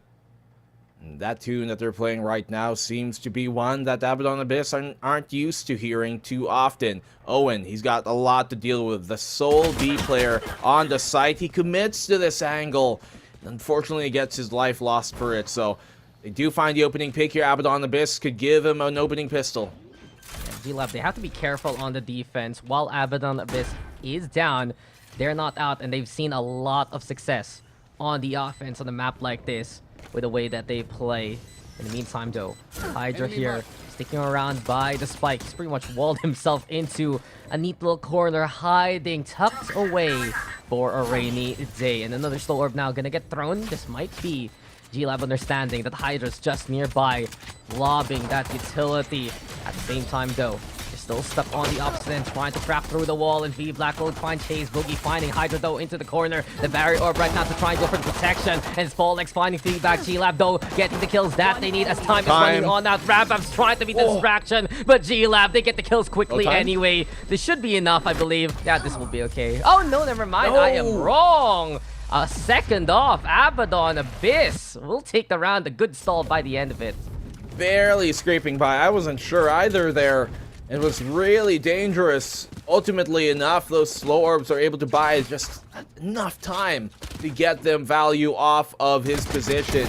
Now, typically, you wouldn't like to see somebody play that type of very dangerous position in a 5v4 where they have the man advantage, but in the end, it works all out, and they get the round. Still expensive, but hey, it's a pistol. Abaddon Abyss scrape by with a round so fortunate of their own. Yeah, Abaddon Abyss, they got really dangerous there by the tail end. A string of kills, especially as soon as that barrier orb cracked. Looked to be their folly. At the same time, they're happy right now to have that gun advantage. A bit of a breather now. So I'm gonna get thrown. GameLab, though, good call to stack towards A sites. Unfortunately for them, though, it hasn't really availed to the way that they would like. Folex gets one for his troubles. Beyond that, it's Boogie also having a bit of a contribution here. Owen now deciding to rotate to help out his teammate. Hydra does set up the barrier orb, so at least you see here from GameLab, they're putting some pressure. They're making Abaddon Abyss work for it. Yeah, I'm not expecting too much here from GameLab, but if they can find another pick at the very least, and job well done. I mean, they already did good economically in the last round. To find one, that he does, but Boogie's taken down for the count this time. 6-8, Abaddon Abyss. They cut the lead down, but how do they play their bonus? It's GameLab, so we've seen, after losing these opening 2 rounds of a half, come back swiftly and very decisively. Yeah, and this is where Abaddon Abyss, do they consider buying up just a little bit more to allow them to play this offense towards perhaps A side as quickly as possible? Because if they can bridge that gap, maybe those rifles won't be as sharp. We've seen though for GameLab, give them the guns, they're ready to go. And look who's already so close again to the resurrection. Not one, but both Sages 2 away. So perhaps a single orb and a single kill, that can give them a bit of an advantage moving forward. And speaking of moving forward, it's not just 1 but 2 towards mid. Owen, Cutie, as well as Dritch now trying to play the hard aggress. They get a takedown onto Exotic, breaks the turret as well. And as of now, GameLab will get away with that kill scot-free.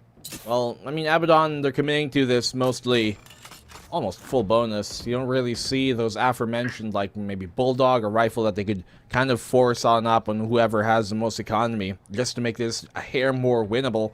Instead, sticking with what they've got, Sheriffs, is all the rest that they're going to add onto it. The A side, I think, is the right choice here. A bit closer angles, a bit more firepower up close is going to help them on out. Exactly those type of fights are going to work out in their favor, but Dreech, he can answer right back. He finds 2, spraying through and landing true as well. Dreech on top of 410. They find where he is. Oscar Mike, okay, he's on the move here towards the Jenny. And what can he make out of this? Very low Slatham, not too much. GameLabs, they win the round, Dax, but that was a pretty good bonus, I think. Yeah, nicely done there by GameLab, sure to reel it back by the tail end. I love the 1-2 approach that they had in that 2v1, especially try to keep as safe as possible. But it seemed like it was only a matter of time for Abaddon Abyss to basically get caught out. This was so much pressure applied to both Folex and Chase, and I wouldn't be surprised if they were surprised by it, but you mentioned it a while ago, Dritch. He found the takedowns. They effectively lined up for him in terms of that tight formation. And as of now, Abaddon Abyss still ready to fight, still ready to go for more. Barrier Orb comes online so early on for Boogie as he wants to get a bit of that orb control, but Abaddon Abyss break through it. Now they're going for green, and at the very least, they're trying to see if anyone repeaks this angle. Hey, at the very least, they burned both of Hydra's on Abaddon Abyss's side slow orbs, so none of that to worry about anymore, as well as the barrier. Actually, never mind, let's scratch that. Rather, Boogie on the Game Lab's defense. Yeah, and the barrier as well off of Boogie. So they have a lot more utility now in terms of the stalling game when it comes to it. So Abaddon Abyss in that advantage if they continue to commit to this site. Yeah, GLab wanted to play pretty far off early on, and Abaddon Abyss at least stopping that in their tracks. But we're not done. The hunt is on here towards the B site. It's Owen though behind yellow. An angle that needs to be checked by usually the second fragger there. Rababs now keeping an eye out towards that second floor. Abaddon Abyss. Still feel like something's amiss, especially because of that poison cloud timing. And it's Owen just waiting as close as possible. Yellow now taken here by Abaddon. You see here though, Shock Bolts putting the pressure. Statham now lobbing it back. Hydra gonna go for the plant, but they're trying to take down onto one trade. Owen eventually able to get that killing blow onto Exotic, but Slatham's there yet again. 3v3 now, spikes planted, and it does become a standoff yet again. Owen was there for so long. Who knew? If maybe he had a different weapon, things could have even gone even more catastrophist here. Now, Hydra and Slatham, this is really difficult as he simply walks on in, chase into the sights of Slatham. Gives Abaddon Abyss a fighting chance as he cut down the lead and force Game Labs now on an eco. Yeah, and for Abaddon Abyss, that last bit of the round was so crucial. The fact they were able to reset themselves beyond yellow was enough for them to basically watch GLab walk into their sight lines. They cleared out Owen by the tail end. It was a gamble, sure, for GLab. Just didn't pay off the way that they would like. And perhaps now, we look on the defense and see if they can take some other angles of opportunity. I noticed that they love to bunch up. They love to play on their side of the map. Perhaps an advance beyond what we saw a while ago, beyond that orb control. It might be the answer. And speaking of, towards Garage, there you go. Boogie gets the takedown. It is an eco round though for GLab. The blades can be pressure, and as Slatham tries to fend off Boogie, Abaddon Abyss yet again needing to recall the forces. Yeah, Boogie just dancing out of there, trying to get himself back to safety. The Sage nerfs on that heal are effective, so only gets to get 30 health back, if anything, compared to the 60 from before, even more. Slatham finds an opening pick here as well to Owen Cutie, and as they lose their Viper, they lose a lot of their holding power on this A site as well. So V-Black, he finds a trade-off on the chase, who gets one for himself, which is pretty good, actually, all things considered. Fall X, what a shot as Dreech chimes on into the fight as well. Suddenly, they've taken the advantage. 2v3. They have a Hunter's Fury as well. This could be disastrous for Abaddon Abyss. Yeah, Abaddon Abyss surprised not just once, but twice and 3 times as well. Can't be shy about that. Rababs, though, pushing towards the back of the site. GLab now noticing their presence thanks to Boogie's jump peek there, and now Folex tries to fight, but Rababs is able to slay him as he runs on around. Boogie though still ready with a Sheriff. The Hunter's Fury is there, trying to provide a bit of cover, and Slatham now advancing towards his counterpart. It's Rich versus Slatham as time is running out. The Recon Dart is there though, but the rifle is the better gun in this situation, and it's Abaddon Abyss who claws their way to a 1-round gap now. That was so close. Could have been theirs. A heartbreaker, even though it was an eco, to be fair. But it would have been even so much sweeter if they were able to take it for themselves. Folex swinging wide there from the screens, giving himself away for free. Allowed that pick to happen in the first place. Even if the trade did come in from Boogie, it's just too difficult to win when you have a bunch of Sheriffs against that Vandal. So 8-9 still, Abaddon, they're cutting into the lead, and they've got the lockdown back, so that's going to be huge. The post plant as well, with the Hunter's Fury, plus the Viper's Pit, that's going to be difficult to try and dismantle.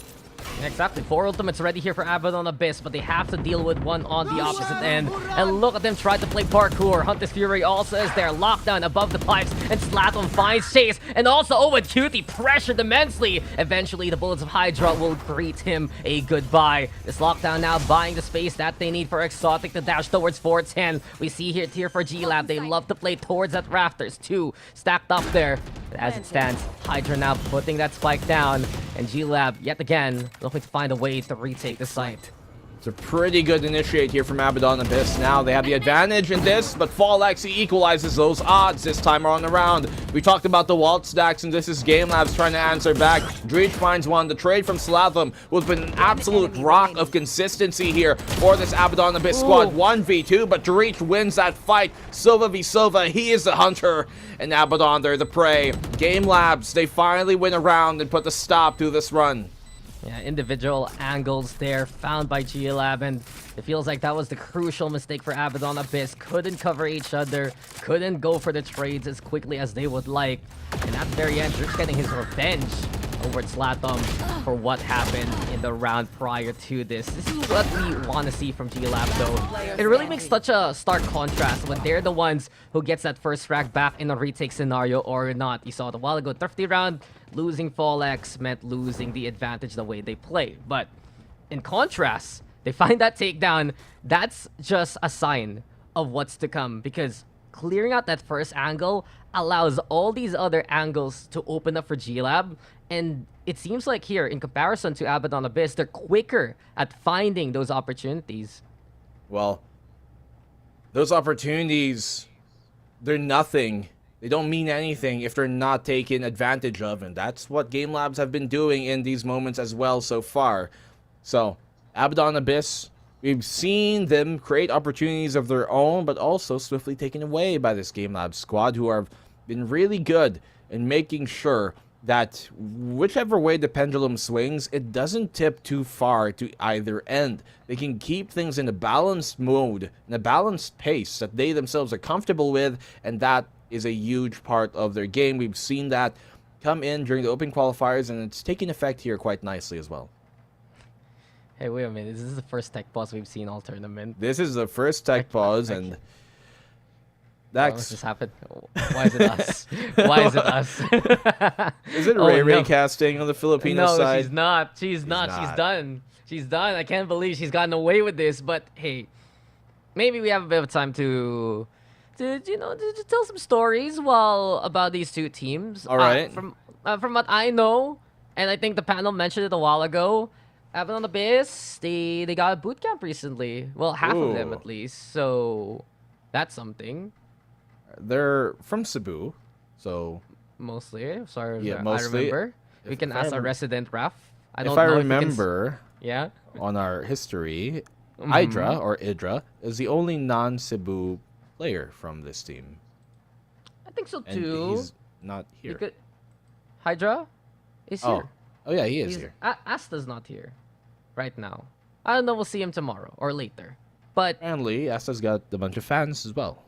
Yeah, dude, I'm an Asta fan. Oh, nice. Asta and Rabab have played collegiate together. They come from the same school, if I remember correctly. Oh, yeah. Nice. I got the facts here, man. I got an almanac basically. I got it from our resident Cebuano, Raf. I really don't know if I can say what we usually call him on broadcast. Probably not. Yeah. Yeah. Even though it's not in English, probably not. Probably not. It always wants to come off my tongue. Basically, it's like when I see Raf, I think of the word. Yeah. I Starts mean, with a Y. especially to us mainland Manileños. Mainlanders. Manileños. It doesn't sound like anything wrong, because to us it's like whatever, but to them dude, it's not good. remember to our resident Cebuano, he's an exchange student, man. Yeah. Anything outside Metro Manila is The a foreign country. It's a foreign country state. to the Philippines. They're all Yes. sovereign states. So, like HG, the sovereign state of Etivac, and now the Yes. Rap, the sovereign state of Cebu. Maybe we can add kind of add Riku there. She's like the sovereign state of SG by this point, so you know. Yep. Another import. Yeah. Another import. Well, technically, first we export and then we import.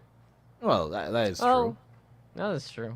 Right, that is true. Well, instead of doxing our fellow talents on the approximate location of where they're at, Yeah. what else are you vibing about this game? I feel like right now there has been a lot of, I'd say, what's the term? I'm doing an answer right now. What's the term? It's basically they're conditioning. There you go, conditioning each other by a bit of tendencies. Because you remember GameLab a while ago on the first half, since they had that KO presence of Chase, Abaddon Abyss would basically try to play back as far as possible.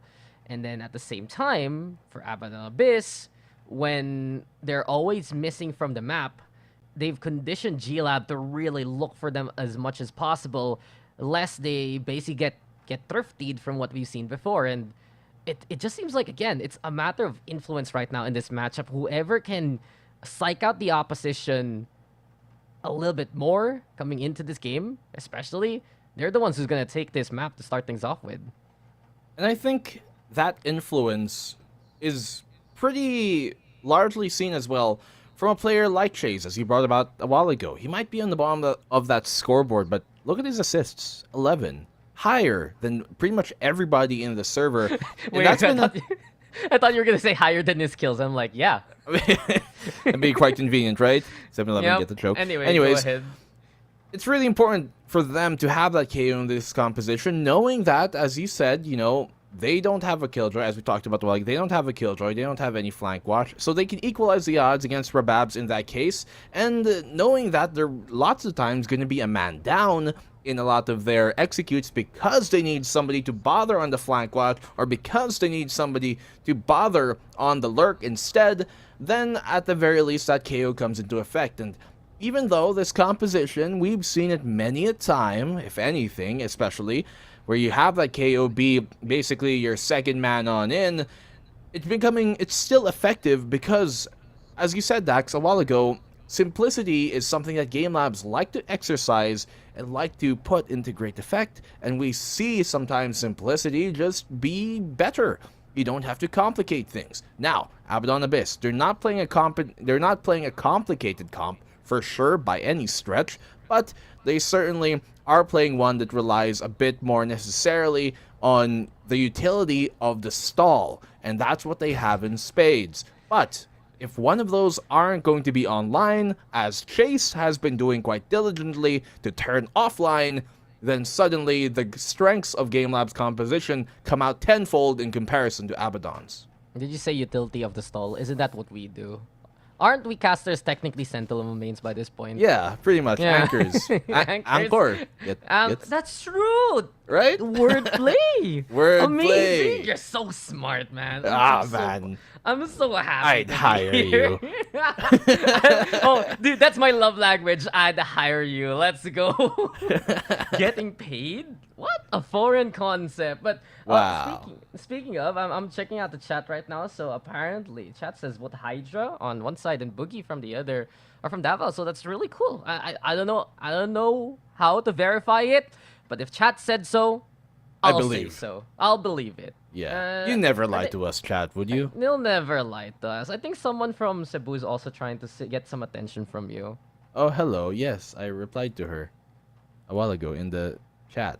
Yes. Any shoutouts? Not that I'm saying I actively am not participating in the cast and chatting on Twitch, but sometimes we do. Where's the shoutout? You gotta give the shoutout. She's on a team. I'm not sure if I'm allowed to say the team. It's not from here, but shout out to her anyways. Yeah, my lovely lady. Shout out to the franchise. Shout out to the franchise there, and shout out to the leagues we have right now. VCTPH is pretty hype, in all honesty. I will never not Yo. forget what Asarai would shout out before Oh in my regards to the ladies. The royalties. Shout out to the queens, man. Shout out to the Wait, I have to queens. do it because I have the Asarai shirt on. Oh, you do? I literally came out of The the air shower. Yeah, so basically I came out of the shower when the other series was done. And the first thing I said after you said it was time to go, I was like, hey Asarai, what color was the shirt you wore? And I'm like, I'm gonna wear the same thing. And I feel like just by wearing the same kind of clothes as Asarai, my intelligence has increased. But also my cringe factor. It's like I have to actively fight a demon inside me to not be like him. Don't be like Asarai, guys. I do. Recently, one of our friends, had one of their pets neutered. Yo, And sometimes I wonder. shoutouts to Dwight. Sometimes I Shout out to wonder Blake Takat, if that would be yo. effective with some of our actual people friends too. No, man! No, you can't do this! I mean, sure, it's good for your... Oh, Tech it's good Boss for is your health. gone. It's good for your health, but perhaps not right Yeah. now. A bright future for our line Asteroid especially. But we have made it through the technical pause, and we are going to get back into the game. Hopefully everything is fine and dandy for all these amazing squadrons. As of now, though, momentum kind of killed, in all honesty, from the time we had to wait. So it's more of a default stance for really both of these squads right now. 2-1-2 setup for GameLab. Abaddon Abyss trying to see if anyone's going to play aggression. And basically a game of chicken to see who's able to cross the road first here. Well, as we know, for many a time playing Crossy Road, sometimes it's a log, sometimes it's a truck, sometimes it's a darn pond that you can get yourself caught on, and in that case, Abaddon Abyss, they have lots to worry about here. That knife being one of it. The fact that that doesn't connect on much is really a great thing for them. It allows them to find information, but V Blackie needed to win that site hold, to win that site take at the very least, and crawl his way on up. Flash on through, not much to be found here. They do leave Rababs, though, to try and still keep some of the players in this site, and also maybe catch off a rotate, but he's rotating back out towards the B site. They're committing to this. The wall is placed. Owen's been given on up. He burns it, though. Nobody's ready, but Hydra, he's gonna defend himself, and that he does. That was a nice effort there from Owen after everything's said and done. Committed position just because of a dart coming his way, but you mentioned it, Hydra. Not just your spike planter, but also his own protector here. Rababs, though, now flanking towards kitchen. Perfect angle, but GameLab, they still get away with it. Folex, he got tagged, but he's not going to get bagged. Instead, he stuffs Rababs down his throat, basically. Folex going to be able to get two so far. Sladom now fighting back. It's 3v2 past the wall, and Sladom, they're just lining up for him, but 3 for Folex as well. Time, though, ticking in a 1v1 scenario. There you go. The barrier orb cracks, and as time now winding down, this looks to be Sladom yet again, playing it smart and playing it clutch for Abaddon Abyss. 9-10, a 1-round gap yet again. Wow. Wow. That's all I'm gonna say. Wow, Abaddon Abyss. I was not expecting them to come out with that round, but the way that they were able to adjust has me bewildered. They take that opening round, they lose that opening pick rather. It's Owen. He's on to find it, and when I thought he was gonna find a second free kill on the Hydra, well, we know this man. He might have many heads, but also many lives, and it helps out in the end as Abaddon Abyss cut the lead back down now to a single round. GameLab's here in a difficult economic spot, and V Black, he opens up to make for his opening death a while ago. And he's fine now. And you know who's not fine? Owen. Not fine again. Hydra takes him down one more time. There you go with the barrier orb, cutting off the approach from Orange. And effectively, Abaddon Abyss, I think when it really goes down to the wire, the player you really have to watch out for is Slatum. He has been so smart in those micro calls, basically, and just for the individual aspect. And, well, this was pretty much a wash here for Abaddon Abyss, but watch this now. We are tied up with both squads at double digits. Well, 10-10. Reminds me of another Cebuana phrase. Moving on, Abaddon Abyss here. Can you say it on broadcast? No. Well, we got Owen. That counts. Oh my boy, Owen. No one's doing the Owen performance, man. Don't worry. No, he's doing fine. Yeah. I mean, it's not 0-10. It's a 10-10. So we can't shout him out. It's a 10-10. It's a 10-10.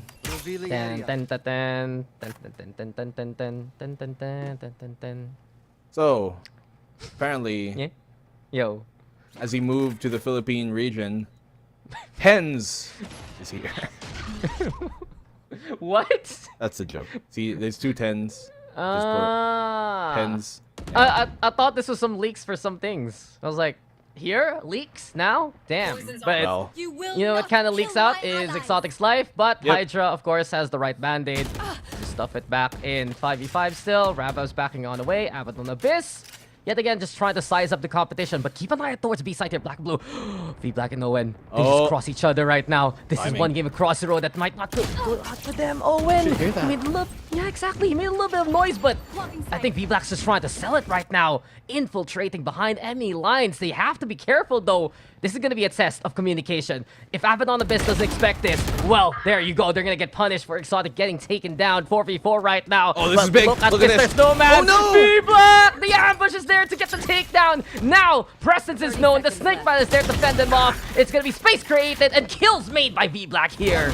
Imagine he could have found more than just those two if he maybe had some trigger discipline, but still, he gets value out of it. Fallex in 1v2, half HP, not much. 2 bullets will take him on down. It's going to be a very difficult case for him to win, especially with that Hunter's Fury online. The turret, it confirms where he's coming from. They know he's here on the back of the site. Can he dismantle this crossfire hold? As soon as he peeks one, the other's going to swing. Slap him on the close, finds it immediately. Crouched down in the corner on the spike itself. And Abaddon Abyss, they've taken the lead right back. How do you even expect that? What kind of thinking will you have to do to expect the crouch close hold by a Sova? You don't expect that kind of stuff, but Abaddon Abyss, that was just wildly from the opposition. Maybe sure, if he just waited for a few of these players to cross through Snowman, that would have been enough. But I see you still have the snake bite anyway, and you're just trying to buy time for the squad. Buy that space to get that spike down. Abaddon Abyss getting a lot of value just by looking for opportunities to outplay the opposition. And now they have the better guns, but Bogey, he's been the sheriff star here. Fallex also not one to disappoint. And GameLab.Alpha, they don't need rifles. They just need to see these sightlines. And from up top, Fallex now providing a bit of reconnaissance. Boogie's there yet again. A sharpshooter in his own regard. 11-11, we made a wish for a good game, and we're getting it here now. That is a case in point of why is it so dangerous on the attacking side when you are in a full buy and the opposing side is on an eco to go for an under 2 push. Those close angles, awkward moments, especially with the Hunter's Fury online for the defensive side, is the exact reason why I brought it up a while ago and why I was impressed GameLabs were at least able to make the timing work out when they went for that exact under 2 to orange push on their own buy against the eco. Abaddon Abyss, those sheriffs, that is one of the deadliest spaces to be fighting those sheriffs within that orange here on the Icebox map, and they give it up for free. Boogie's done it again. He's been hitting these shots all throughout the game, man. And just because of that, GameLab.Alpha, they stay alive before the match point even comes. Now it's anyone's game truly with no distinct advantages. So the rifles do come out, but from what I see right now, I think Abaddon Abyss might be the ones in a bit more pressure. If they lose this round, their economy is going to be worse compared to GameLab.Alpha after the Sheriff Superstardom that we saw for Fallex and Boogie. And then really for AA now, or ABA, whatever you want to call them, they need to just figure out another wily play here. It's worked before. They can't just look to commit themselves versus GameLab.Alpha because we've seen it again, time after time, the single strike that GameLabs knows, they know so well. That's the one you have to worry about, isn't it? Owen playing this really close. He finds one, advancing on the drone to make sure it doesn't find him out there. Great timing to get that kill. They don't have a res to utilize in this round, and that just bought GameLab a lifeline in this game. Yeah, that was just a stellar call, especially maybe a little too antsy for Abaddon Abyss with Rababs, but as of now, they still have work to do. They commit themselves towards that B site so far with green control. You all have Owen here holding towards the back of sight. It's just going to be a tandem with Boogie right now, and you can feel the pressure towards Abaddon Abyss. GLab, though, if they sense weakness, they're ready to play for mid. They break the turret now, but here we go again, V-Black. We've seen this before. Doesn't work out. He does get rid of Fallex, but Chazel's waiting for his target. And as of now, it's still a man advantage here for GLab. Abaddon Abyss, they're a bit stuck on where to go. Sladom eventually, though, crossing towards B site. They have forced the rotations enough for GLab to allow themselves a chance towards B, but yet again, really, these roads, they cross eventually with Sladom finding his man. 4v3 now. GameLab looking to reconvene. Oh, he's got a great kitchen hold here to try and win on out. He gets 2 off of that value. FallX gets a kill as well as the spike is flying down, but they lose a Hunter's Fury for this post plant, which would have been absolutely huge. Abaddon Abyss have a bit of their work cut out for them. No utility left. 2 Cloudbursts, it's all they really got. Maybe the heal. Exotic finds one, but he's taken on out. Hydra versus Owen. Hydra very low. He can heal himself back up after the decay. Gets himself up back to certain fighting speed. Owen knows where he is. In towards a yellow. He's keeping him orange. He could turn him red very soon. He's sticking to Spike. He's taking down low as well. In a 1v1 shuffle, he swings and goes for the wall back right where he knows Owen's gonna be. And 12-11, it shall. Abaddon Abyss take match point. Such a must-win there for Abaddon Abyss, and they full send it, man, in a way that we don't expect. Bit of a lurk towards that A site. Saw the rotations. Why not do the same towards B? With the 1 and 2 approach here from Abaddon Abyss from opposite sides of the maps, giving them the space. Really well played by VBlack and Sladom to provide that pressure, and it just goes to show. Abaddon Abyss, a thinking man's game now. In the last round, in the round prior, we do get the Blade Storm though out and about from Exotic. And this is it.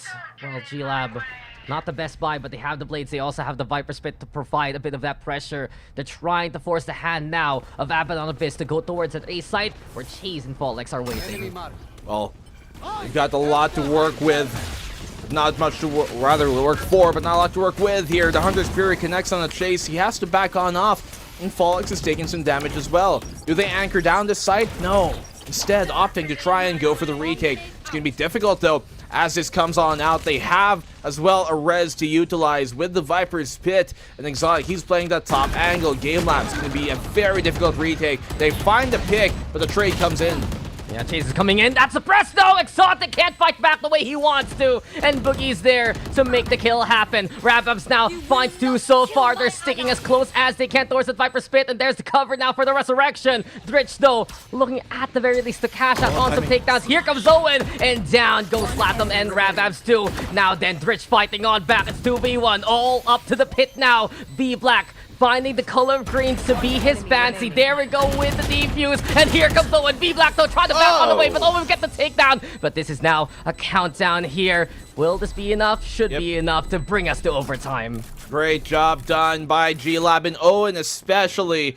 Such, I think, one of the most important players for that GameLab retake. His flank came in right at the perfect time. Just a few seconds to spare, and that's exactly what they needed to dismantle that. They didn't have the better weapons in that bout.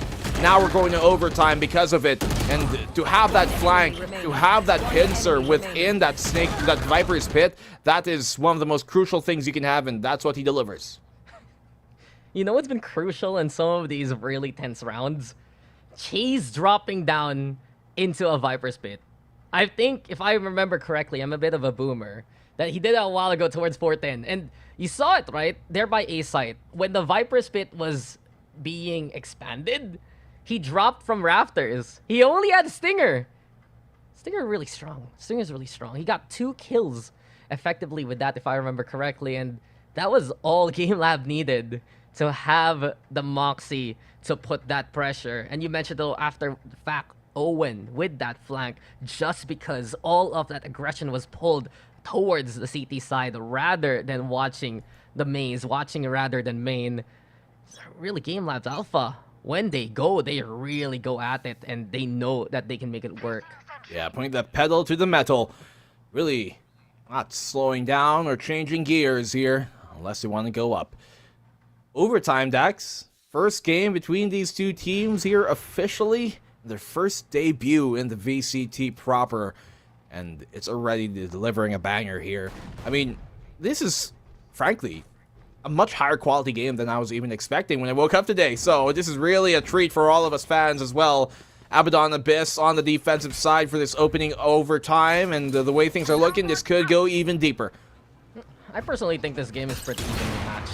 They're just playing different styles in a way that you can see really tactics here for Abaddon Abyss. Contact and strength from GameLab. And speaking of contact and strength, there you go.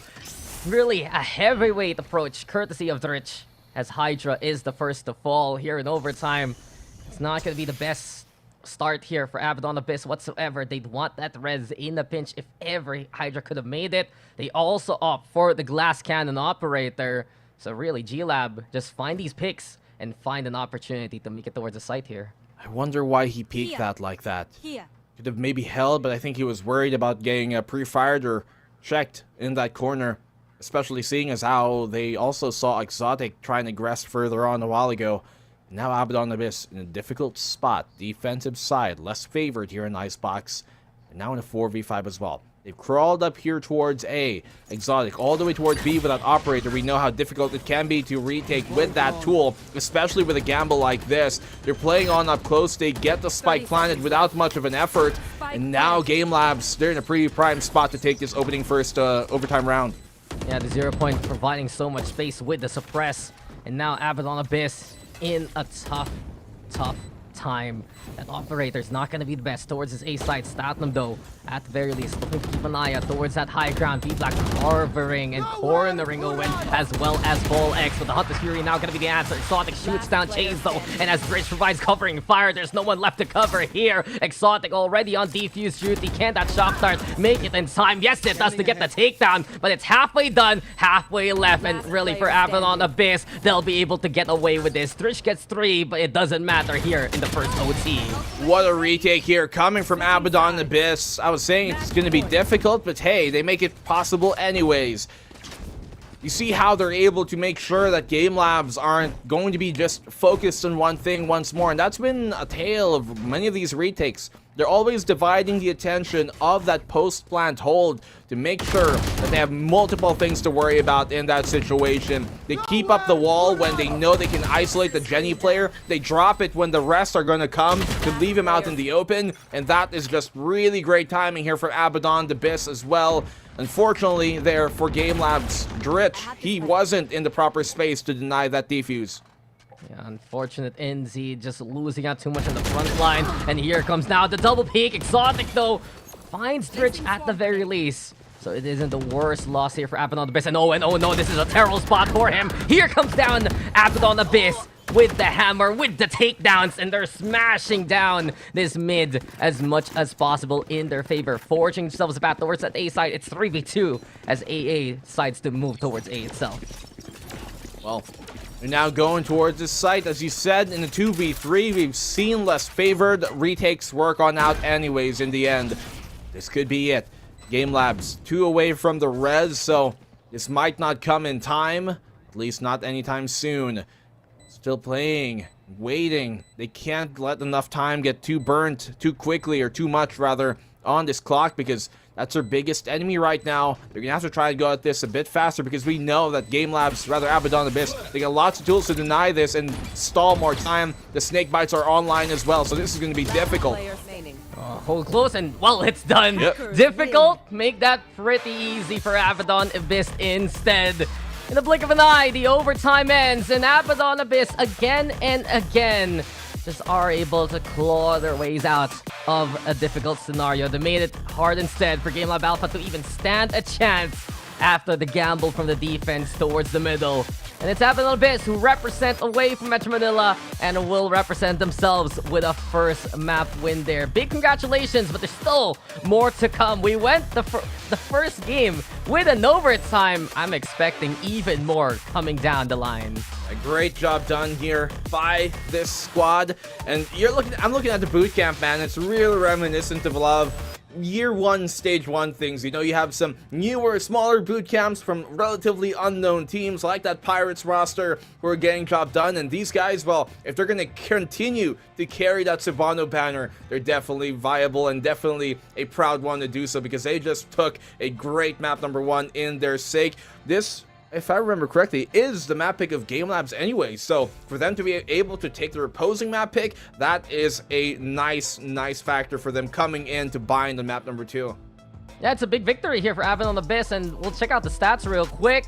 In the end, though, Sladum, no surprise, at the very tippy top there for ABA, basically. He has just been so clutch many times in those crucial scenarios. I'd give it also to V-Black. From what I know, he's not only the guy who's on the flank, on the push, but he's also that shot caller. So there's a lot of really tactics here that we, courtesy of Abaddon Abyss, that has helped them out, especially against the contact heavy playstyle we see from GameLab. And big props to Hydra as well, really stepping on up. We usually see Asta in this roster, but he did an exceptional job on the stage as well. I feel like at the very end of it, GameLab, perhaps a bit of that pressure in some of these rounds. They know that coming into, well, a kill advantage, that they can have this one in the bag, but out of nowhere, Abaddon Abyss is just able to eke it away from them, and it really has taken their toll on the mental of GameLab by the tail end of that OT.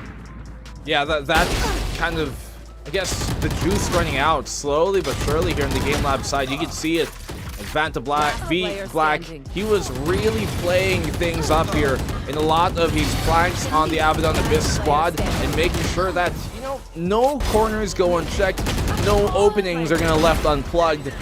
And as a squad, as a whole, Abaddon Abyss as well, they were really just turning up the pressure time and time on over, and when the going gets tough, they were able to really lock themselves on down and get themselves into a favorable position out of an unfavorable one as well. We saw so many moments as well where rat plays here were coming in big for this Abaddon Abyss squad, and that ultimately I thought was one of the big reasons why they were able to take this game.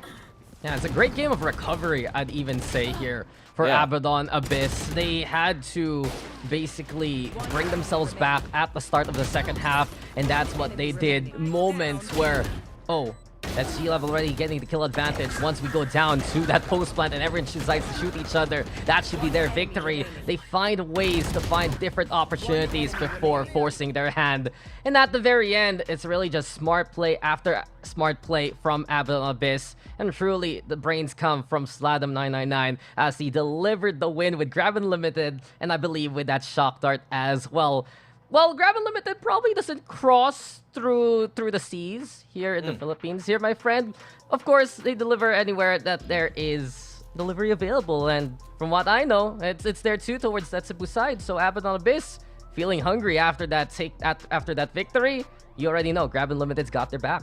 Well, I am as well, so I'm pretty excited to see where this game goes very soon. We're going in a bind for map number 2. In Abaddon Abyss, knowing it's their map pick, they can take this home, but that's not to say if you look at things, and as we'll expound later on, that it's a bad map at all for GameLab, because they can also prove to turn this game still around. Conditioning was a big part of, I think, a lot of that early game, and we saw it come into effect. They reaped what they sowed earlier on in the latter stages, and that did help out at least GameLabs, to be fair, to get at least, you know, kind of like a decisive run at some point throughout the game. Just ultimately came down towards Abaddon's favor, and that is, I guess, just the way the cookie crumbles in this case. Abaddon Abyss is such a fun name to say. Say it 10 times quickly. Abaddon Abyss. I said 10 times. Oh no, 10 times. Well, please, I'm gonna take off the shirt at this rate because it has infect. No, not allowed on stream. Not here. Not here. No, that's not good. That's not okay. That's the after hours here at VALORANT PH. But hey, we still have more to come, and I do believe that you mentioned a while ago, right? We are gonna be going into bind next. We're gonna go into something really Abaddon Abyss is, I'd say, very comfortable with in playing out against many teams. But we'll be getting that after this break, and when we return, it'll be the second map between Abaddon Abyss and GameLab.Alpha. That's Black and Blue. We'll see you guys on the other side.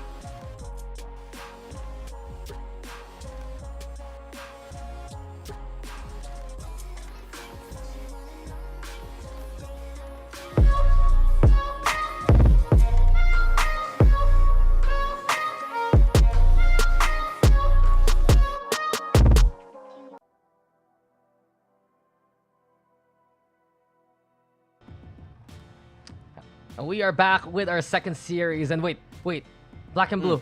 The Yeah. shirt is compelling me. The shirt is compelling me to say something cringe. Abaddon Abyss have Abaddon it on Icebox. No, the shirt took over. I But- am disappointed that you've I let know. the influence, No, dude. the Asura influence, The take over Asarai you. influence too strong. But we are back here. I am Dax, not Asarai. And I am here with Black and Blue, not Raph, who is from Cebu, where Abaddon Abyss is mostly from. And speaking of Abaddon Abyss, yeah, as I said before, they did take that first map win in overtime on Icebox. And the big factor there was the fact that that was GameLab.Alpha's map. That was like, okay, you're gonna pick Icebox, sure. We play it too. We're pretty good at it, and we'll take it away from you. And now we're going to Bind, map number 2. And let me tell you, there's exactly 0 recorded games, at least so far officially here on Bind for GameLab. So it's a relatively unknown map for them. It is a pick of Abaddon Abyss. They were able to beat the aforementioned, Dragons, SR Dragons on that map, a team that has some players that we do know from the VCT. So there's a big case to be made that this is a pretty good map for them, especially as of recent. And with Abaddon Abyss winning their opposing map pick a while ago in Icebox, and this could be a lot quicker game than we might have thought, especially knowing that these teams are kind of equalized in terms of power levels, but they took map number 1, which is big. Yeah, neck and neck. And you mentioned it a while ago. I believe GameLab.Alpha has probably played Bind in the community circuit, but they really didn't see it in the open qualifier. And in contrast, Abaddon Abyss loves to run this map. They have a really tried and tested composition on a map like this. They bring out the initiators, they bring out the rays, and it's really such a stifling approach to a map that really has no mid. So all in all, this can be a great time really for Abaddon Abyss right now. If they can take this map, obviously they take the series, but that really just goes down to them taking Icebox away. But GameLab.Alpha, I wouldn't be surprised whatsoever to see perhaps even a double duelist come out right now. You know Folex is good for it. You know that Boogie is good for it. They're going to be happy to try and play that contact yet again, especially in a map that you clear once. You are clearing a lot out for your success instead.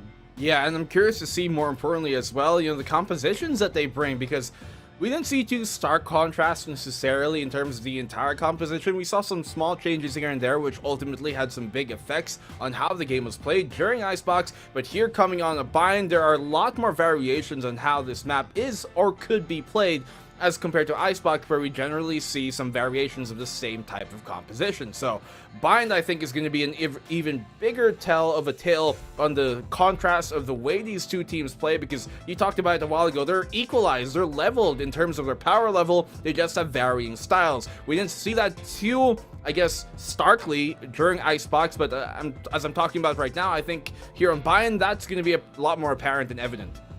And you know what's apparent to me, actually, is these guys can be more of the future, really, of VALORANT Philippines. Because, as far as I know, especially on the Abaddon Abyss side, these guys are basically, what, age 16 to 20? Or whatnot? It's crazy to think that there's just so much youth right now with these two rosters. I'd say the same case also for GameLab.Alpha, that this is one of their first showings, if not their first showing on the VCT stage. What happens if they mature? What happens if they get older, get more of that experience? Then they can be absolute forces to be reckoned with, because we say that a lot about the familiar faces we still have around right now in these, I'd say, newer rosters that we have here, like how Oasis is revamped, how Naos is revamped, how we have Sky Empire, as well as Action PH, also names that we know and love from prior VCTPHs. But, of course, on the other half, really, more of the proof being provided by these other squadrons, and especially what we get here from the open qualifiers, especially from the open qualifiers lower brackets here. These two teams, they are case in point what can be the big things next for VALORANT PH. I mean, isn't that the goal? That's what we talked about. Same stories, same paths, lower bracket run, the same goal ultimately at the end, to make that top 8 and be one of the greats eventually. There's going to come a point in any esport where a lot of the old guard is replaced with more players who are pretty much endemic to just that new game. And in that case, that's going to be Valorant. We've had a lot of veterans from the past scenes come into, year 1 especially, year 2 a bit more, and in year 3, we're seeing some shades of that slowly wither away. There's some old guard who have stuck in around, but a lot of the new talent you're seeing right now is ultimately what we're going to be seeing for a lot of years to come. The future generations to come as well will follow that path. So this just goes to show that we're really starting to reach that turnover point, Dex, where a lot of these players, they might be unknown now, but that's not going to last for too long. Well, we're waiting for this next game to get started, and I hope it does last a long time. I'm hoping the series goes the distance and goes all 3 maps, because what we saw from that first map was just absolutely exciting. The fact that there were just a bunch of shifts, really, of momentum of that lead goes to show that Abaddon Abyss, GameLab.Alpha, they are looking pretty unlimited in their potential. And let's not forget that we are brought to you by Grab Unlimited. Celebrate great wins with great food and enjoy free delivery every day. Subscribe to Grab Unlimited now for only 9 pesos on your first month. Check out that QR code. You can subscribe now. Very easy. You can do it in the Grab app as well. So big shout out to Grab Unlimited. Thank you for supporting VALORANT Philippines. But Black and Blue, what did you have for lunch? Nothing. Nothing yet. How about So you? I guess you're gonna have to use Grab Unlimited after this one, huh? Well, yeah, perfectly. Actually, I might do it right now. Buddy, I like your setup now. I can see you put effort into making everything shining and shimmering and splendid. Did you actually choose aqua because our background's aqua? Is that what you did? You want me to change it right Yeah, now? yeah. Give me a. What blue. color do you want? Blue. I'll try. Hella I'll blue. try. Okay. 1 sec. Well, while Or that's purple. happening. Yeah. There you go. There we go. There you go, Wow. dude. I got the I'm rocking the RGB here. Wow. We can bring out all the colors that you will like. You got the camera too as well compared to last Dude, year. okay, I have 1 cam, Uh a 2nd cam, huh. and a 3rd cam Damn. in both the laptop. So it's like, How there's so many things looking at How me many right point now. of views are you shooting, Dex? I'm so shy, man. How many angles do you need? Dude, if only I could change the camera seamlessly on our production program, I would. It's like, this is me now here, and now here, Well, and now here. in the same vein, I would like to happily share and announce that after 3 years, I have bought a ring light. Yes. See, look at this. Boom! It changes. Boom! Boom! Boom! Lighting, dude. We're stepping up. Okay, so the teams are stepping up in VCTPH 2023, especially new faces that have really showed themselves in the rank ladder. We gotta step up our games too. We can't just be like, oh, we're gonna do another year of VCT. We gotta bring in the prod. So I guess since you changed the color. What are the colors? So if Abaddon Abyss wins this series, I'm gonna make it purple. Yeah. And if GameLab wins, I'm gonna make it yellow. Yellow. Like this. But of course, guys, there's a lot of yelling on the casting side, and if you want to see, of course, the other broadcasts here, you can check out in our language redirect. You are watching right now the English broadcast at twitch.tv/Valorant_PH. You can also check it out at youtube.com/@Valorant Esports PH. But if you want the Filipino side, of course, for Filipino stuff, Facebook is what you always expect. Facebook.com/Valorant Esports PH. There's also a Filipino broadcast on YouTube.com/@Valorant Esports PH. We still see you guys on YouTube. I love the YouTube side because it lets me watch a lot of the broadcast also down the line for research. But, of course, this broadcast still has more of these maps to come. After Bind, if GameLab.Alpha is able to get that win, we go into Haven, and I think that's a pretty spicy map pick, but we're gonna get the spice of life here on Bind as we're getting into Agent Select now. Here we go. Again, expectations here for Abaddon Abyss to bring out things like the Sky and the Fade moving forward, perhaps even a role swap. And there you go, Sladom. He is, of course, gonna be picking up the Raze, and that leaves Exotic to change it up for himself instead over onto the Fade. Well, certainly a curious pick here that we got going on towards this Abaddon Abyss side. They got that double initiator with a Sky to supplement and complement, rather, Exotic on the Fade this time. We got Slatham being the duelist, so a swap around in roles where we saw Exotic be that duelist a while ago and Slatham be the initiator. They've swapped around. Breach here, he's going to be the other initiator on the opposing side for GameLab.Alpha. and they don't have a true sentinel on Abaddon's side. They opt for the Sage as well. I've seen this be put to great effect, both in many different circuits and as well as our own, and I'm curious to see how effective Abaddon Abyss can be with it. I think that Sage, even though she's very simple, is great value. Even though you lose a bit of that passive information gathering, you have a lot more active capability on the stall. Look, there's a lot of Sage deniers on the ladder, and especially here in the broadcast. Shout out to Raf, by the way. But Abaddon Abyss is a Sage believer. These guys love to run that Sage. Also play basically the usual defaults that you have. They're very effective at utilizing that barrier orb, especially as soon as they get a bit of that side control. And what allows them that? The fade, as well as that sky flashes, prowlers all abound. That raise, of course, of Sladom, ready to go for the clear. And it's pretty clear for Abaddon Abyss. This is a tried and tested composition. And especially with this roster, I think I saw Asta is back now on the active field. But GameLab.Alpha, the contrast really is just they have a bit of distance to work with. They have that Killjoy, and especially they have that Breach. If they're going to be supporting Fall X in his endeavors, well, they're going to be needing to hit those 1-2 punches to stop Abaddon Abyss in their tracks. Well, Abaddon Abyss, this could be their map to close out the series 2-0. This is their map pick as well, as Game Labs have their back on the wall. And you talked about the spice of life, Dax. That's going to certainly be one to look out for. Vital to space travel, vital to consciousness, and vital for Game Labs to come back into this.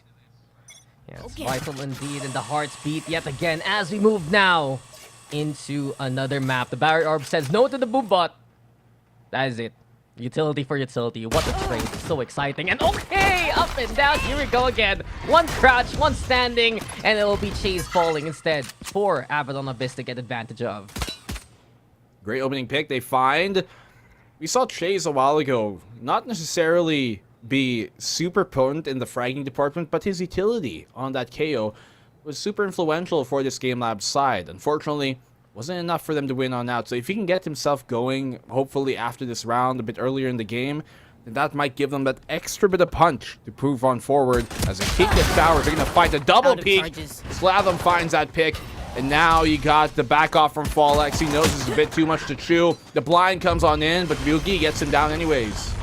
Well, when you talk about punches, seems like Abaddon Abyss trying to kick them back from whence they came. Spike still planted, eventually standing here for Abaddon Abyss, and V-Black just with the frenzy in quick succession gets to buy the tail end. So a solid start on the defense for Abaddon Abyss, and this is exactly what they wanted in terms of momentum.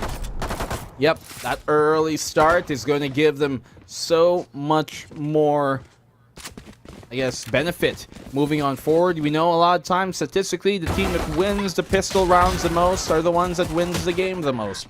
It's not always true. There are outliers, but we talk about the rule, not the exception. Look at that frenzy. Sometimes on a map like this, it comes down to who can abuse that frenzy up close, especially the most in these individual duels. And Abaddon Abyss, especially on V-Black, seems like he's pretty aware.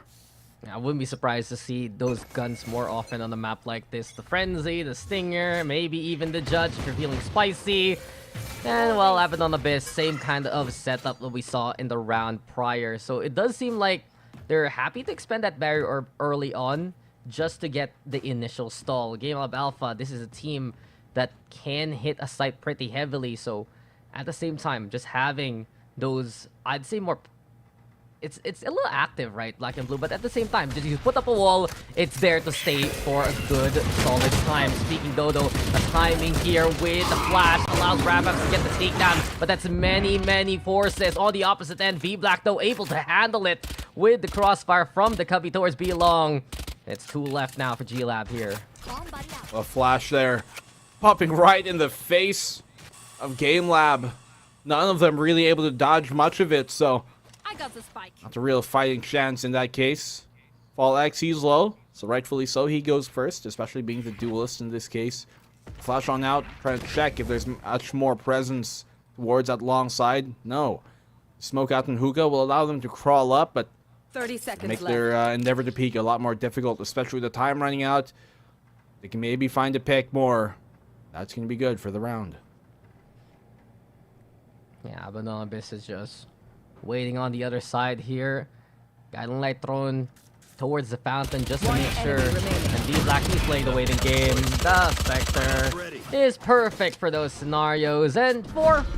That's 4 for him. Then that's an orbital strike, actually. Yep. I think it's a pretty big deal moving forward because in a map like Bind, it's usually an insta-win button if you just trap your opponents in really, I'd say, committed angles. Yeah, make no mistake. If you look at Brim as a whole, he doesn't give you much value in terms of his normal utility, but a lot of that, you know, is made up by the fact that that ultimate is pretty deadly to be utilized. That's not to say the smokes and the molly aren't useful, hell, even the stimmy, but that really rounds out a lot of his kit, especially in a map like this, Dax, and that's something I'm looking to expect. Slalom up close. He's got the nade to try and dissuade it from pushing through. They're winning this fight here towards the market. The shop's open. They go for the pincer. The orbital as well, just to confirm it. It's a 4v2 now. Fall X and Owen, they're completely caught in for a blind. It was a Nets really cast by Abaddon Abyss, and now the trap trying to be sprung. Owen, though, and Fallex still fighting back. Owen yet again making it a 1v1. Bulldog, though, versus the Phantom, and eventually Rababs cannot stand a ghost of a chance there. Whew. GameLab.Alpha, though, they had to be sweating after that one because you saw from Abaddon Abyss, they really utilized that orbital strike to catch out anyone playing towards market. That was a bonus, by the way, here for the most part, coming from that Abaddon Abyss squad. Yet, it could have been theirs. Another round that just they let slip away. And ultimately, maybe if they win the game, then it won't matter, but could be a lot more decisive if things start, if those opportunities aren't just simply given up for grabs. They leave a turret here towards this B-Long fountain to make sure no pushes come on the defensive side. They counter flash as well to look for information. Looks like Showers is where Game Labs want to start their entry. I think you meant to say given up for grabs limited. Oh, yeah. But yeah, of course. You gotta get that plug along the way Wordplay. in the game. Of course!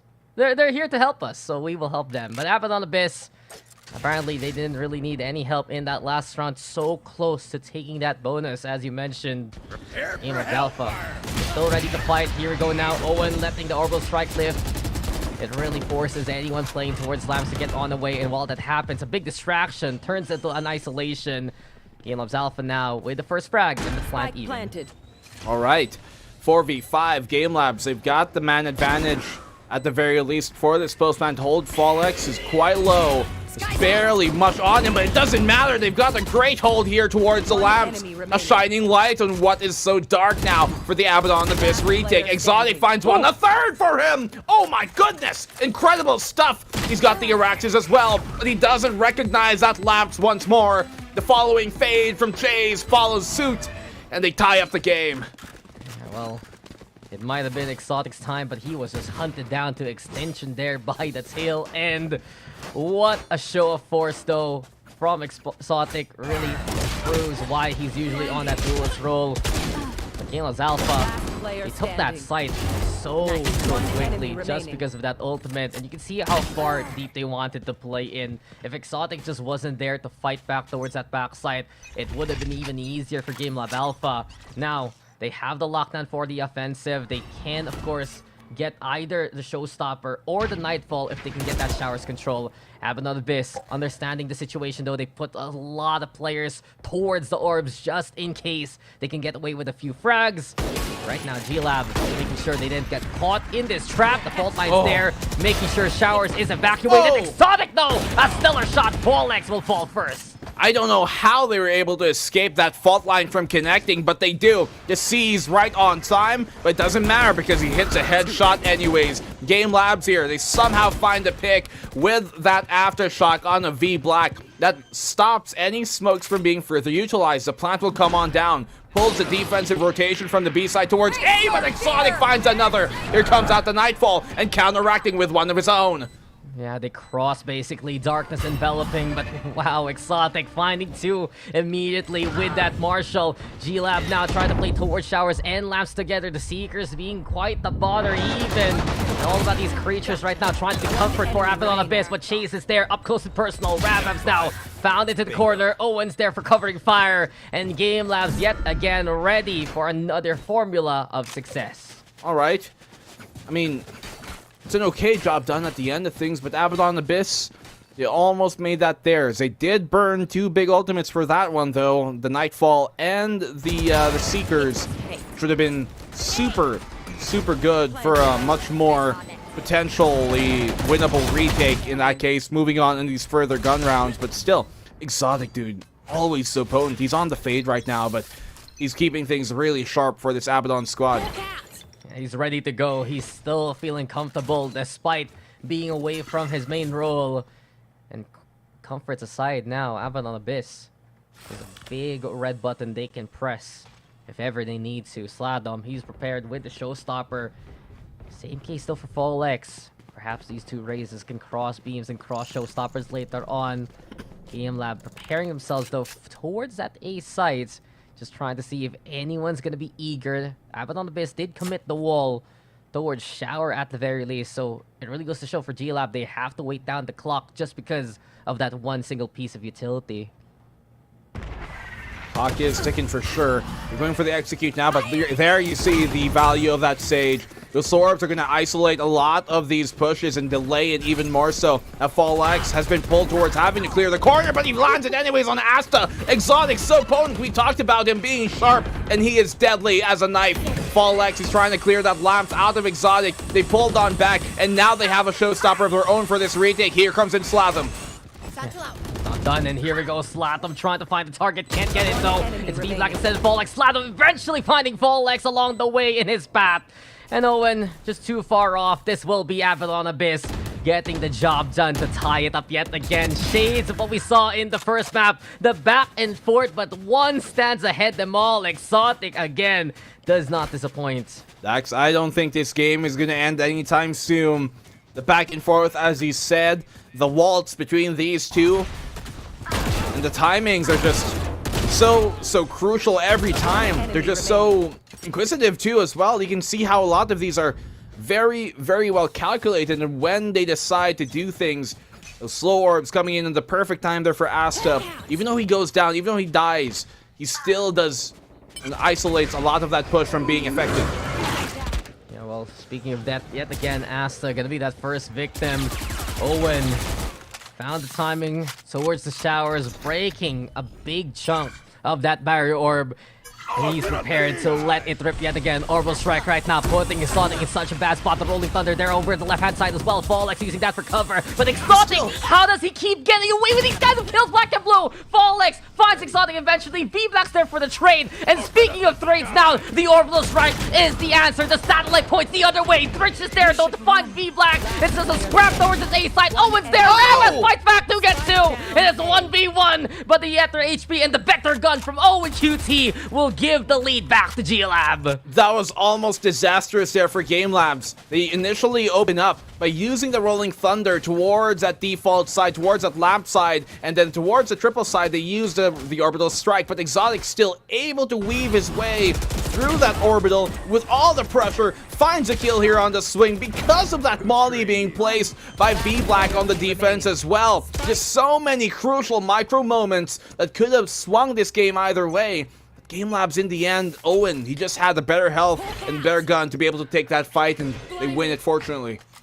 These A fights are getting so hype just because of how much these two teams need to commit to take it. Again, Exotic being such a pain, but Owen there really stepping up when he needs to. And Rich this time around though finds Sladum to start things off. Goodbye to the race, trying to play towards Teleporter, I believe. Now then, B site is a different battleground. It allows Abaddon Abyss to kind of play towards the halls instead. Play a bit for cover, but they don't have the guns to really contest unless they get the drop on the opposition. Yeah, this is difficult to win. Maybe they can hit the shot here, which we've seen them be quite effective at, but if anything, it's been GameLabs who've been converting some of these ecos a bit more efficiently. Double flashes out. That's all the flashes they've got here for this round. Breach, he finds a kill, and they're just not going to be able to do much, as he said, Dax. 5-3. GameLabs starting to build a small lead. Yeah, GameLab.Alpha. I believe this was the case before in the last map. There was just a point where GameLab strung along a 6-round streak, basically. And it took Abaddon Abyss so much in the second half just to bring it back. So a bit par for the course. But for Abaddon Abyss, they need to get these recoveries in a quicker time. You can already see there's a lot of heavy lifting being done by the Fade in that regard to keep the game, to keep the round defense alive. But Abaddon Abyss, more often than not, they fall there, and now they have to be careful. The speed of Fall X is looking pretty dicey for the B defenders, especially Rababs. There you go with the Boombot, also going for the clear. The Trailblazer gonna be the counter answer, but the ground now not gonna be safe whatsoever for Abaddon Abyss. They have to face darkness in the eye because of the Nightfall, and the B site is taken instead by GameLab. Well, without much of a fuss, really, Spike planted. Abaddon Abyss realizing the better idea here is to play that retake instead. They're one away from the Seeker or the Nightfall. Which one comes to pass? Well, we're gonna have to find out and see for ourselves. Look at how much delay GameLabs have here, though. V-Black finding one, but that Stinger is gonna really hurt up close. A thorn in their side many times on over. Dodge is there at the fall line, but doesn't check the corner, and Chase, he's found himself a 4K with Owen closing up the round. GameLabs really starting to shift this momentum their way. He was still there. He was still waiting. I'm a little surprised, Chase. Why throw away the best gun in the game when you got a quad with a Stinger? When do you see that often? Perhaps really on a map like this. What a way to get that take, though, for GameLab.Alpha. They know that they can just really set up that noose as soon as possible to catch out Abaddon Abyss when they go for the exit through the doorway. And case in point, that was just yet again pressure being applied between Owen and Chase. He was prepared all the way for this crossfire. Well executed. I feel like for Abaddon, they kind of forgot that the Stinger was there. They gave him ample time to get that reload going. The real one weakness of that Stinger. I am a Stinger enjoyer myself. And well, seems like I have a fellow Stinger enjoyer fan in Chase. What strength we see from GameLab this time around. Yeah, of course, you, Mr. Dax, forced by a Stinger every round we lose. Look, I learned that from the Japanese scene, okay? I actually saw it in a real tournament, and I was like, I like that.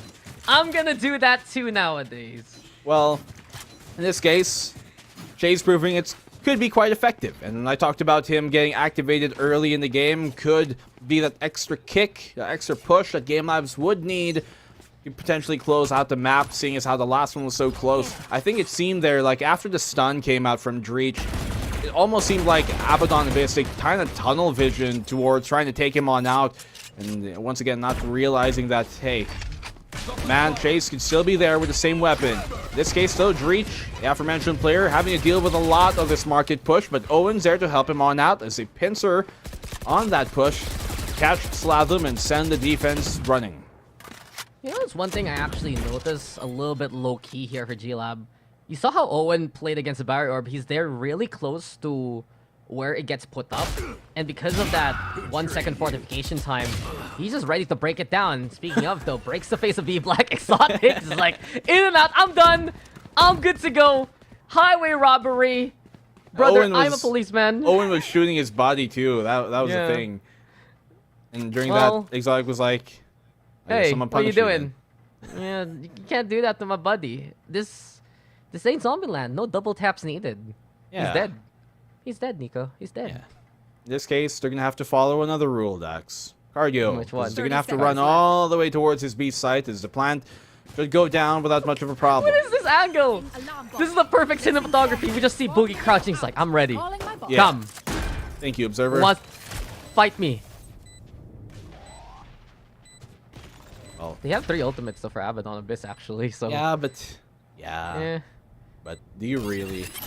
No. You really? Nah. No way in hell. Maybe. No. No. That's it. Yeah, that was the emotions probably. That was the roller coaster. It's like, and there you go. GameLab.Alpha takes it. 7-3. I noticed something also. You want some really strong stats right now? Go ahead. We have a double-double already. And it's not the double-double you usually expect. Owen has 13 kills and 13 assists. His kill participation is off the roofs. Yeah, 26 then. Effectively, that he's chimed into. Either he's always directly or indirectly. Yeah, that's big. That's huge. You're telling me he's the eye in the sky on the ground. Damn. Oh, well, to be fair, I think that, especially as a controller, if you smoke down and then you get a kill while the site is smoked, you just automatically get assist for free. Yeah. Yeah, if you block someone's vision, it's like, oh, they got obstructed. That's an assist. And it really just goes to show, though, that GameLab.Alpha is playing really well with the Brimstone smokes and the Brimstone utility. And let's not forget, it's a very committed agent. Once you use those smokes, you don't get any back. With Nightfall now to try and break down here for Abaddon. The same thing with the Seekers. The Rolling Thunder, they're going to be the answer. Slowing down the approach of Abaddon Abyss, and Fallex and Rich will take advantage of the Earthquake and be a natural force of wonder themselves. 4v3 now, the Molly towards the spike itself. Asta with the resurrection. Abaddon Abyss trying to fight on back through lamps. And now it's 3v2. GameLab.Alpha though so far on away, but they have the button of victory. Orbital Strike at the ready. There you go with a tap though for the stall. And Abaddon Abyss, can they even make it in time? No. There is no chance whatsoever. GameLab.Alpha, they lose the battle on the site, but they win the war through technology and through the clutch of Owen QT. Well, a bit of help from the high heavens above as well. Raining down hellfire doesn't hurt at all. You said it, Dax. They have the button of victory, and GameLab, they knew when to press it and when to hit that check mark. Abaddon Abyss, it was a pretty good retake, all things considered. They were hit by the Rolling Thunder, able to wade the storm, get within that site. Hell, Fallex could have shut this down by himself if he was able to get 2 there, but, you know, jumping for the quick gun immediately, ultimately still left GameLabs in a favorable position with that orbital strike. And we talked about the man. He is absolutely such a quintessential player for the team in this map. Yeah, well, GameLabs right now. Okay, that was close. Rababs, though, the fight back was unreal. And he's still here, committed towards the corner. Covering fire provided by Asta. He's the one who takes damage, actually, instead. Get GameLab.Alpha. They finally get slowed down by the utilities, by the committed positions. Asta, though, fighting, and he cannot win against Owen. Sladam able to get that takedown. Orbital Strike now. Defend off GameLabs for the time being. And a bit of a breather. Abaddon Abyss desperate to find a reprieve in this round. Well, they have the showstopper here to utilize on Slatham.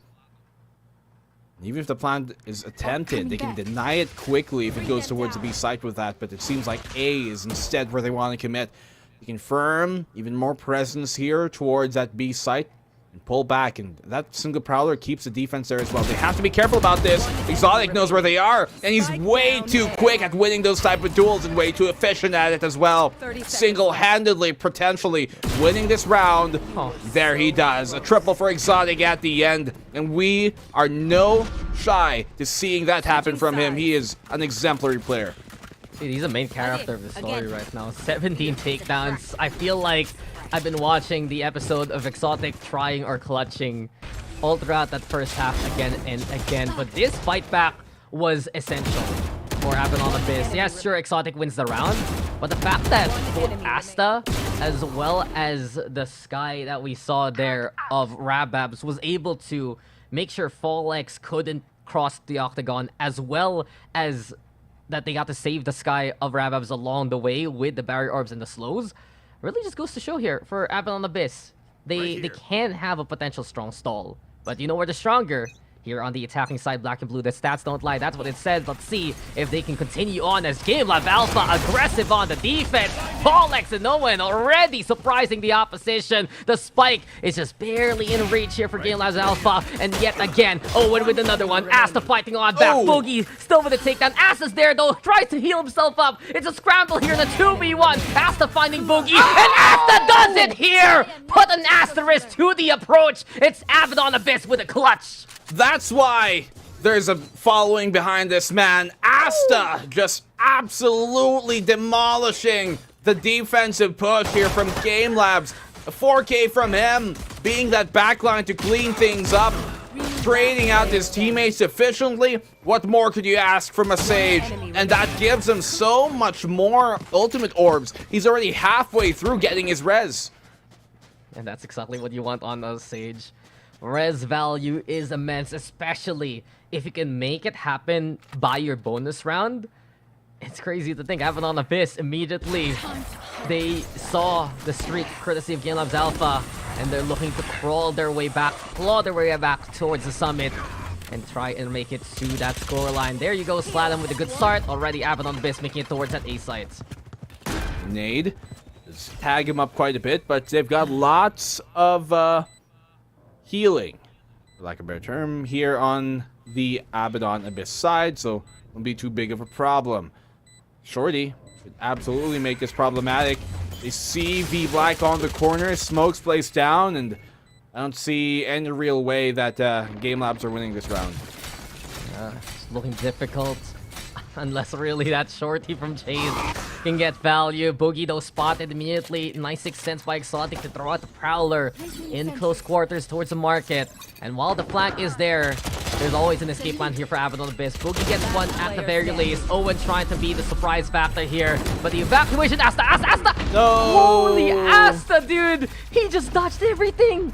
Unfortunate for Owen, and Abaddon Abyss will get at least 4 guns now moving into the next round. Seems like Owen was just rushing it there, you know, hopefully kind of just praying that one of his shots are going to finally land instead of taking the time to just confirm it. But of course, with the time ticking down, the pressure surmounting, one cannot blame that attempt. Exotic at 19 frags here at the early part of the second half. Just no matter what role you put him on, he's just so effective at gaining fragging and making sure that he finds some fighting power for the team.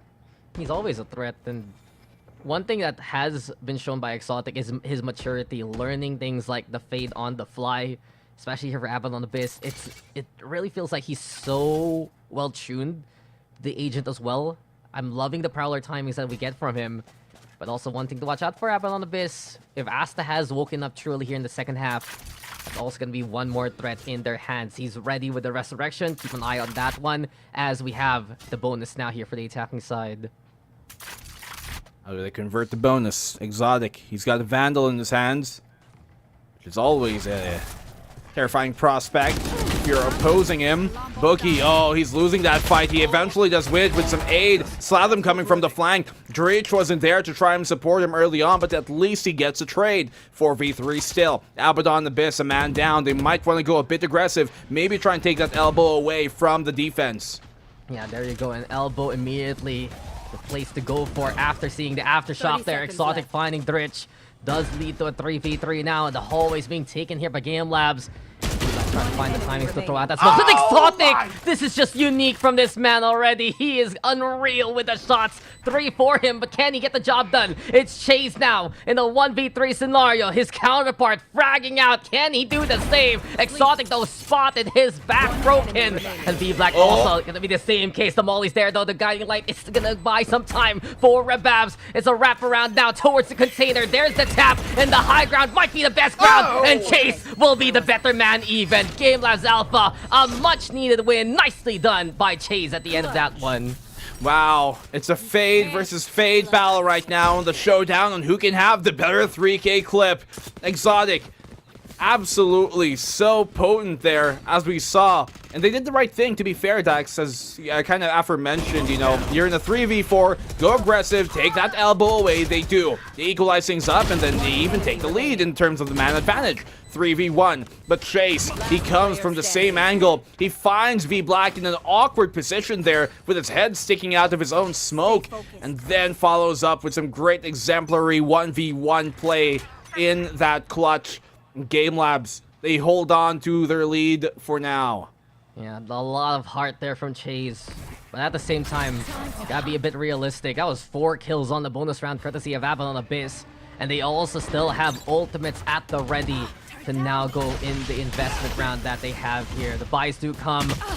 Let's see what Abaddon Abyss can do with it. Rabab's the first to find Boogie, trying to play towards the backside. That pressure applied by Slathem, who was just right there in his face, allows really Abaddon Abyss a good take towards the objective. Voldex, though, making the trade happen. Here we go again. 4v4. Always really the place of recompense for Game Labs.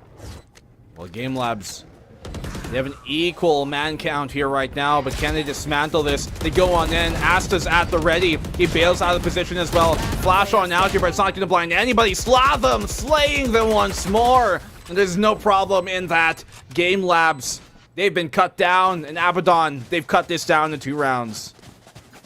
Ever get that feeling of deja vu? Because we basically just changed the weather on the whatever map we're playing right now. Same old story here. between GameLab.Alpha as well as Abaddon Abyss. Abaddon Abyss here in the second half, really getting that momentum. It just feels like, after a while, one thing that really helps Abaddon Abyss is just how that pistol reset allows them to get a bit more momentum. Really goes to show the adjustments here from Abaddon, I'd say a bit more refined towards GameLabs, and it has hurt the GameLab's.Alpha long run, basically, because you see them in situations like this. They now have to commit with shorties in position. The blast back from Slatom, he's just trying to bait things out. Dritch, though, nice surprise from the teleporter. Market also gonna be a point of concern. GameLab.Alpha getting a few kills along the way. A scramble into takedowns and a highway robbery with a thrifty courtesy of GameLab.Alpha. Wow, Game Labs, they're not gonna let this go silently into the night. They're gonna answer back, even on these type of rounds. So really, really well put together, these type of ecos they've had. And I think, like, just off the top of my head, even in that Icebox map, they have been the ones who have been a bit more proficient at converting these thrifty rounds to be successful. We saw that a while ago in Icebox, and once more here, they just press and up the pace to a point that Abaddon Abyss aren't expecting and are unready to handle. It just goes to show, when you change up the pace of the game, it really becomes so chaotic. And that has been one of the strengths here of GameLab.Alpha so far. Now then, showstopper to try and clear things out. Can VALORANT get away in time? No! The corner is not going to provide enough cover. Already the first kill comes, courtesy of Abaddon Abyss. Rabab is there trying to get a plant out, but almost striker.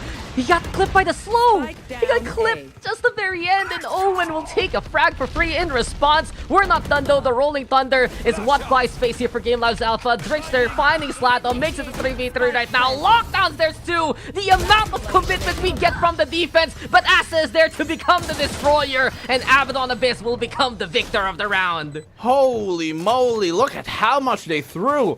All of their high-impact ultimates in that round. The Orbital Strike, the Rolling Thunder, and then the Lockdown as well. And still, Abaddon Abyss are able to weather the storm and come out on top. They do have the Showstopper and that Nightfall, though, to try and equalize things up, as Exotic has got his own. But that's a lot of commitment for a lost round, Dax. That's painful to lose. You always know what they say, don't commit when you know it's not a sure thing. Uh-oh. And oh no, case in point, a heartbreaker really for GameLab.Alpha. But at least they saved something for themselves. They still have the Nightfall, they still have the Showstopper. So a few tools of destruction moving forward. Same case can be said though. Rez, Nightfall, both available for Abaddon Abyss. They feel the aggression now from the defense as Fallex as well as Cheese are showing a lot of presence towards short side. Rabad's finding Owen though. Fallex there to make the kill happen towards Exotic on the opposite end. And as of now, the 4v4 will be led by the Seekers instead. Well, they have a stinger here in the hands of Chase, and that can be effective. Showstopper on out. The res comes in as well from Asta, so they've at least regained some control of the situation. Rotate, pulled now here towards the B site. They've got a trap here towards that hookah, so as soon as they step on in, it should be alerting the Abaddon Abyss, rather the GameLab's defense. Yeah, there you go. And speaking of alerts, the warning bells have rung as we get the flashbacks from the hookah, but Boogie is there to get the catch on. Exotic yet again with the takedown. What's new already by this point? B-Black Asta, of all angles that Abaddon Abyss can get, they will take and succeed with. It's 9-10. Here we go again, a one-round gap.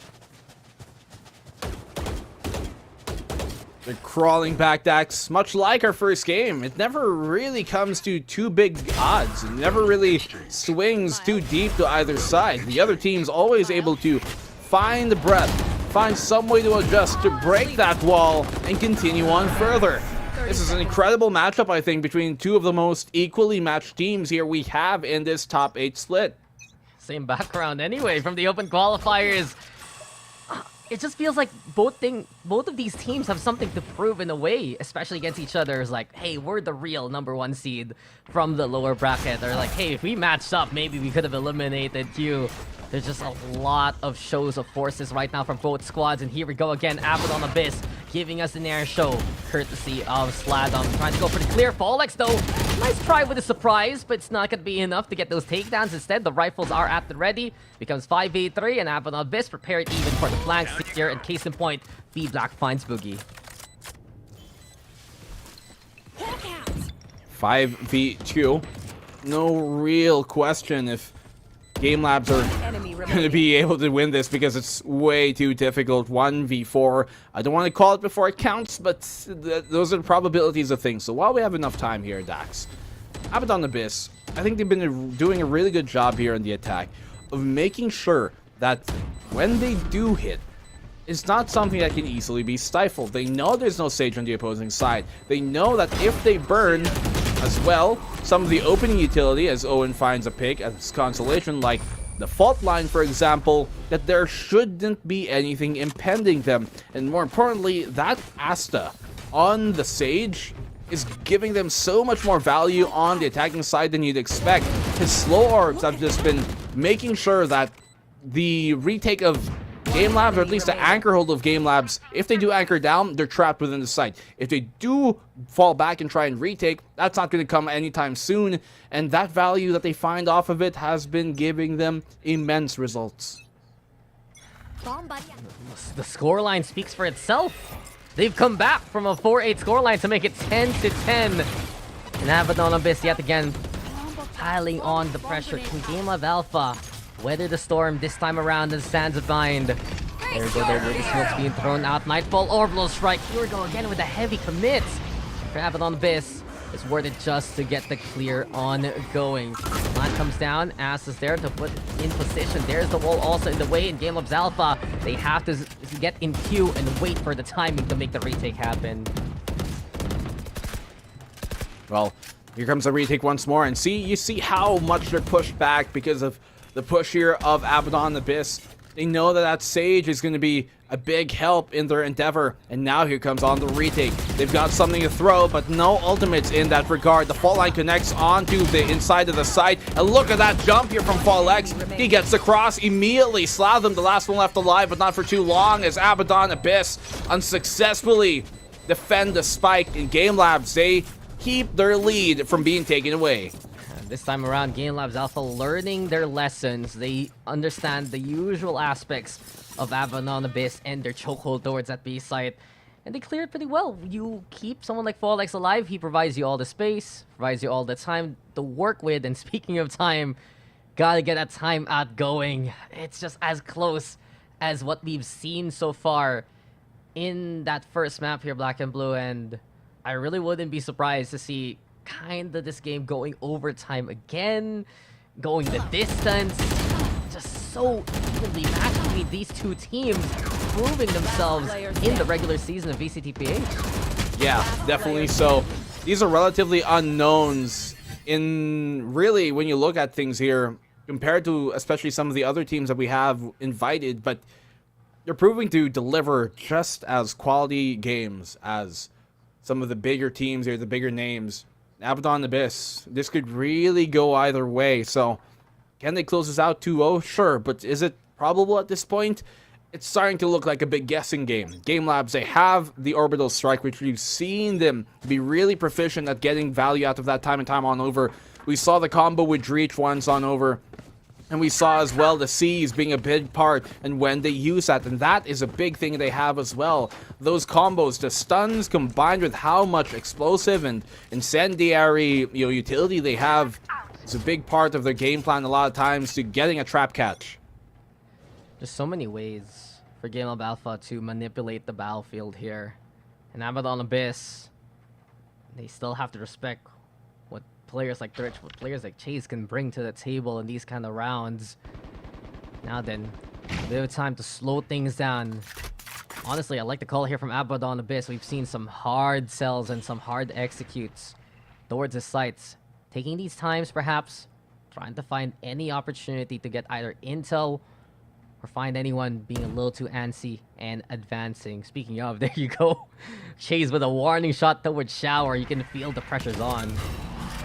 Yep, the Shake's coming on in here. The Haunt confirms his suspicions, and the nade will slow them down just a bit, and it gets a kill as well. Was that comboed with something? I think the fault line, rather, I think C's might have been thrown out in that moment, considering that Chase doesn't have his left remaining. So another great combo thrown out here. Orbital Strike to try and clear out that lamp position as Fallex finds one, and V-Black gets a trade. Oh, there you go, the battle site though. Chase is still there, and Chase will chase down anyone hounding around this site. GameLab.Alpha, well executed. The fade away from Fall X, whether it was the combo, whether it was just opportunity, it was just enough for them to still stay on site and staying in the series as they're in map point to keep alive here.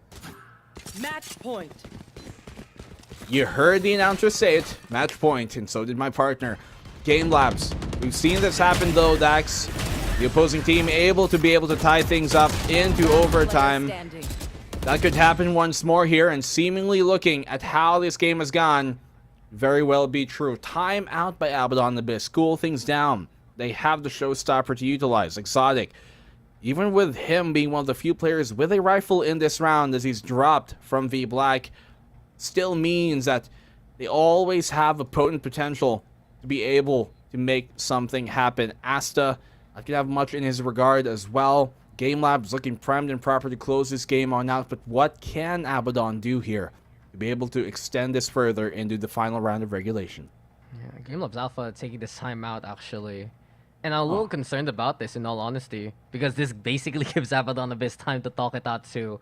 But since they were able to make a good play happen because of that reprieve, wouldn't be surprised to see another combo up, another strong formation from the defense. And you mentioned it, the gun advantage is clear. It's going to be difficult for Abaddon Abyss for everyone to be fully kitted right now. You can see 2 Spectres, 3 rifles, a showstopper. That's the call for the offense. Abaddon Abyss desperate to stay alive on Bind. GameLab.Alpha desperate to stay in this series as we get into perhaps the penultimate round. Could be a very crucial moment here in this series. Fall X going for an aggressive push towards market. Free kill he finds with that off a Game Lab, and that stops Latham, who had the showstopper of his own. Phantom Black on the swing for the trade, but the damage has been done. The swing as well here. Dreech finds one. Everything's crumbling now down. Abaddon Abyss, their hopes and dreams all lies onto Exotic. We've seen him go huge, but he's gonna have to go absolutely instrumentally insane to bring this one back. Element of surprise there from GameLab.Alpha. They found the spike, they found the pickoff, and now Exotic is all alone in a world that does not welcome him. Checks left, checks right. Now it goes for the shot over onto Chase. The Rolling Thunder, though, the amount of respect GameLab.Alpha has here for this one player. But Exotic at 3! Exotic! Oh, so close!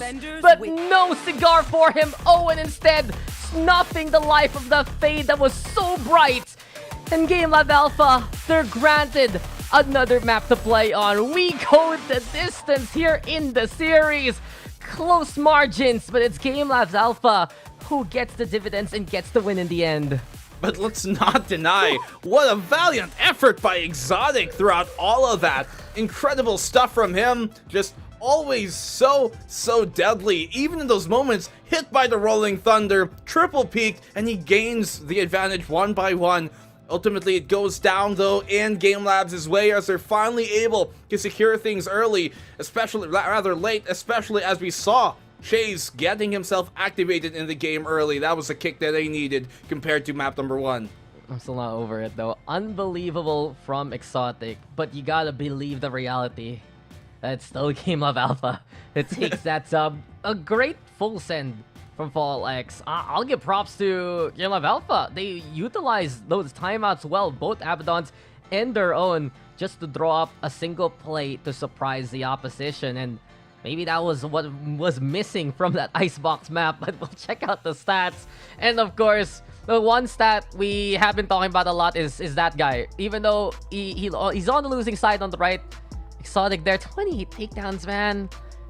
Wow.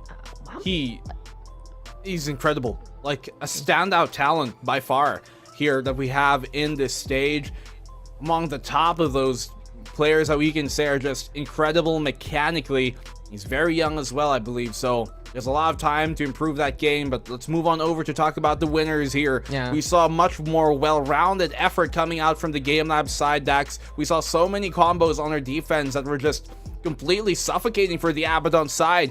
That orbital strike was always gaining them so much space and pressure that it just made Abaddon Abyss simply have to just abide by their own rules. And GameLab.Alpha, the rule is if someone is clutching for the squad, someone else needs to step out a little bit later on. And case in point, Owen having the first half wonders, especially getting so many takedowns and assists really goes to show GameLab.Alpha knowing how to play off that Brimstone so effectively. But near the tail end, besides the clutch moments from Chase, I gotta give it to Fall X to really wake me on up for crucial takedowns in the final rounds of the regulation we saw here on Bind. But as we're checking out the highlights here, there's just so much to throw at these two squads. They're willing to bring out the kitchen sink and the whole bathroom along the way just to get the angles that they want, and sometimes it's still not enough anyway here, Black and Blue.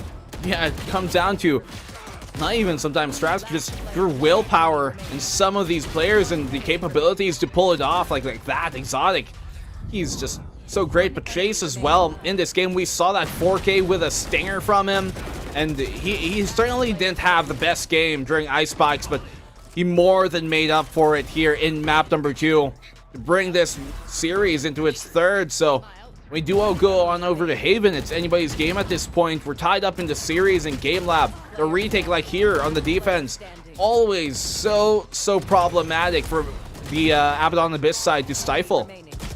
It's just a matter of endurance by this point, but of course, we still got more to come as map 3 is getting closer and closer. Still, both teams have now taken away the map pick of each other's and have forced out this Haven map. And I gotta ask you, Black and Blue, what do you expect here? I mentioned the term endurance a while ago. Does it feel like whoever can really keep up the level of play that they had in the first 2 maps, will they be the ones to take the series? Oh, definitely so. I mean, if they can really play this cleanly that we've seen from both sides, and especially this just incredibly in what we see individually from some of these players, then it definitely could be that. But we're gonna have to find out for ourselves after we come back from this break. Don't go anywhere. The VCTPH will be back in a hair.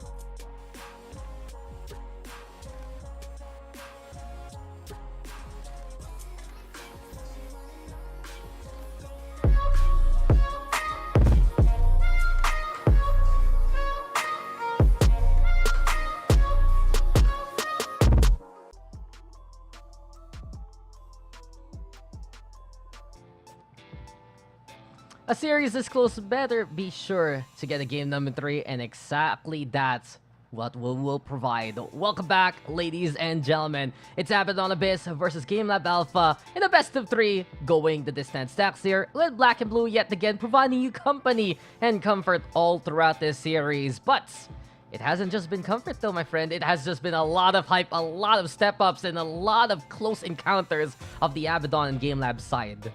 Well, if you gain comfort from this, then I'm glad for you guys. I'm happy for you all. But what I'm gaining is a bit of anxiety because these two teams, they are in a back and forth, just non-stop all the time. It's getting really just impressive on how much stamina these two teams have been able to play at such a high level for these past 2 games, especially knowing at how relatively unknown some of these players are. We're going into map 3, and that endurance is something we talked about coming at the end of the last game, because that can certainly start to wane and really start to affect teams, especially those experienced when it comes into deeper tournament runs like this.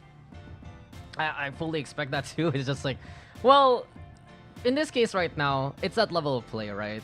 We've seen the step up come again and again from pretty much every single individual in these 2 rosters.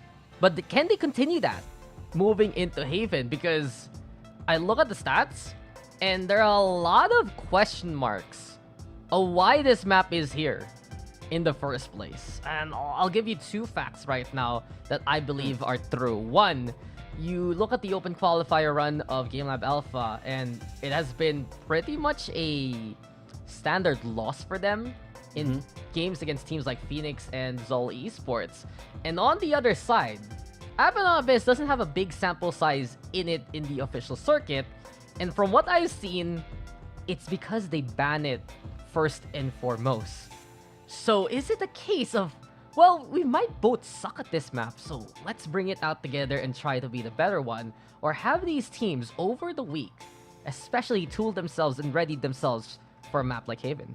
Well, maybe they have something planned for it, but I'm looking at the bans as well, Dax, and I have to agree, like, Game Labs, they ban Ascent, which, you know, statistically is a bit better for their sake, at least at the very most recent result for them. Abaddon Abyss as well, not exactly a great team when it comes to Ascent statistically, but it makes sense why they ban on Pearl afterwards here for Abaddon Abyss, because it's one of the best maps so far statistically of GameLab.Alpha as well, so that's how we ended up on Haven. But I'm just more curious about GameLabs removing Ascent instead of removing Haven and leaving 2 of their much better maps, at least statistically, on this plate. It would have been down to Ascent or Pearl, and in that case, then they have a much higher chance of winning this series. So sometimes it comes down to how you choose to play the battlefield out, and sometimes it just comes down to which battlefield you choose to play on in the first place. And I'm hoping it won't bite them in the back here in the rear if you're a Game Labs fan, because if they do end up somehow losing this map, then it's going to be a big point of contention on why it exactly came down to this. They probably know something that we don't, in all honesty. Probably in either scrims or in other smaller tournaments, they might have seen how Abaddon Abyss plays on a set instead, and they're like, nah, let's bring him to somewhere perhaps that it's not going to be too comfy for them. So it just goes to show, maybe a bit of the crab mentality, maybe just a bit of that research. Either way, we get Haven, and it really has to be the step up. So if there's a lot of discomfort right now, it really throws a big wrench into basically the standard we have seen so far, because we notice both on Icebox and Bind, these 2 teams feeling very comfortable and knowing how to play around the map, knowing how to go for the rotates, now to take those opportunistic angles. So perhaps here, mistakes might honestly shine even brighter. But then again, with the clutches that we've seen so far, and whoever can step on up as a player or as a team to prepare for a map like Haven, we might turn these negatives that we're bringing up right now into positives for the team that can take the series. I mean, very much so. I mean, what did we know? Maybe they have something planned here that we don't. You look at, you know, their compositions historically on this map, and it's stark in contrast. One side favoring here on GameLab side the Astra, while the other side on Abaddon kind of going for the Omen pick instead. They also have different kind of preference when it comes to the duelists that they choose to put in here, with GameLab preferring the Rays and Abaddon preferring the Jets, so there's a lot for them to change on up. But if you guys want to change up the language you're watching this stream in and the casters because you're bored of us or simply sick of it, you may go to the Filipino stream as well. We have multiple streams on the English broadcast. You're watching this probably on twitch.tv/ValorantPH or the YouTube as well of a similar name. We got the Filipino broadcast on Facebook this time as well at Valorant Esports PH, so make sure to tune into that if that is what you'd prefer. But thank you for tuning in to the VCTPH anyways, because we're a new channel now coming into this year, new faces as well joining us, and we're happy to welcome new viewers as well into our lovely scene. Yeah, guys, thank you for being here. Please stay. Please don't listen to Black and Blue and leave us. But of course, you know what has stayed on for quite a while here at VCTPH? It's Grab Unlimited, and you got your discounts. You got, of course, some great deals, and you can celebrate great wins with great food and enjoy free delivery every day. Subscribe to Grab Unlimited now for only 9 pesos on your first month. Use that QR code on the bottom left. Just point your phone at it, and suddenly you get all the info and perhaps the first subscription that you need. Thank you yet again to Grab Unlimited. Thank you guys for tuning in so far. We still have one more map for you at the end of this day, basically, and it's the one upcoming. This is only day 2, Black and Blue. We're back to work after all this time, and these teams, especially these two right now, they're making us earn it, and they're looking to earn really a big spot in the regular season standings. Because from what we know, right, this is a single round robin. Everyone plays each other once, and that's it. You need to be in the top 6 to move on to the playoffs later on. Yeah, these teams are not playing for necessarily elimination by losing a series, but they're playing for the points that they gain by winning enough to make it into the playoffs. As we talked about the way that this series has gone, it's looking like they both are very deserving of that. Let's go on over now into the agent select, as we're looking at things here. We talked about some of the agent disparities early on. Will they stick to that? GameLab.Alpha still having the Omen. It's V Black now here on Abaddon Abyss, who favors the Omen typically, but it's GameLab.Alpha who are shying away from their typical Astra pick. Yep, they both decided to play the Omen out. Abaddon Abyss in the meantime. Looking at the comp that they're running, it's pretty familiar. They just basically replaced the chamber that they used to play with the Killjoy instead. You got the Breach Sova. You know that they want to enable Exotic as much as possible. And exactly that. The Flash Dash perhaps ready to go for Abaddon Abyss. He is feeling it after that second map. Expecting big things for him into the third. GameLab.Alpha though, tried, tested, and ready to go. I believe we have seen a team like Paper Rex play this to great success on the world stage. And when you see the Jet Reyna of GameLab.Alpha, you know it's do or die time. Something they love to run on Pearl, which has been one of their most successful maps. Maybe it's the same case right here, right now. Going for a much more standard composition, maybe simpler, but one that can also be very heavy and hot-handed. Shying away from the typical Breach, Fade, Astra, and Raze composition we've seen them in the past bring on in during the qualifiers, and seems like they've been saving something here. So maybe that's the reason why GameLab.Alpha are choosing to play Haven and not leaving out this map instead for one of their typically statistically and historically favored ones. But let's the past be the past. We'll move on over to the present, then the future. GameLabs versus Abaddon Abyss here for map number 3 in the decider of this series. Yeah, this is looking exciting, and I love the call for GameLab.Alpha. The first time I saw them play, I was just like, these guys are gonna be willing to run this double duelist in any kind of map and look to dominate through aggression. It has been the case that we saw from them in the open qualifier on a different map like Pearl. Will it be the same case now? We move to 3 sites. We move to map number 3. We move to a slower pace of the game. It's GameLab.Alpha trying to see if Abaddon Abyss has any cheeky tricks to begin the map with. Well, what can they pull out here remains to be seen. Especially with this Reyna pick. You always expect it to just be a very heavy-handed approach, but if they can give us a bit more variation, then maybe Abaddon Abyss wouldn't be too expecting what's to come. Walking now their way here and towards mid. As soon as they cross this, the turret should alarm and alert that the presence is here. Yeah, and there you go. As soon as the alert rings, the fault line is there too to try and slow them down. Rabab's given time here to still stay in the committed position. And Fallex will be able to get that takedown. It's GameLab.Alpha now navigating towards that C side. Over to the back though, it's V-Black trying to go for the hold, but the contact now is ready here for GameLab.Alpha. Exotic though fighting back to get two of his own all the way towards that spawn side. Asta is there too, giving the advantage back to Abaddon Abyss. The spike's planted though, and it does feel like the formation has been changed. Chase from the window, peeks a booze, and kills Asta. Fallex now beating Exotic as his own game. All left to Sladum in a 1v2 scenario, but Fallex there, he'll fall flat. 1v1 now, Chase towards the link side. In the game of Sovas, only one can be superior here. Sladum now crawling closer and closer. That was close indeed, but Chase stays alive and gets the 3k to win the round. Man, fortunately for Chase, he had much more HP than Sladum did there.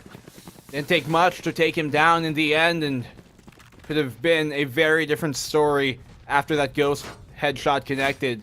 Abaddon Abyss not able to bring back that round. It's GameLabs who started off strong and ended strong at the very least, so they get this opening pistol on the attacking side, which you'd really want to have, especially starting on this half.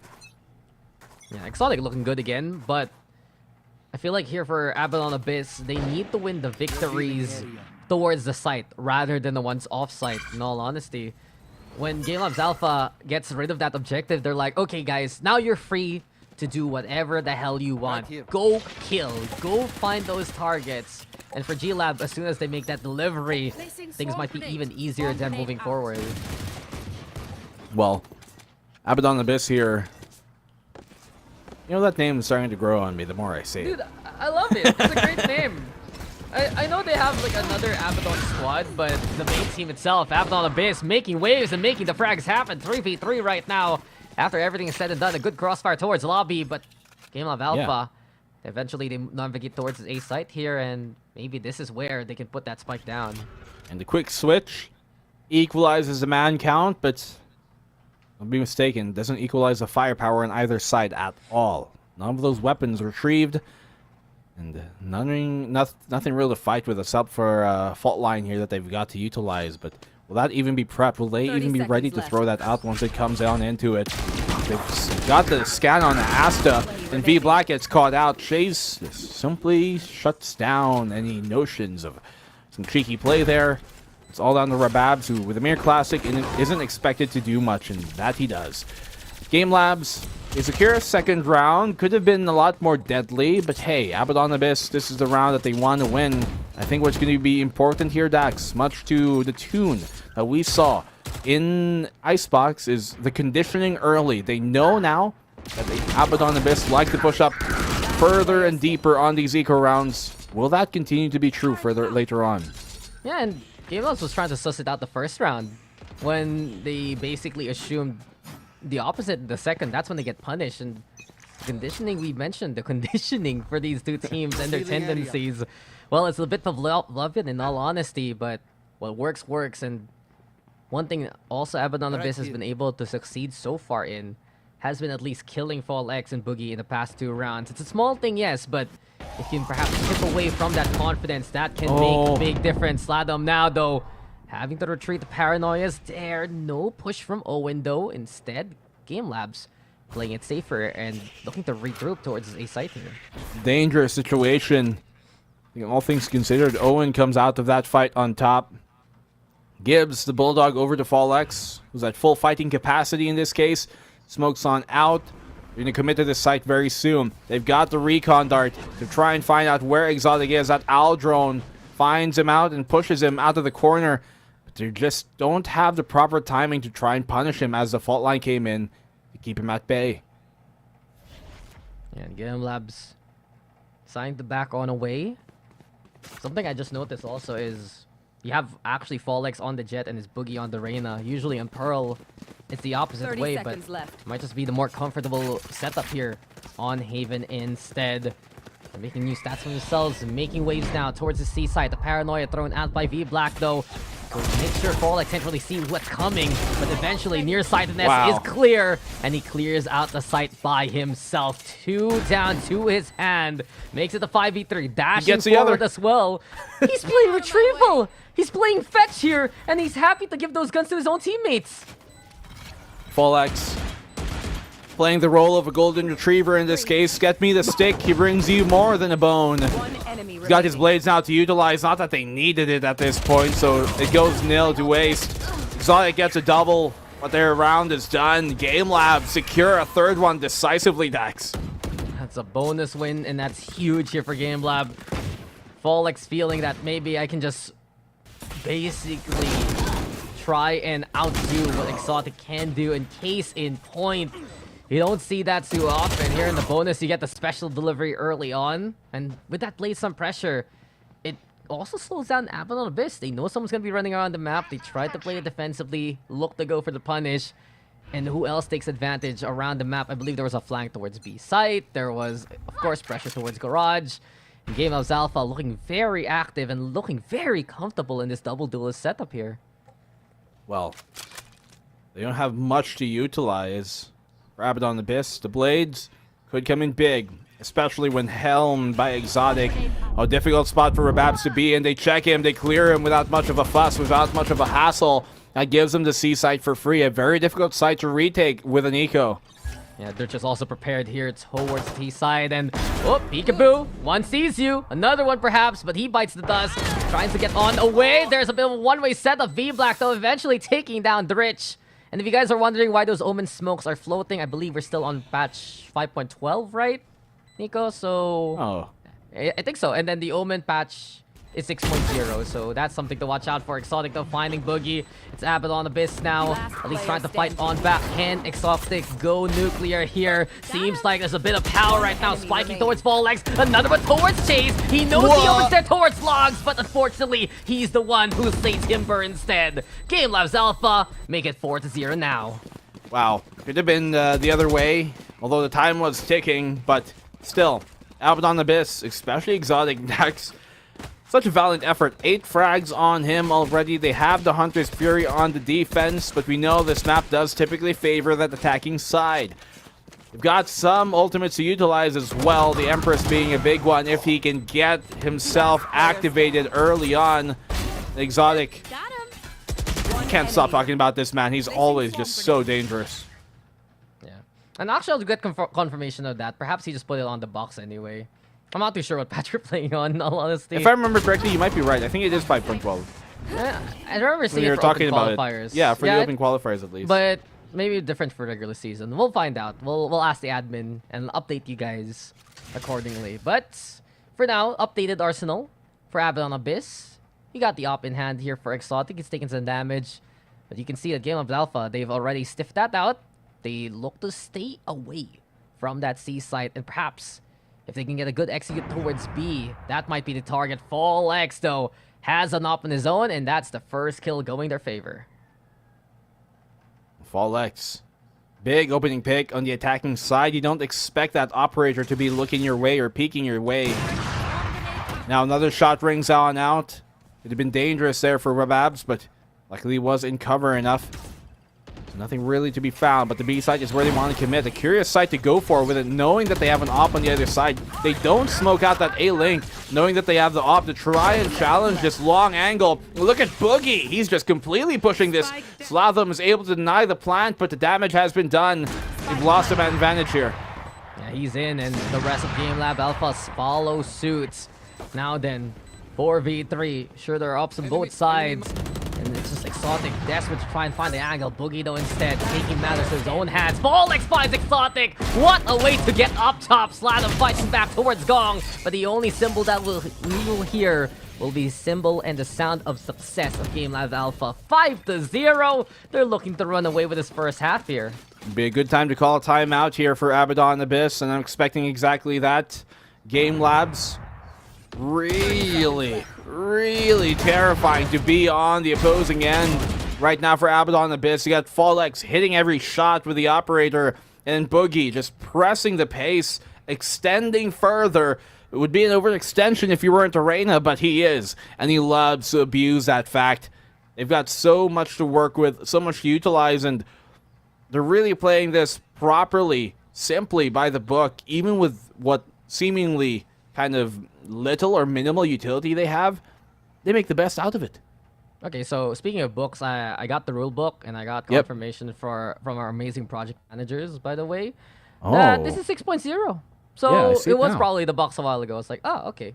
But besides that, when you have a comp like this from GameLab.Alpha, you just need to do two things. One, go kill, and two, make sure you have the space to go kill. Despite having perhaps the lesser utility to fight back, they don't really give Abaddon Abyss the time to set one up. As soon as they're in, players like Folex, players like Boogie in that last round, they're good to go. And who follows up? It's the rest of the roster. It just seems like for Abaddon Abyss, they have had those in the first half, but now it's getting amplified by the pace and the comfort that we're seeing from GLab. This Jet Reyna is really what fits them in many of these maps, and we'll see now if Abaddon Abyss, after a bit of a timeout, can get back into it. Well, Abaddon Abyss, we have yet to see them put a score on the board. This is not the round we're expecting them to do it, but furthermore, after this, they're going to have to start gaining some points in their favor.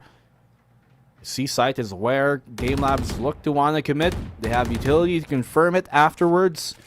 If they do get the plant down, when they do get the plant down at this point, as we expect. Although V-Black is playing that close angle with a shorty, and we've seen that be very, very intrusive and really disrupt a lot of the plans of many teams. He peeks, doesn't see much, but I don't think they see him either.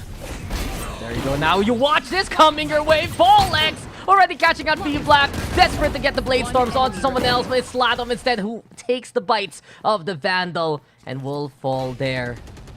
That C defense eviscerated and obliterated in the blink of an eye. GameLab.Alpha putting themselves in potentially a 6-0 scoreline now. Well, that's looking to be the case. I don't see a world where Exotic wins this round, even though he gets a kill. That's all it will be, ultimately. Owen gets a 0-6 here in favor of GameLabs. They're continuing on. We're almost gonna meet our friend. We are. We are. Well, But Rababs is doing that right now. oh no, you can't call him out like that. But the call to action here for GameLab.Alpha is just as oppressive as can be. And what is gonna be the answer now here for Abaddon Abyss? They struggle to have the firefight beyond Exotic.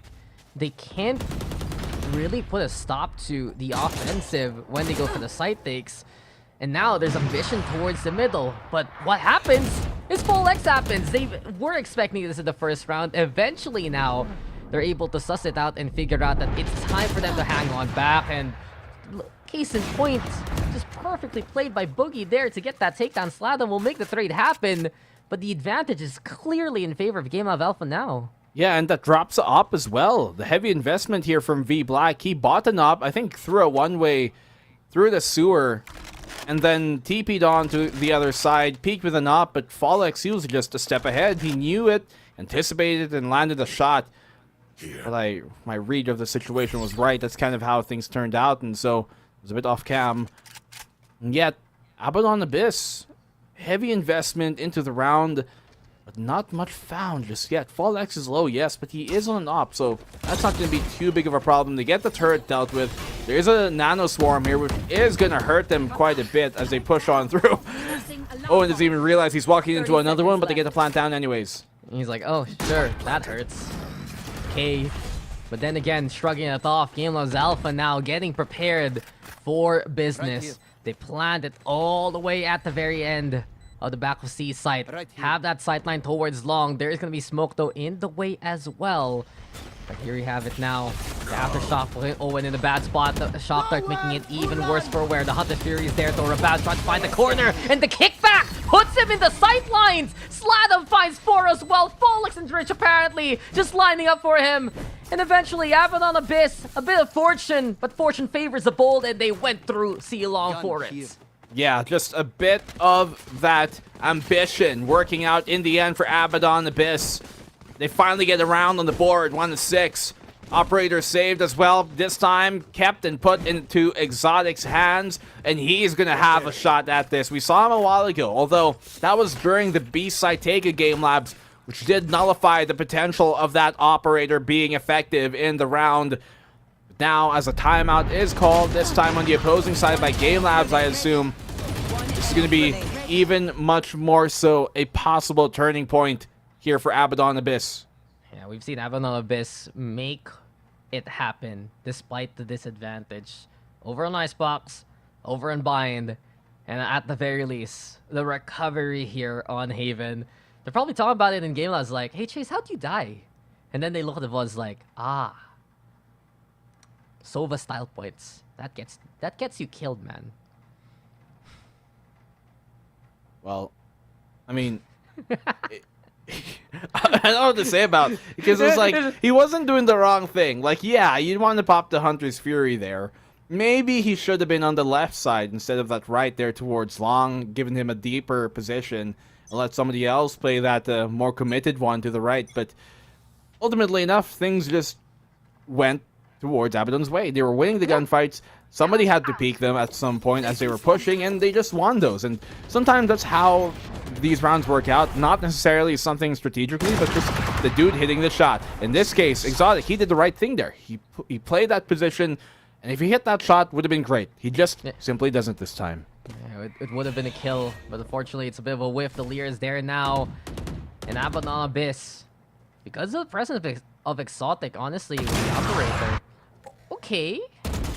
Slow peek towards Long, and Owen goes down. So I was talking about how the operator was burning utilities from GameLab, courtesy of Exotic's hand, but I guess he burns the life down. Now then, we get the jump peek and allows the Heaven defender of D-Black to at least try and get that takedown. Dritch as well towards the middle. And I think here, Black and Blue, the one thing you have to watch out for GameLab is how much utilities they still have down the line, because if Abaddon Abyss can burn down the clock and burn out those utilities, we might see the same case like their victory a while ago. The Turret gets the spot, Rababs is there as well. Boogie low on the HP, but the fade away. Dritch actually finding the takedown. A little bit too greedy though from Boogie. Sladam is there to get the punish while he's trying to devour that soul. 30 seconds left. GameLab's eventually making it towards the side. The Hunter's Fury is there though. Oh, he's blind as well and tagged by the Hunter's Fury, so it was way too difficult for him to try and find a way to dodge and weave throughout all of that. Rolling Thunder is going to be thrown on out. Ultimate after ultimate, high impact especially. They're bled out for time. There's no way they can get the plant down at this point. Maybe they can kill them all, but as Flawless goes down, there's no chance in hell. The fault line connects as well, and they've single-handedly saved the rounds with those two ultimate here. Abaddon Abyss, they've found the second round to streak to. Yeah, they're finding their form. GameLab.Alpha, confident, yes, but might be a little too cocky, contesting the operator all the way on the opposite end. And same case here with the Reyna. You just have to be a bit more careful right now if you're GameLab.Alpha. We know that you guys are stellar shots. They know that too on the Abaddon Abyss side. And with the respect that they're doing right now, and also keeping tabs on what brings GameLab.Alpha the momentum, if ever, well, Abaddon Abyss has done a good job in the past two rounds. Problem now, though, their A site is, I'd say, undermanned. They will have the rotations, though, with the Breach and the Jet coming their way. Could be a split push here, courtesy of GameLab's Volex now dashing on forward, but doesn't win versus Asta. Owen's there to make the trade happen. They're trying to clear for short. Sladam buying a bit of time, but Boogie's there to get that takedown. Leads now to a 2v2 as Rababs gets the angle. There's the crossfire. It's B-Black, though, getting a takedown off the Dritch. Boogie versus Rababs, and it's Rababs who will win. Abaddon Abyss again fighting and fighting to stay in this game. Well, they were looking at the darkness a while ago, Dax, but the Abyss, it looked back, and this time it's Abaddon who was able to secure another round in a row. Dax, similar story, similar background, and once again, similar results and pace that we saw from Icebox and Haven. Recalling my bot. What was our previous? Bind, where Game Labs go up, Abaddon Abyss chase right back. Just a single timeout for Abaddon Abyss to get this kind of form. They're feeling so confident right now, willing to get those duels going. And even better now, they were trying to play this mid aggressive a while ago. This time around, they get that first pick, but maybe too much overextension there, too much of an overheat. They'll lose Asta along the way. There is still pressure towards A side as well. Owen making noise from the short angle. But beyond that, GameLab.Alpha, it isn't as clear-cut as what we've seen so far. Abaddon Abyss is fighting, but Owen's the one who wins it and opens up A for them. Great opening here from Owen. Allows much bigger potential for Game Labs to stifle this run that they're on. You can see V Black, he's ready for this. He's anticipating it. He knows the TP comes on in, and Owen still wins it out anyways. And now Exotic, I think the right call here would be to try and play the save, but they burn the lockdown for it anyways. Looking to try and see if they can get the kill off of it. I'm not too sure if it's effective. You see the flank here come in from Owen as he uses the From the Shadows to go on that A-Link. And I don't know about this commit from Abaddon. He broke the lockdown even, but Ravams is there to hold down short. The operator making noise from the high ground. Eventually, Exotic dropping on down. But let's not forget, Owen's coming his way. Here we go with the shot. Exotic will get the kill. The Blade Storm, though, looking at least to try and clutch it out for the squad. Here comes the knives, and down goes Exotic instead. 7-3, GameLab.Alpha get back on the board. I mean, they still have economy to buy up into this round, but I feel like ultimately the smarter thing to do would be try and save that heavy investment operator for next round. So even if they lose this, they would still have economy to buy up potentially for the next, or at least have a better force. But one could never, I guess, blame someone for wanting to try until the end comes, until it's over. So Abaddon Abyss, valiant attempt. Ultimately, in the end, still though, heavy investment lost in that round. In Game Labs, they've got the lockdown of their own to throw out. Yeah, while we're waiting for the end, I gotta respect the ambition. But then again, you keep an eye out on what they had. The operator in a 2v3, it's really difficult to get that map 2v4 control. even. 2v4 even, actually. Yeah. And, well, it just goes to show that there is ambition from these young guns. These guys really have something to prove. But sometimes, eagerness has hurt both GameLab.Alpha and Abaddon Abyss all throughout the series. But this time around, GameLab.Alpha in a very good position to keep control in their favor. Fallex just trying to see who's here towards B site. That turret still activated within the range of the Killjoy, holding by the path towards garage. Eventually, though, realizes someone's there towards the back of that B site. Perhaps might have even seen the breach.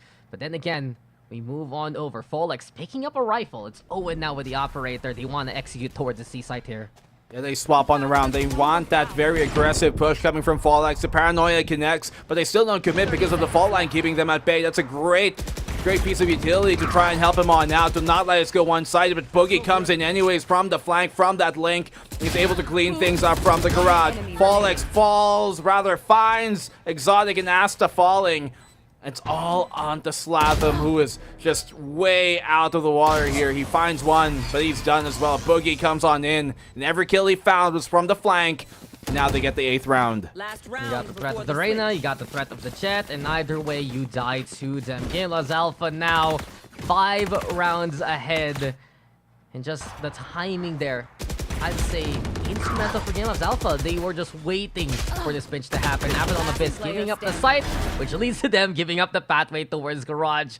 With GameLab.Alpha just breathing on their necks, there was no way to get the hell out of there. And then just became a masterclass of shooting from both Boogie and Fallex. Both of them with 15 kills. Both of them impactful all throughout this half. And we hear the Blade Storm now being brought out by Fallex, but Owen's there to get the peek into takedown. And Owen with another one. QT more like deadly here, good sir. It's even gonna be the lockdown into play. Fallex, come on, that was 30. Another one bites the dust to his hand. They want the knife. They want to go for the right click, and Sladom cannot handle the forces of GameLab.Alpha just right in his face. Wow, what a round here from Game Labs, just bulldozing their way into any attempt that they have. And Abaddon Abyss struggling to really put a stop to any of this. It's only Slatham and Exotic right now up there on the board. Look at Owen here, moving, sidestepping his way into a more favorable angle. And Fallex with those blades, dicing, slicing, and cutting up the defense. And now it's their chance on that defensive side. We know that all-in comp of the Jet Rain is effective on the attack, but how effective can they be now on the defense? Begs the question, right? How will GameLab.Alpha look to seal the deal here if they can The first thing comes to mind, aggressive defense. Boogie and Fallex, wouldn't be surprised to see them go for the expedition. As Dritch, he has a plan. He's juggling 2 guns. There's a shorty and a classic. He's ready to fight to the bitter end here towards his A shorts. Abaddon Abisto. This time around, they heard the noise. They're ready to greet him if ever. Exotic, though. Are they able to get the shot onto Dritch? Dritch there fighting. Sladam's there to make the takedown happen. But Chase from the top of the ramp. At least going for a bit of the covering fire. And speaking of cover, the dark cover is there, though. Abaddon Abyss. Not the easiest way to make it towards this A site here. Yeah. Stops them from committing right now. They do have Rababs, making sure that nobody's walking up their window or towards mid. Going for the rotate, but GameLabs, they read this. They know this is coming towards the C site, and they've committed a full rotate to try and go here instead. They're prepared for it, and just some good map presence all around from GameLab.Alpha. They still need to get these kills, though. The fault line now confirming the intention.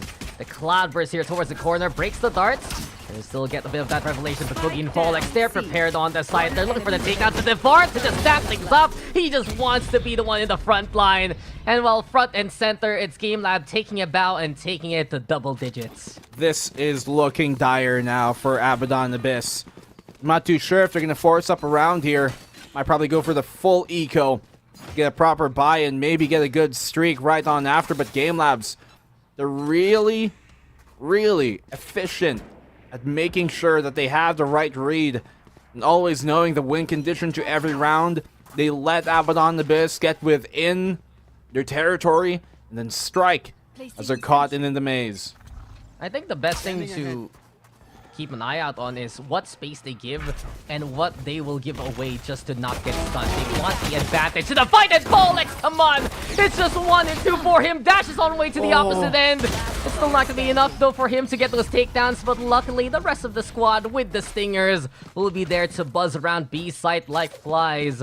And we'll get the round for them. Quick work to make it 11-3 now. And that was just a Ghost as well. He didn't really buy up much in that round at all. So now he can buy up a Vandal. Could potentially put a stick into the spokes here of Abaddon Abyss coming into this round.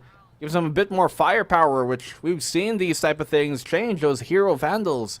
Abaddon Abyss, time out before continuing on further. They're in a very dangerous spot. Hasn't that been the case so far for Abaddon Abyss? Not to this extent, though. Yeah, that's a bit... I kind of want to bring it back to something we were talking about before this game. The endurance. It's been tiring for Abaddon Abyss. 2 times they were down 8-4 in the first half, and they had to claw their way back for an OT win and a small loss on Bind. Hasn't that been taxing enough to really get to them? And I'd say the same case for GameLab.Alpha. Aren't they sick and tired of not being able to capitalize on these kind of leads? So we're seeing it here. Abaddon Abyss, they struggled immensely in the first half. They struggled at the start really here of the second half. And it's really biting them in the rear as this gun buy here is pretty much their make or break moment by this point. Yep, they lose this round. That's pretty much it, I think, here for this game. They might just well be done. Abaddon Abyss, we talked about, yeah, as you said, just that endurance, and you can see it waning here. So the rule of Zombieland might as well be here as well. They have to keep up that pace for the duration of this match, but GameLabs are making it difficult. A lot easier said than done. Dashes on in. They don't even realize Boogie, where is he looking? The frag coming from Exotic is big. That's what they need to get this round, but they've equalized out the man disadvantage to a 3v3. Yeah, a bit of a head scratcher there, but in the end, Abaddon Abyss does make it their way towards that A site. Chase saw him, Chase shot at him, but I guess the coordination in communication just wasn't there to make it happen. Still though, a flank possibility courtesy of Fallex. Not only that, he has a Vandal in hand, so he has the firepower. They're not looking at each other again. It's looking awkward. Turns around, realizes, oh hey, what you doing there, good sir? Owen though, with the Ghost in hand, makes it a 1v1. A single shot will do each other in, and there you go, Rebaz. We'll find the single fire, we'll find the single angle, and well, the single round that Abaddon Abyss needed, they will get it. For now, but look at how little economy they're left with because of how close that round went. GameLabs, that was their bonus. Now they're able to actually properly buy. Fallex doesn't have much, but We know he can gain his blades quickly if it ever does come down to it. Exotic's opener was absolutely huge. Fallex here, this is just awkward. like, Luckily, hey, wait, he comes what? out of it on top. As soon as he realizes, there was also an alert towards Rabat. He's like, wait, how is someone on site? Gotta hustle, gotta get it through the short angle. And speaking of short, here we go again. Rich has been pretty cheeky with everything he's wanted to do. Peeks onto the Owl drone, removes Platinum from the equation. But the problem is, because of his death, all of his tools now gonna get powered down. Allows Exotic instead to walk on up, get those takedowns, and Abaddon Abyss will take the site away. All right, pretty good here from Abaddon Abyss. They're starting to build up momentum, just as we saw in that first half. But how long really did it last? All they have to focus on is getting this round first, though, and that's the important part in this situation. Round per round is what you gotta do. Fallex in heaven, they're trapped as well on the CT. Look at this put from Owen. He goes unchecked, not for too long though. Abaddon Abyss finally get the second round on the board. Where their endurance still remains to be in question. Yeah, they're still breathing. They're still making sure that this marathon is not over. And while it's early, I'm already going to pause the question here for GameLab.Alpha. Is it worth it for these kind of trades? Is it worth it for these kind of frags? You have to realize who you're giving up on the defense, especially. And if Dritch falls like that, what was the point of all the nanoswarms and alarm bots that he set up in the first place? Could have helped out the team perhaps for more of the stall. I like the hustle to get rid of the defenseless Sova, sure. But you still have to realize who you are in the composition. T-Black now, yet again putting pressure towards short. There's a number of bodies here from GameLab.Alpha towards this A site. And it's Fallex now making the blades work. Two already sliced and diced. He's ready to cook up a storm yet again. Chase in the face of B-Black. Fallex finds three with the blades indeed. He is just sharp here, good sir. And with Rababs with a single HP, anything that looks at him, anything that breathes at him, that will be his folly. Fallex not, but Rich will. Match point for GameLab.Alpha. What a round for GameLab.Alpha to win as well here. Match point. On the Eco, a thrifty round, all things considered, I would think, for them to take. One that Abaddon Abyss were not expecting, but those are the ones you have to be the most careful of. Fall X opening things up here, and Chase just finding great timing on this push. They just seemingly know what to do in these micro moments and how to dodge and weave and slither through and make the most out of these timings to catch Abaddon Abyss off guard. Yeah, that's the point, right? Not the most complicated macro calls, but the micro decisions, the small adjustments to win out these duels and give them a chance to chain these takedowns. That has just been the GameLab.Alpha way. Now Abaddon Abyss feeling the pressure, and it gets even worse as they lose Asta early on. The spike will be dropped. We have Owen now even going up top here on C site. So it really goes to show here. GameLab.Alpha now playing to find these picks to make it quite a convincing win, if ever. Small mistakes like that can be indicative of that waning endurance that we talked about. It can get pretty tiring to try and play this good for this long. Exotic trying to find at least an early pick here before they commit towards this plant. Check both corners. Little does he know it's towards the CT that's actually being committed. Shots come on out. Signals him to bail off, but he doesn't have Tailwind as well to utilize here. He's going to get hit by it too. That's huge here from Chase. They got the lockdown on the retake.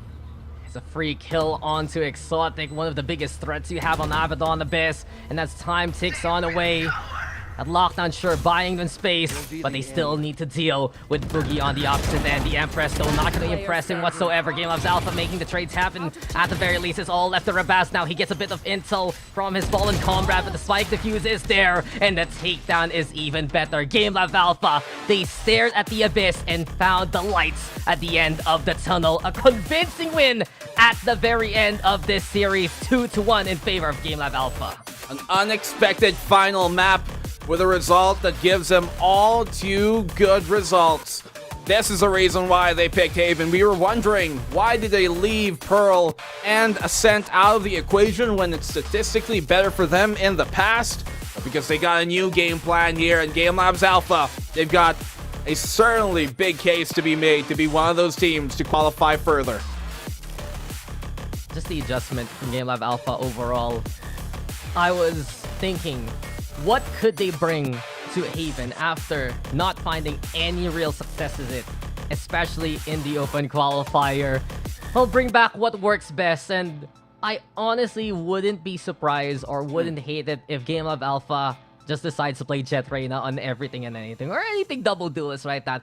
It just suits them so well. They're so strong on the micro decisions. They're so strong at chaining these takedowns, finding these opportunities, that it really exemplifies the firepower and the potential of a composition that they run in. Well, I think Dex, even though it's effective here, it might not always be effective against different competition and different teams who play a bit differently as well, of a varying emphasis on how their game plan goes. We're going to look at, I'll have the highlights from that last game in a bit, but you look at the stats here, Fall X, so many times where he just applies so much pressure on the defensive Abaddon side that they just don't know where to look. Him, along with Boogie, that two-pronged spear approach that they have, pincering a lot of the defensive anchors within the site, are just such a nuisance that it became much more difficult to try and deal with. It's one of those terrific tandems that we get in VCT. It's happened years before. And if GameLab.Alpha gets great success down the line over the next few weeks, and those are the two names especially to keep an eye out. But it's an amazing team effort. Without the rest of the squad, Boogie and Fallex could not be able to make these plays happen. But what a run, especially on the attacking side.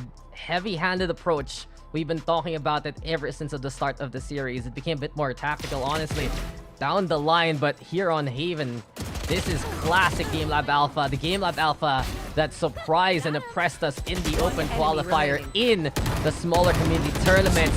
They're ready to go now in the biggest stage of the local scene. What a stage it is. Proving their worth here on this, well, I think that's the biggest tournament they've ever had so far. If you're a GameLabs fan, this is where it really comes down to. No matter what accomplishments you have in the community scene, in the local side of things, it comes down to the official circuit. And they're really proving their worth here in their opening game. Their next matchups are one to watch out for, Dax. Actually, for both of these teams, especially at looking at how that earlier Abaddon Abyss squad was performing in the first two maps. I want to see how either of these teams shape up against some of the more notable names that we know and come accustomed to in our region. GameLab.Alpha, they take this. I'm looking to see them even go further. And we deliver the win here with ONQT. Well, what a way to deliver this win with Grand Unlimited. It was just so convincing by the end there for GameLab.Alpha. That last round, as soon as you saw Exotic fall, you knew that time was not on the side of Abaddon Abyss whatsoever. While a great effort from Abaddon Abyss, I think the question now is, how do they get good starts going? Because in all three maps, they were down versus GameLab.Alpha, and quite a significant margin. It takes such a big toll on a team to keep trying to play the comeback, to try and keep playing those long distance rounds. And I'd love to see for Abaddon Abyss find these ways to be convincing, because especially after timeouts, they get some really good calls down the line. Yeah, it seems like once they've been given space to reach kind of a reset point, you see Abaddon Abyss regain their composure most of all, and aren't just played on to pressure that we have been seeing here, at least during the final map. I think that's really it, Dex. We have to remember, a lot of these players are newer to the scene, or at least in terms of competing at this high of a level, and that could also mean that there is added pressure in regards to their performances, and that composure is something that can be easily withered away if you're not careful. So for this Abaddon Abyss team, I expect that with more experience will come as well the conditioning that we expect from some of the more veteran teams. And if they can keep that up, especially with the talent they got on the front side of things, then they could definitely be a team to watch out for looking forward. I mean, we're only in the day number 2 of a long season here of the VCTPH, so things could still go on the uptick for this squad. I'd say the same case for GameLab.Alpha, and funny enough, both teams are playing tomorrow. In different matches, of course, they're not going to see each other anymore until perhaps the playoffs. But GameLab.Alpha had a chip on their shoulder, had something to prove, and they did it especially against Abaddon Abyss. That's going to be it for us on the casting side. When we return, we'll throw it back to the panel, break down what happened, of course, give you a teaser of what's to come tomorrow. It's Zach from Blacks and Blues going to be signing on out. We'll see you guys for more of VCTPH in just a bit.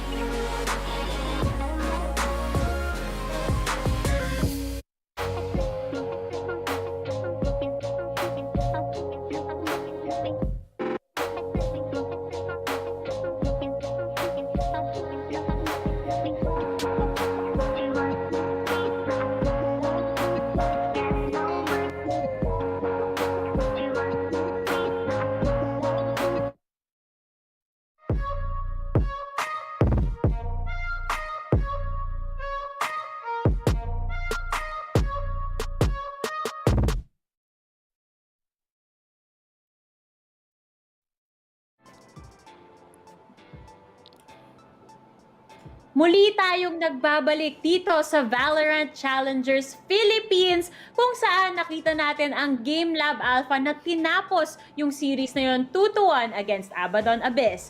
Over here on the panel, kasama nyo ako si Likeable, of course, si Ray Ray at si Honey Glaze with the double E at the end. Ayun na, mga pumaposing na yung mga chikas natin dito.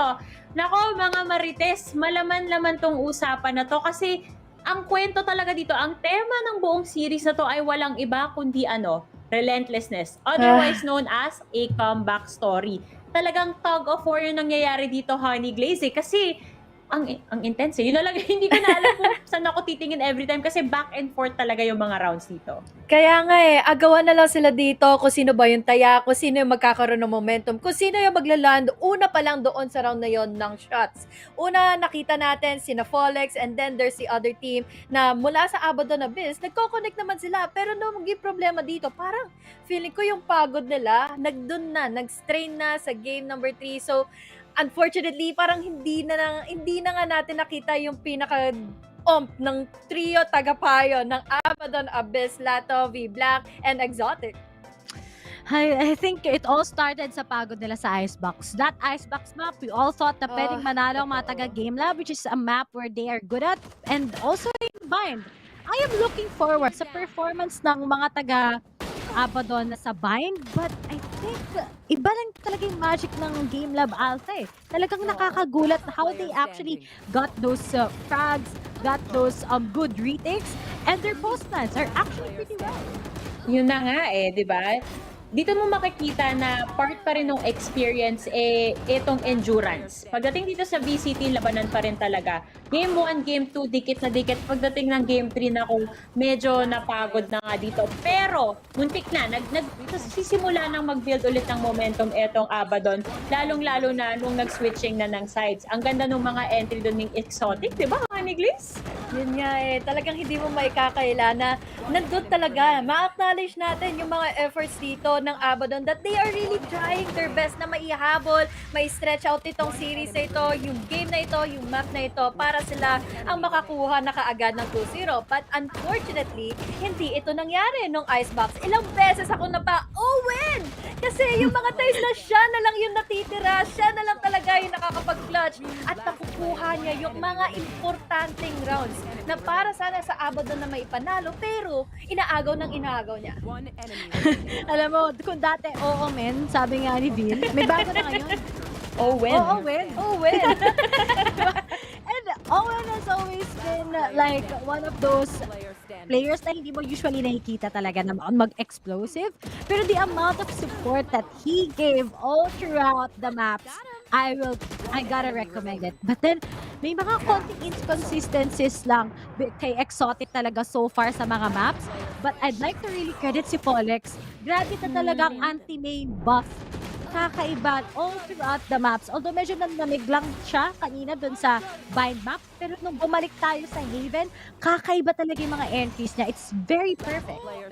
Yun na nga Ang ganda ng mga entry dito ng mga duelist natin. Pero ito yung something na kapansin-pansin para sa akin, Itong GLab, maganda lagi yung umpisa nila. Pero saan ba sila nagkukulang at unti-unti laging kumakambak story etong Abaddon Abyss? I think Laika, para sa mga ganyan na moments, ang talagang pinaka nakita natin is yung mental stability ng hinahandle nitong mga taga GameLab.Alpha. Every time na parang nasa swamp na sila, they still stick to what they know, to what they can execute. And Folex, kitang-kita naman natin. Sa ACS, sa kills, sa deaths, sa assist, nandun lahat. It's all combined together. And this man, guys, definitely watch for this player.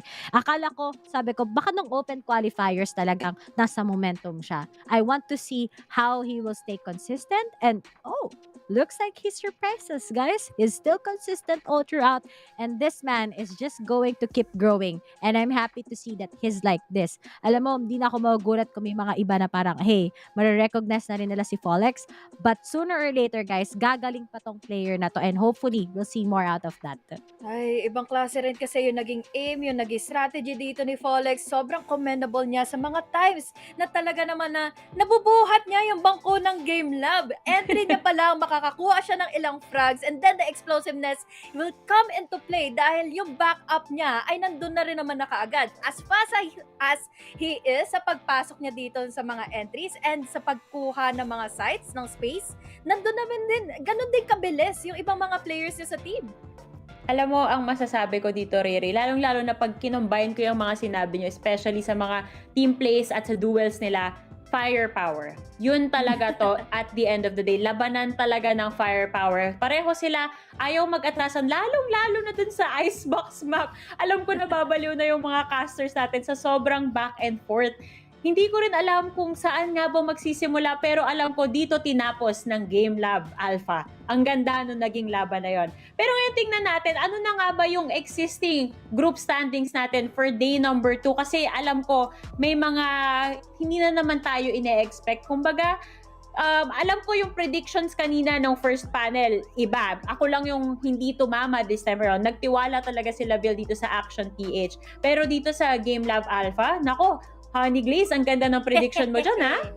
I really love the explosiveness. I really love the consistency na meron sina Folex. So, congratulations to them. Dahil with that one game lead or with that one series lead, parang masasabi mo na eto na talaga yung impact nila. Ito yung identity ng GameLab.Alpha kung saan that you need to be really careful about this team na kapag kapag nagpadala kayo sa bilis ng tempo na nilalaro dito ng GameLab.Alpha, kayo ang matatapos talaga kaagad for a specific series na nakakalaruin nyo sila.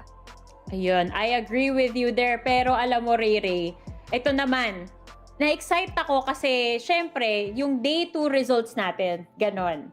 May mga expected and unexpected siguro for some, pero sa atin, lagi na lang tayong happily surprised pagdating dito sa VCT, ano. Tomorrow naman, meron tayong mga exciting matches up ahead. Una sa lahat, Puggers versus Abaddon Abyss, tapos GameLab.Alpha versus Sky Empire. Kung di ako nagkakamali, lahat to galing sa open qualifiers, tama ba? Yes, you're absolutely right. Lahat sila nanggaling na sa open qualifiers and at least at some point, nagkalaban na din sila during their own bracketings. Not specific pa yung pwede ko ma-identify, pero at least itong mga players ito, nakalaban na nila yung isa't isa. Pero ito open book kapag mga taga-open qualifiers na naglaban sa isa't isa. Because they still have so much room to actually grow. And for Abaddon kanina, it's quite like nagulat tayo, pero we can't deny na itong GameLab.Alpha, may laban pa rin talaga sa kanila. But then itong Puggers, kanina yung performance nila, sobrang close pa rin against APH. So I can really do see them growing more going up against Abaddon. Pero ito naman, yung Sky Empire, kailangan din talaga katakutan ng mga teams kasi nakakuha sila ng one map out of the invited teams, which is like the experienced teams then at the same time.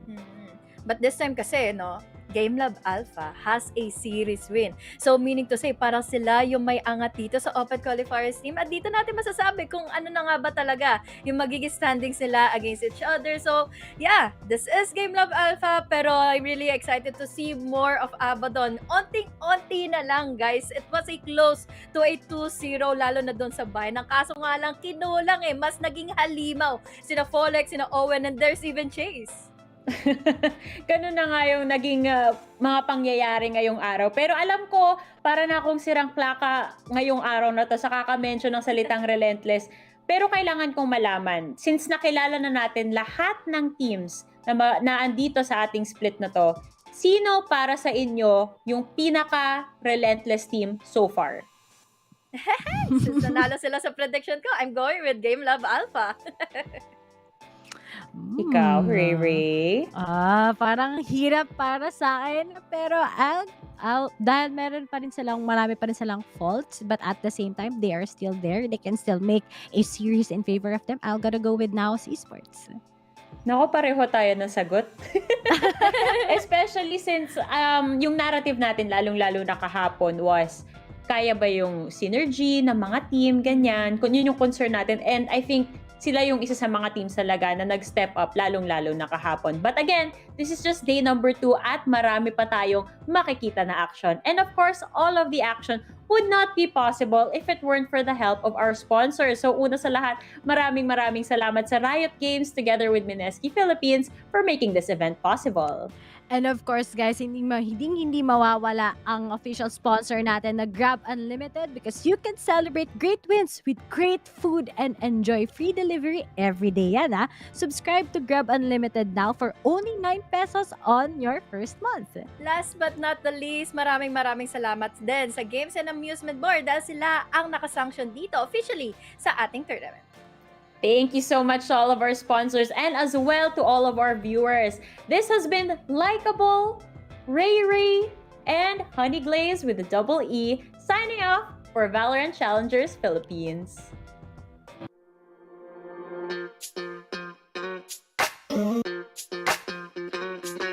We're soaring up high, got no clue. How do I know what I mean to you? Yeah. Say it out loud, spill the truth. Tell me how I'm gonna get close to you. Yeah. High and low, in between, acting out, make a scene. Working on our body language, working on our body language.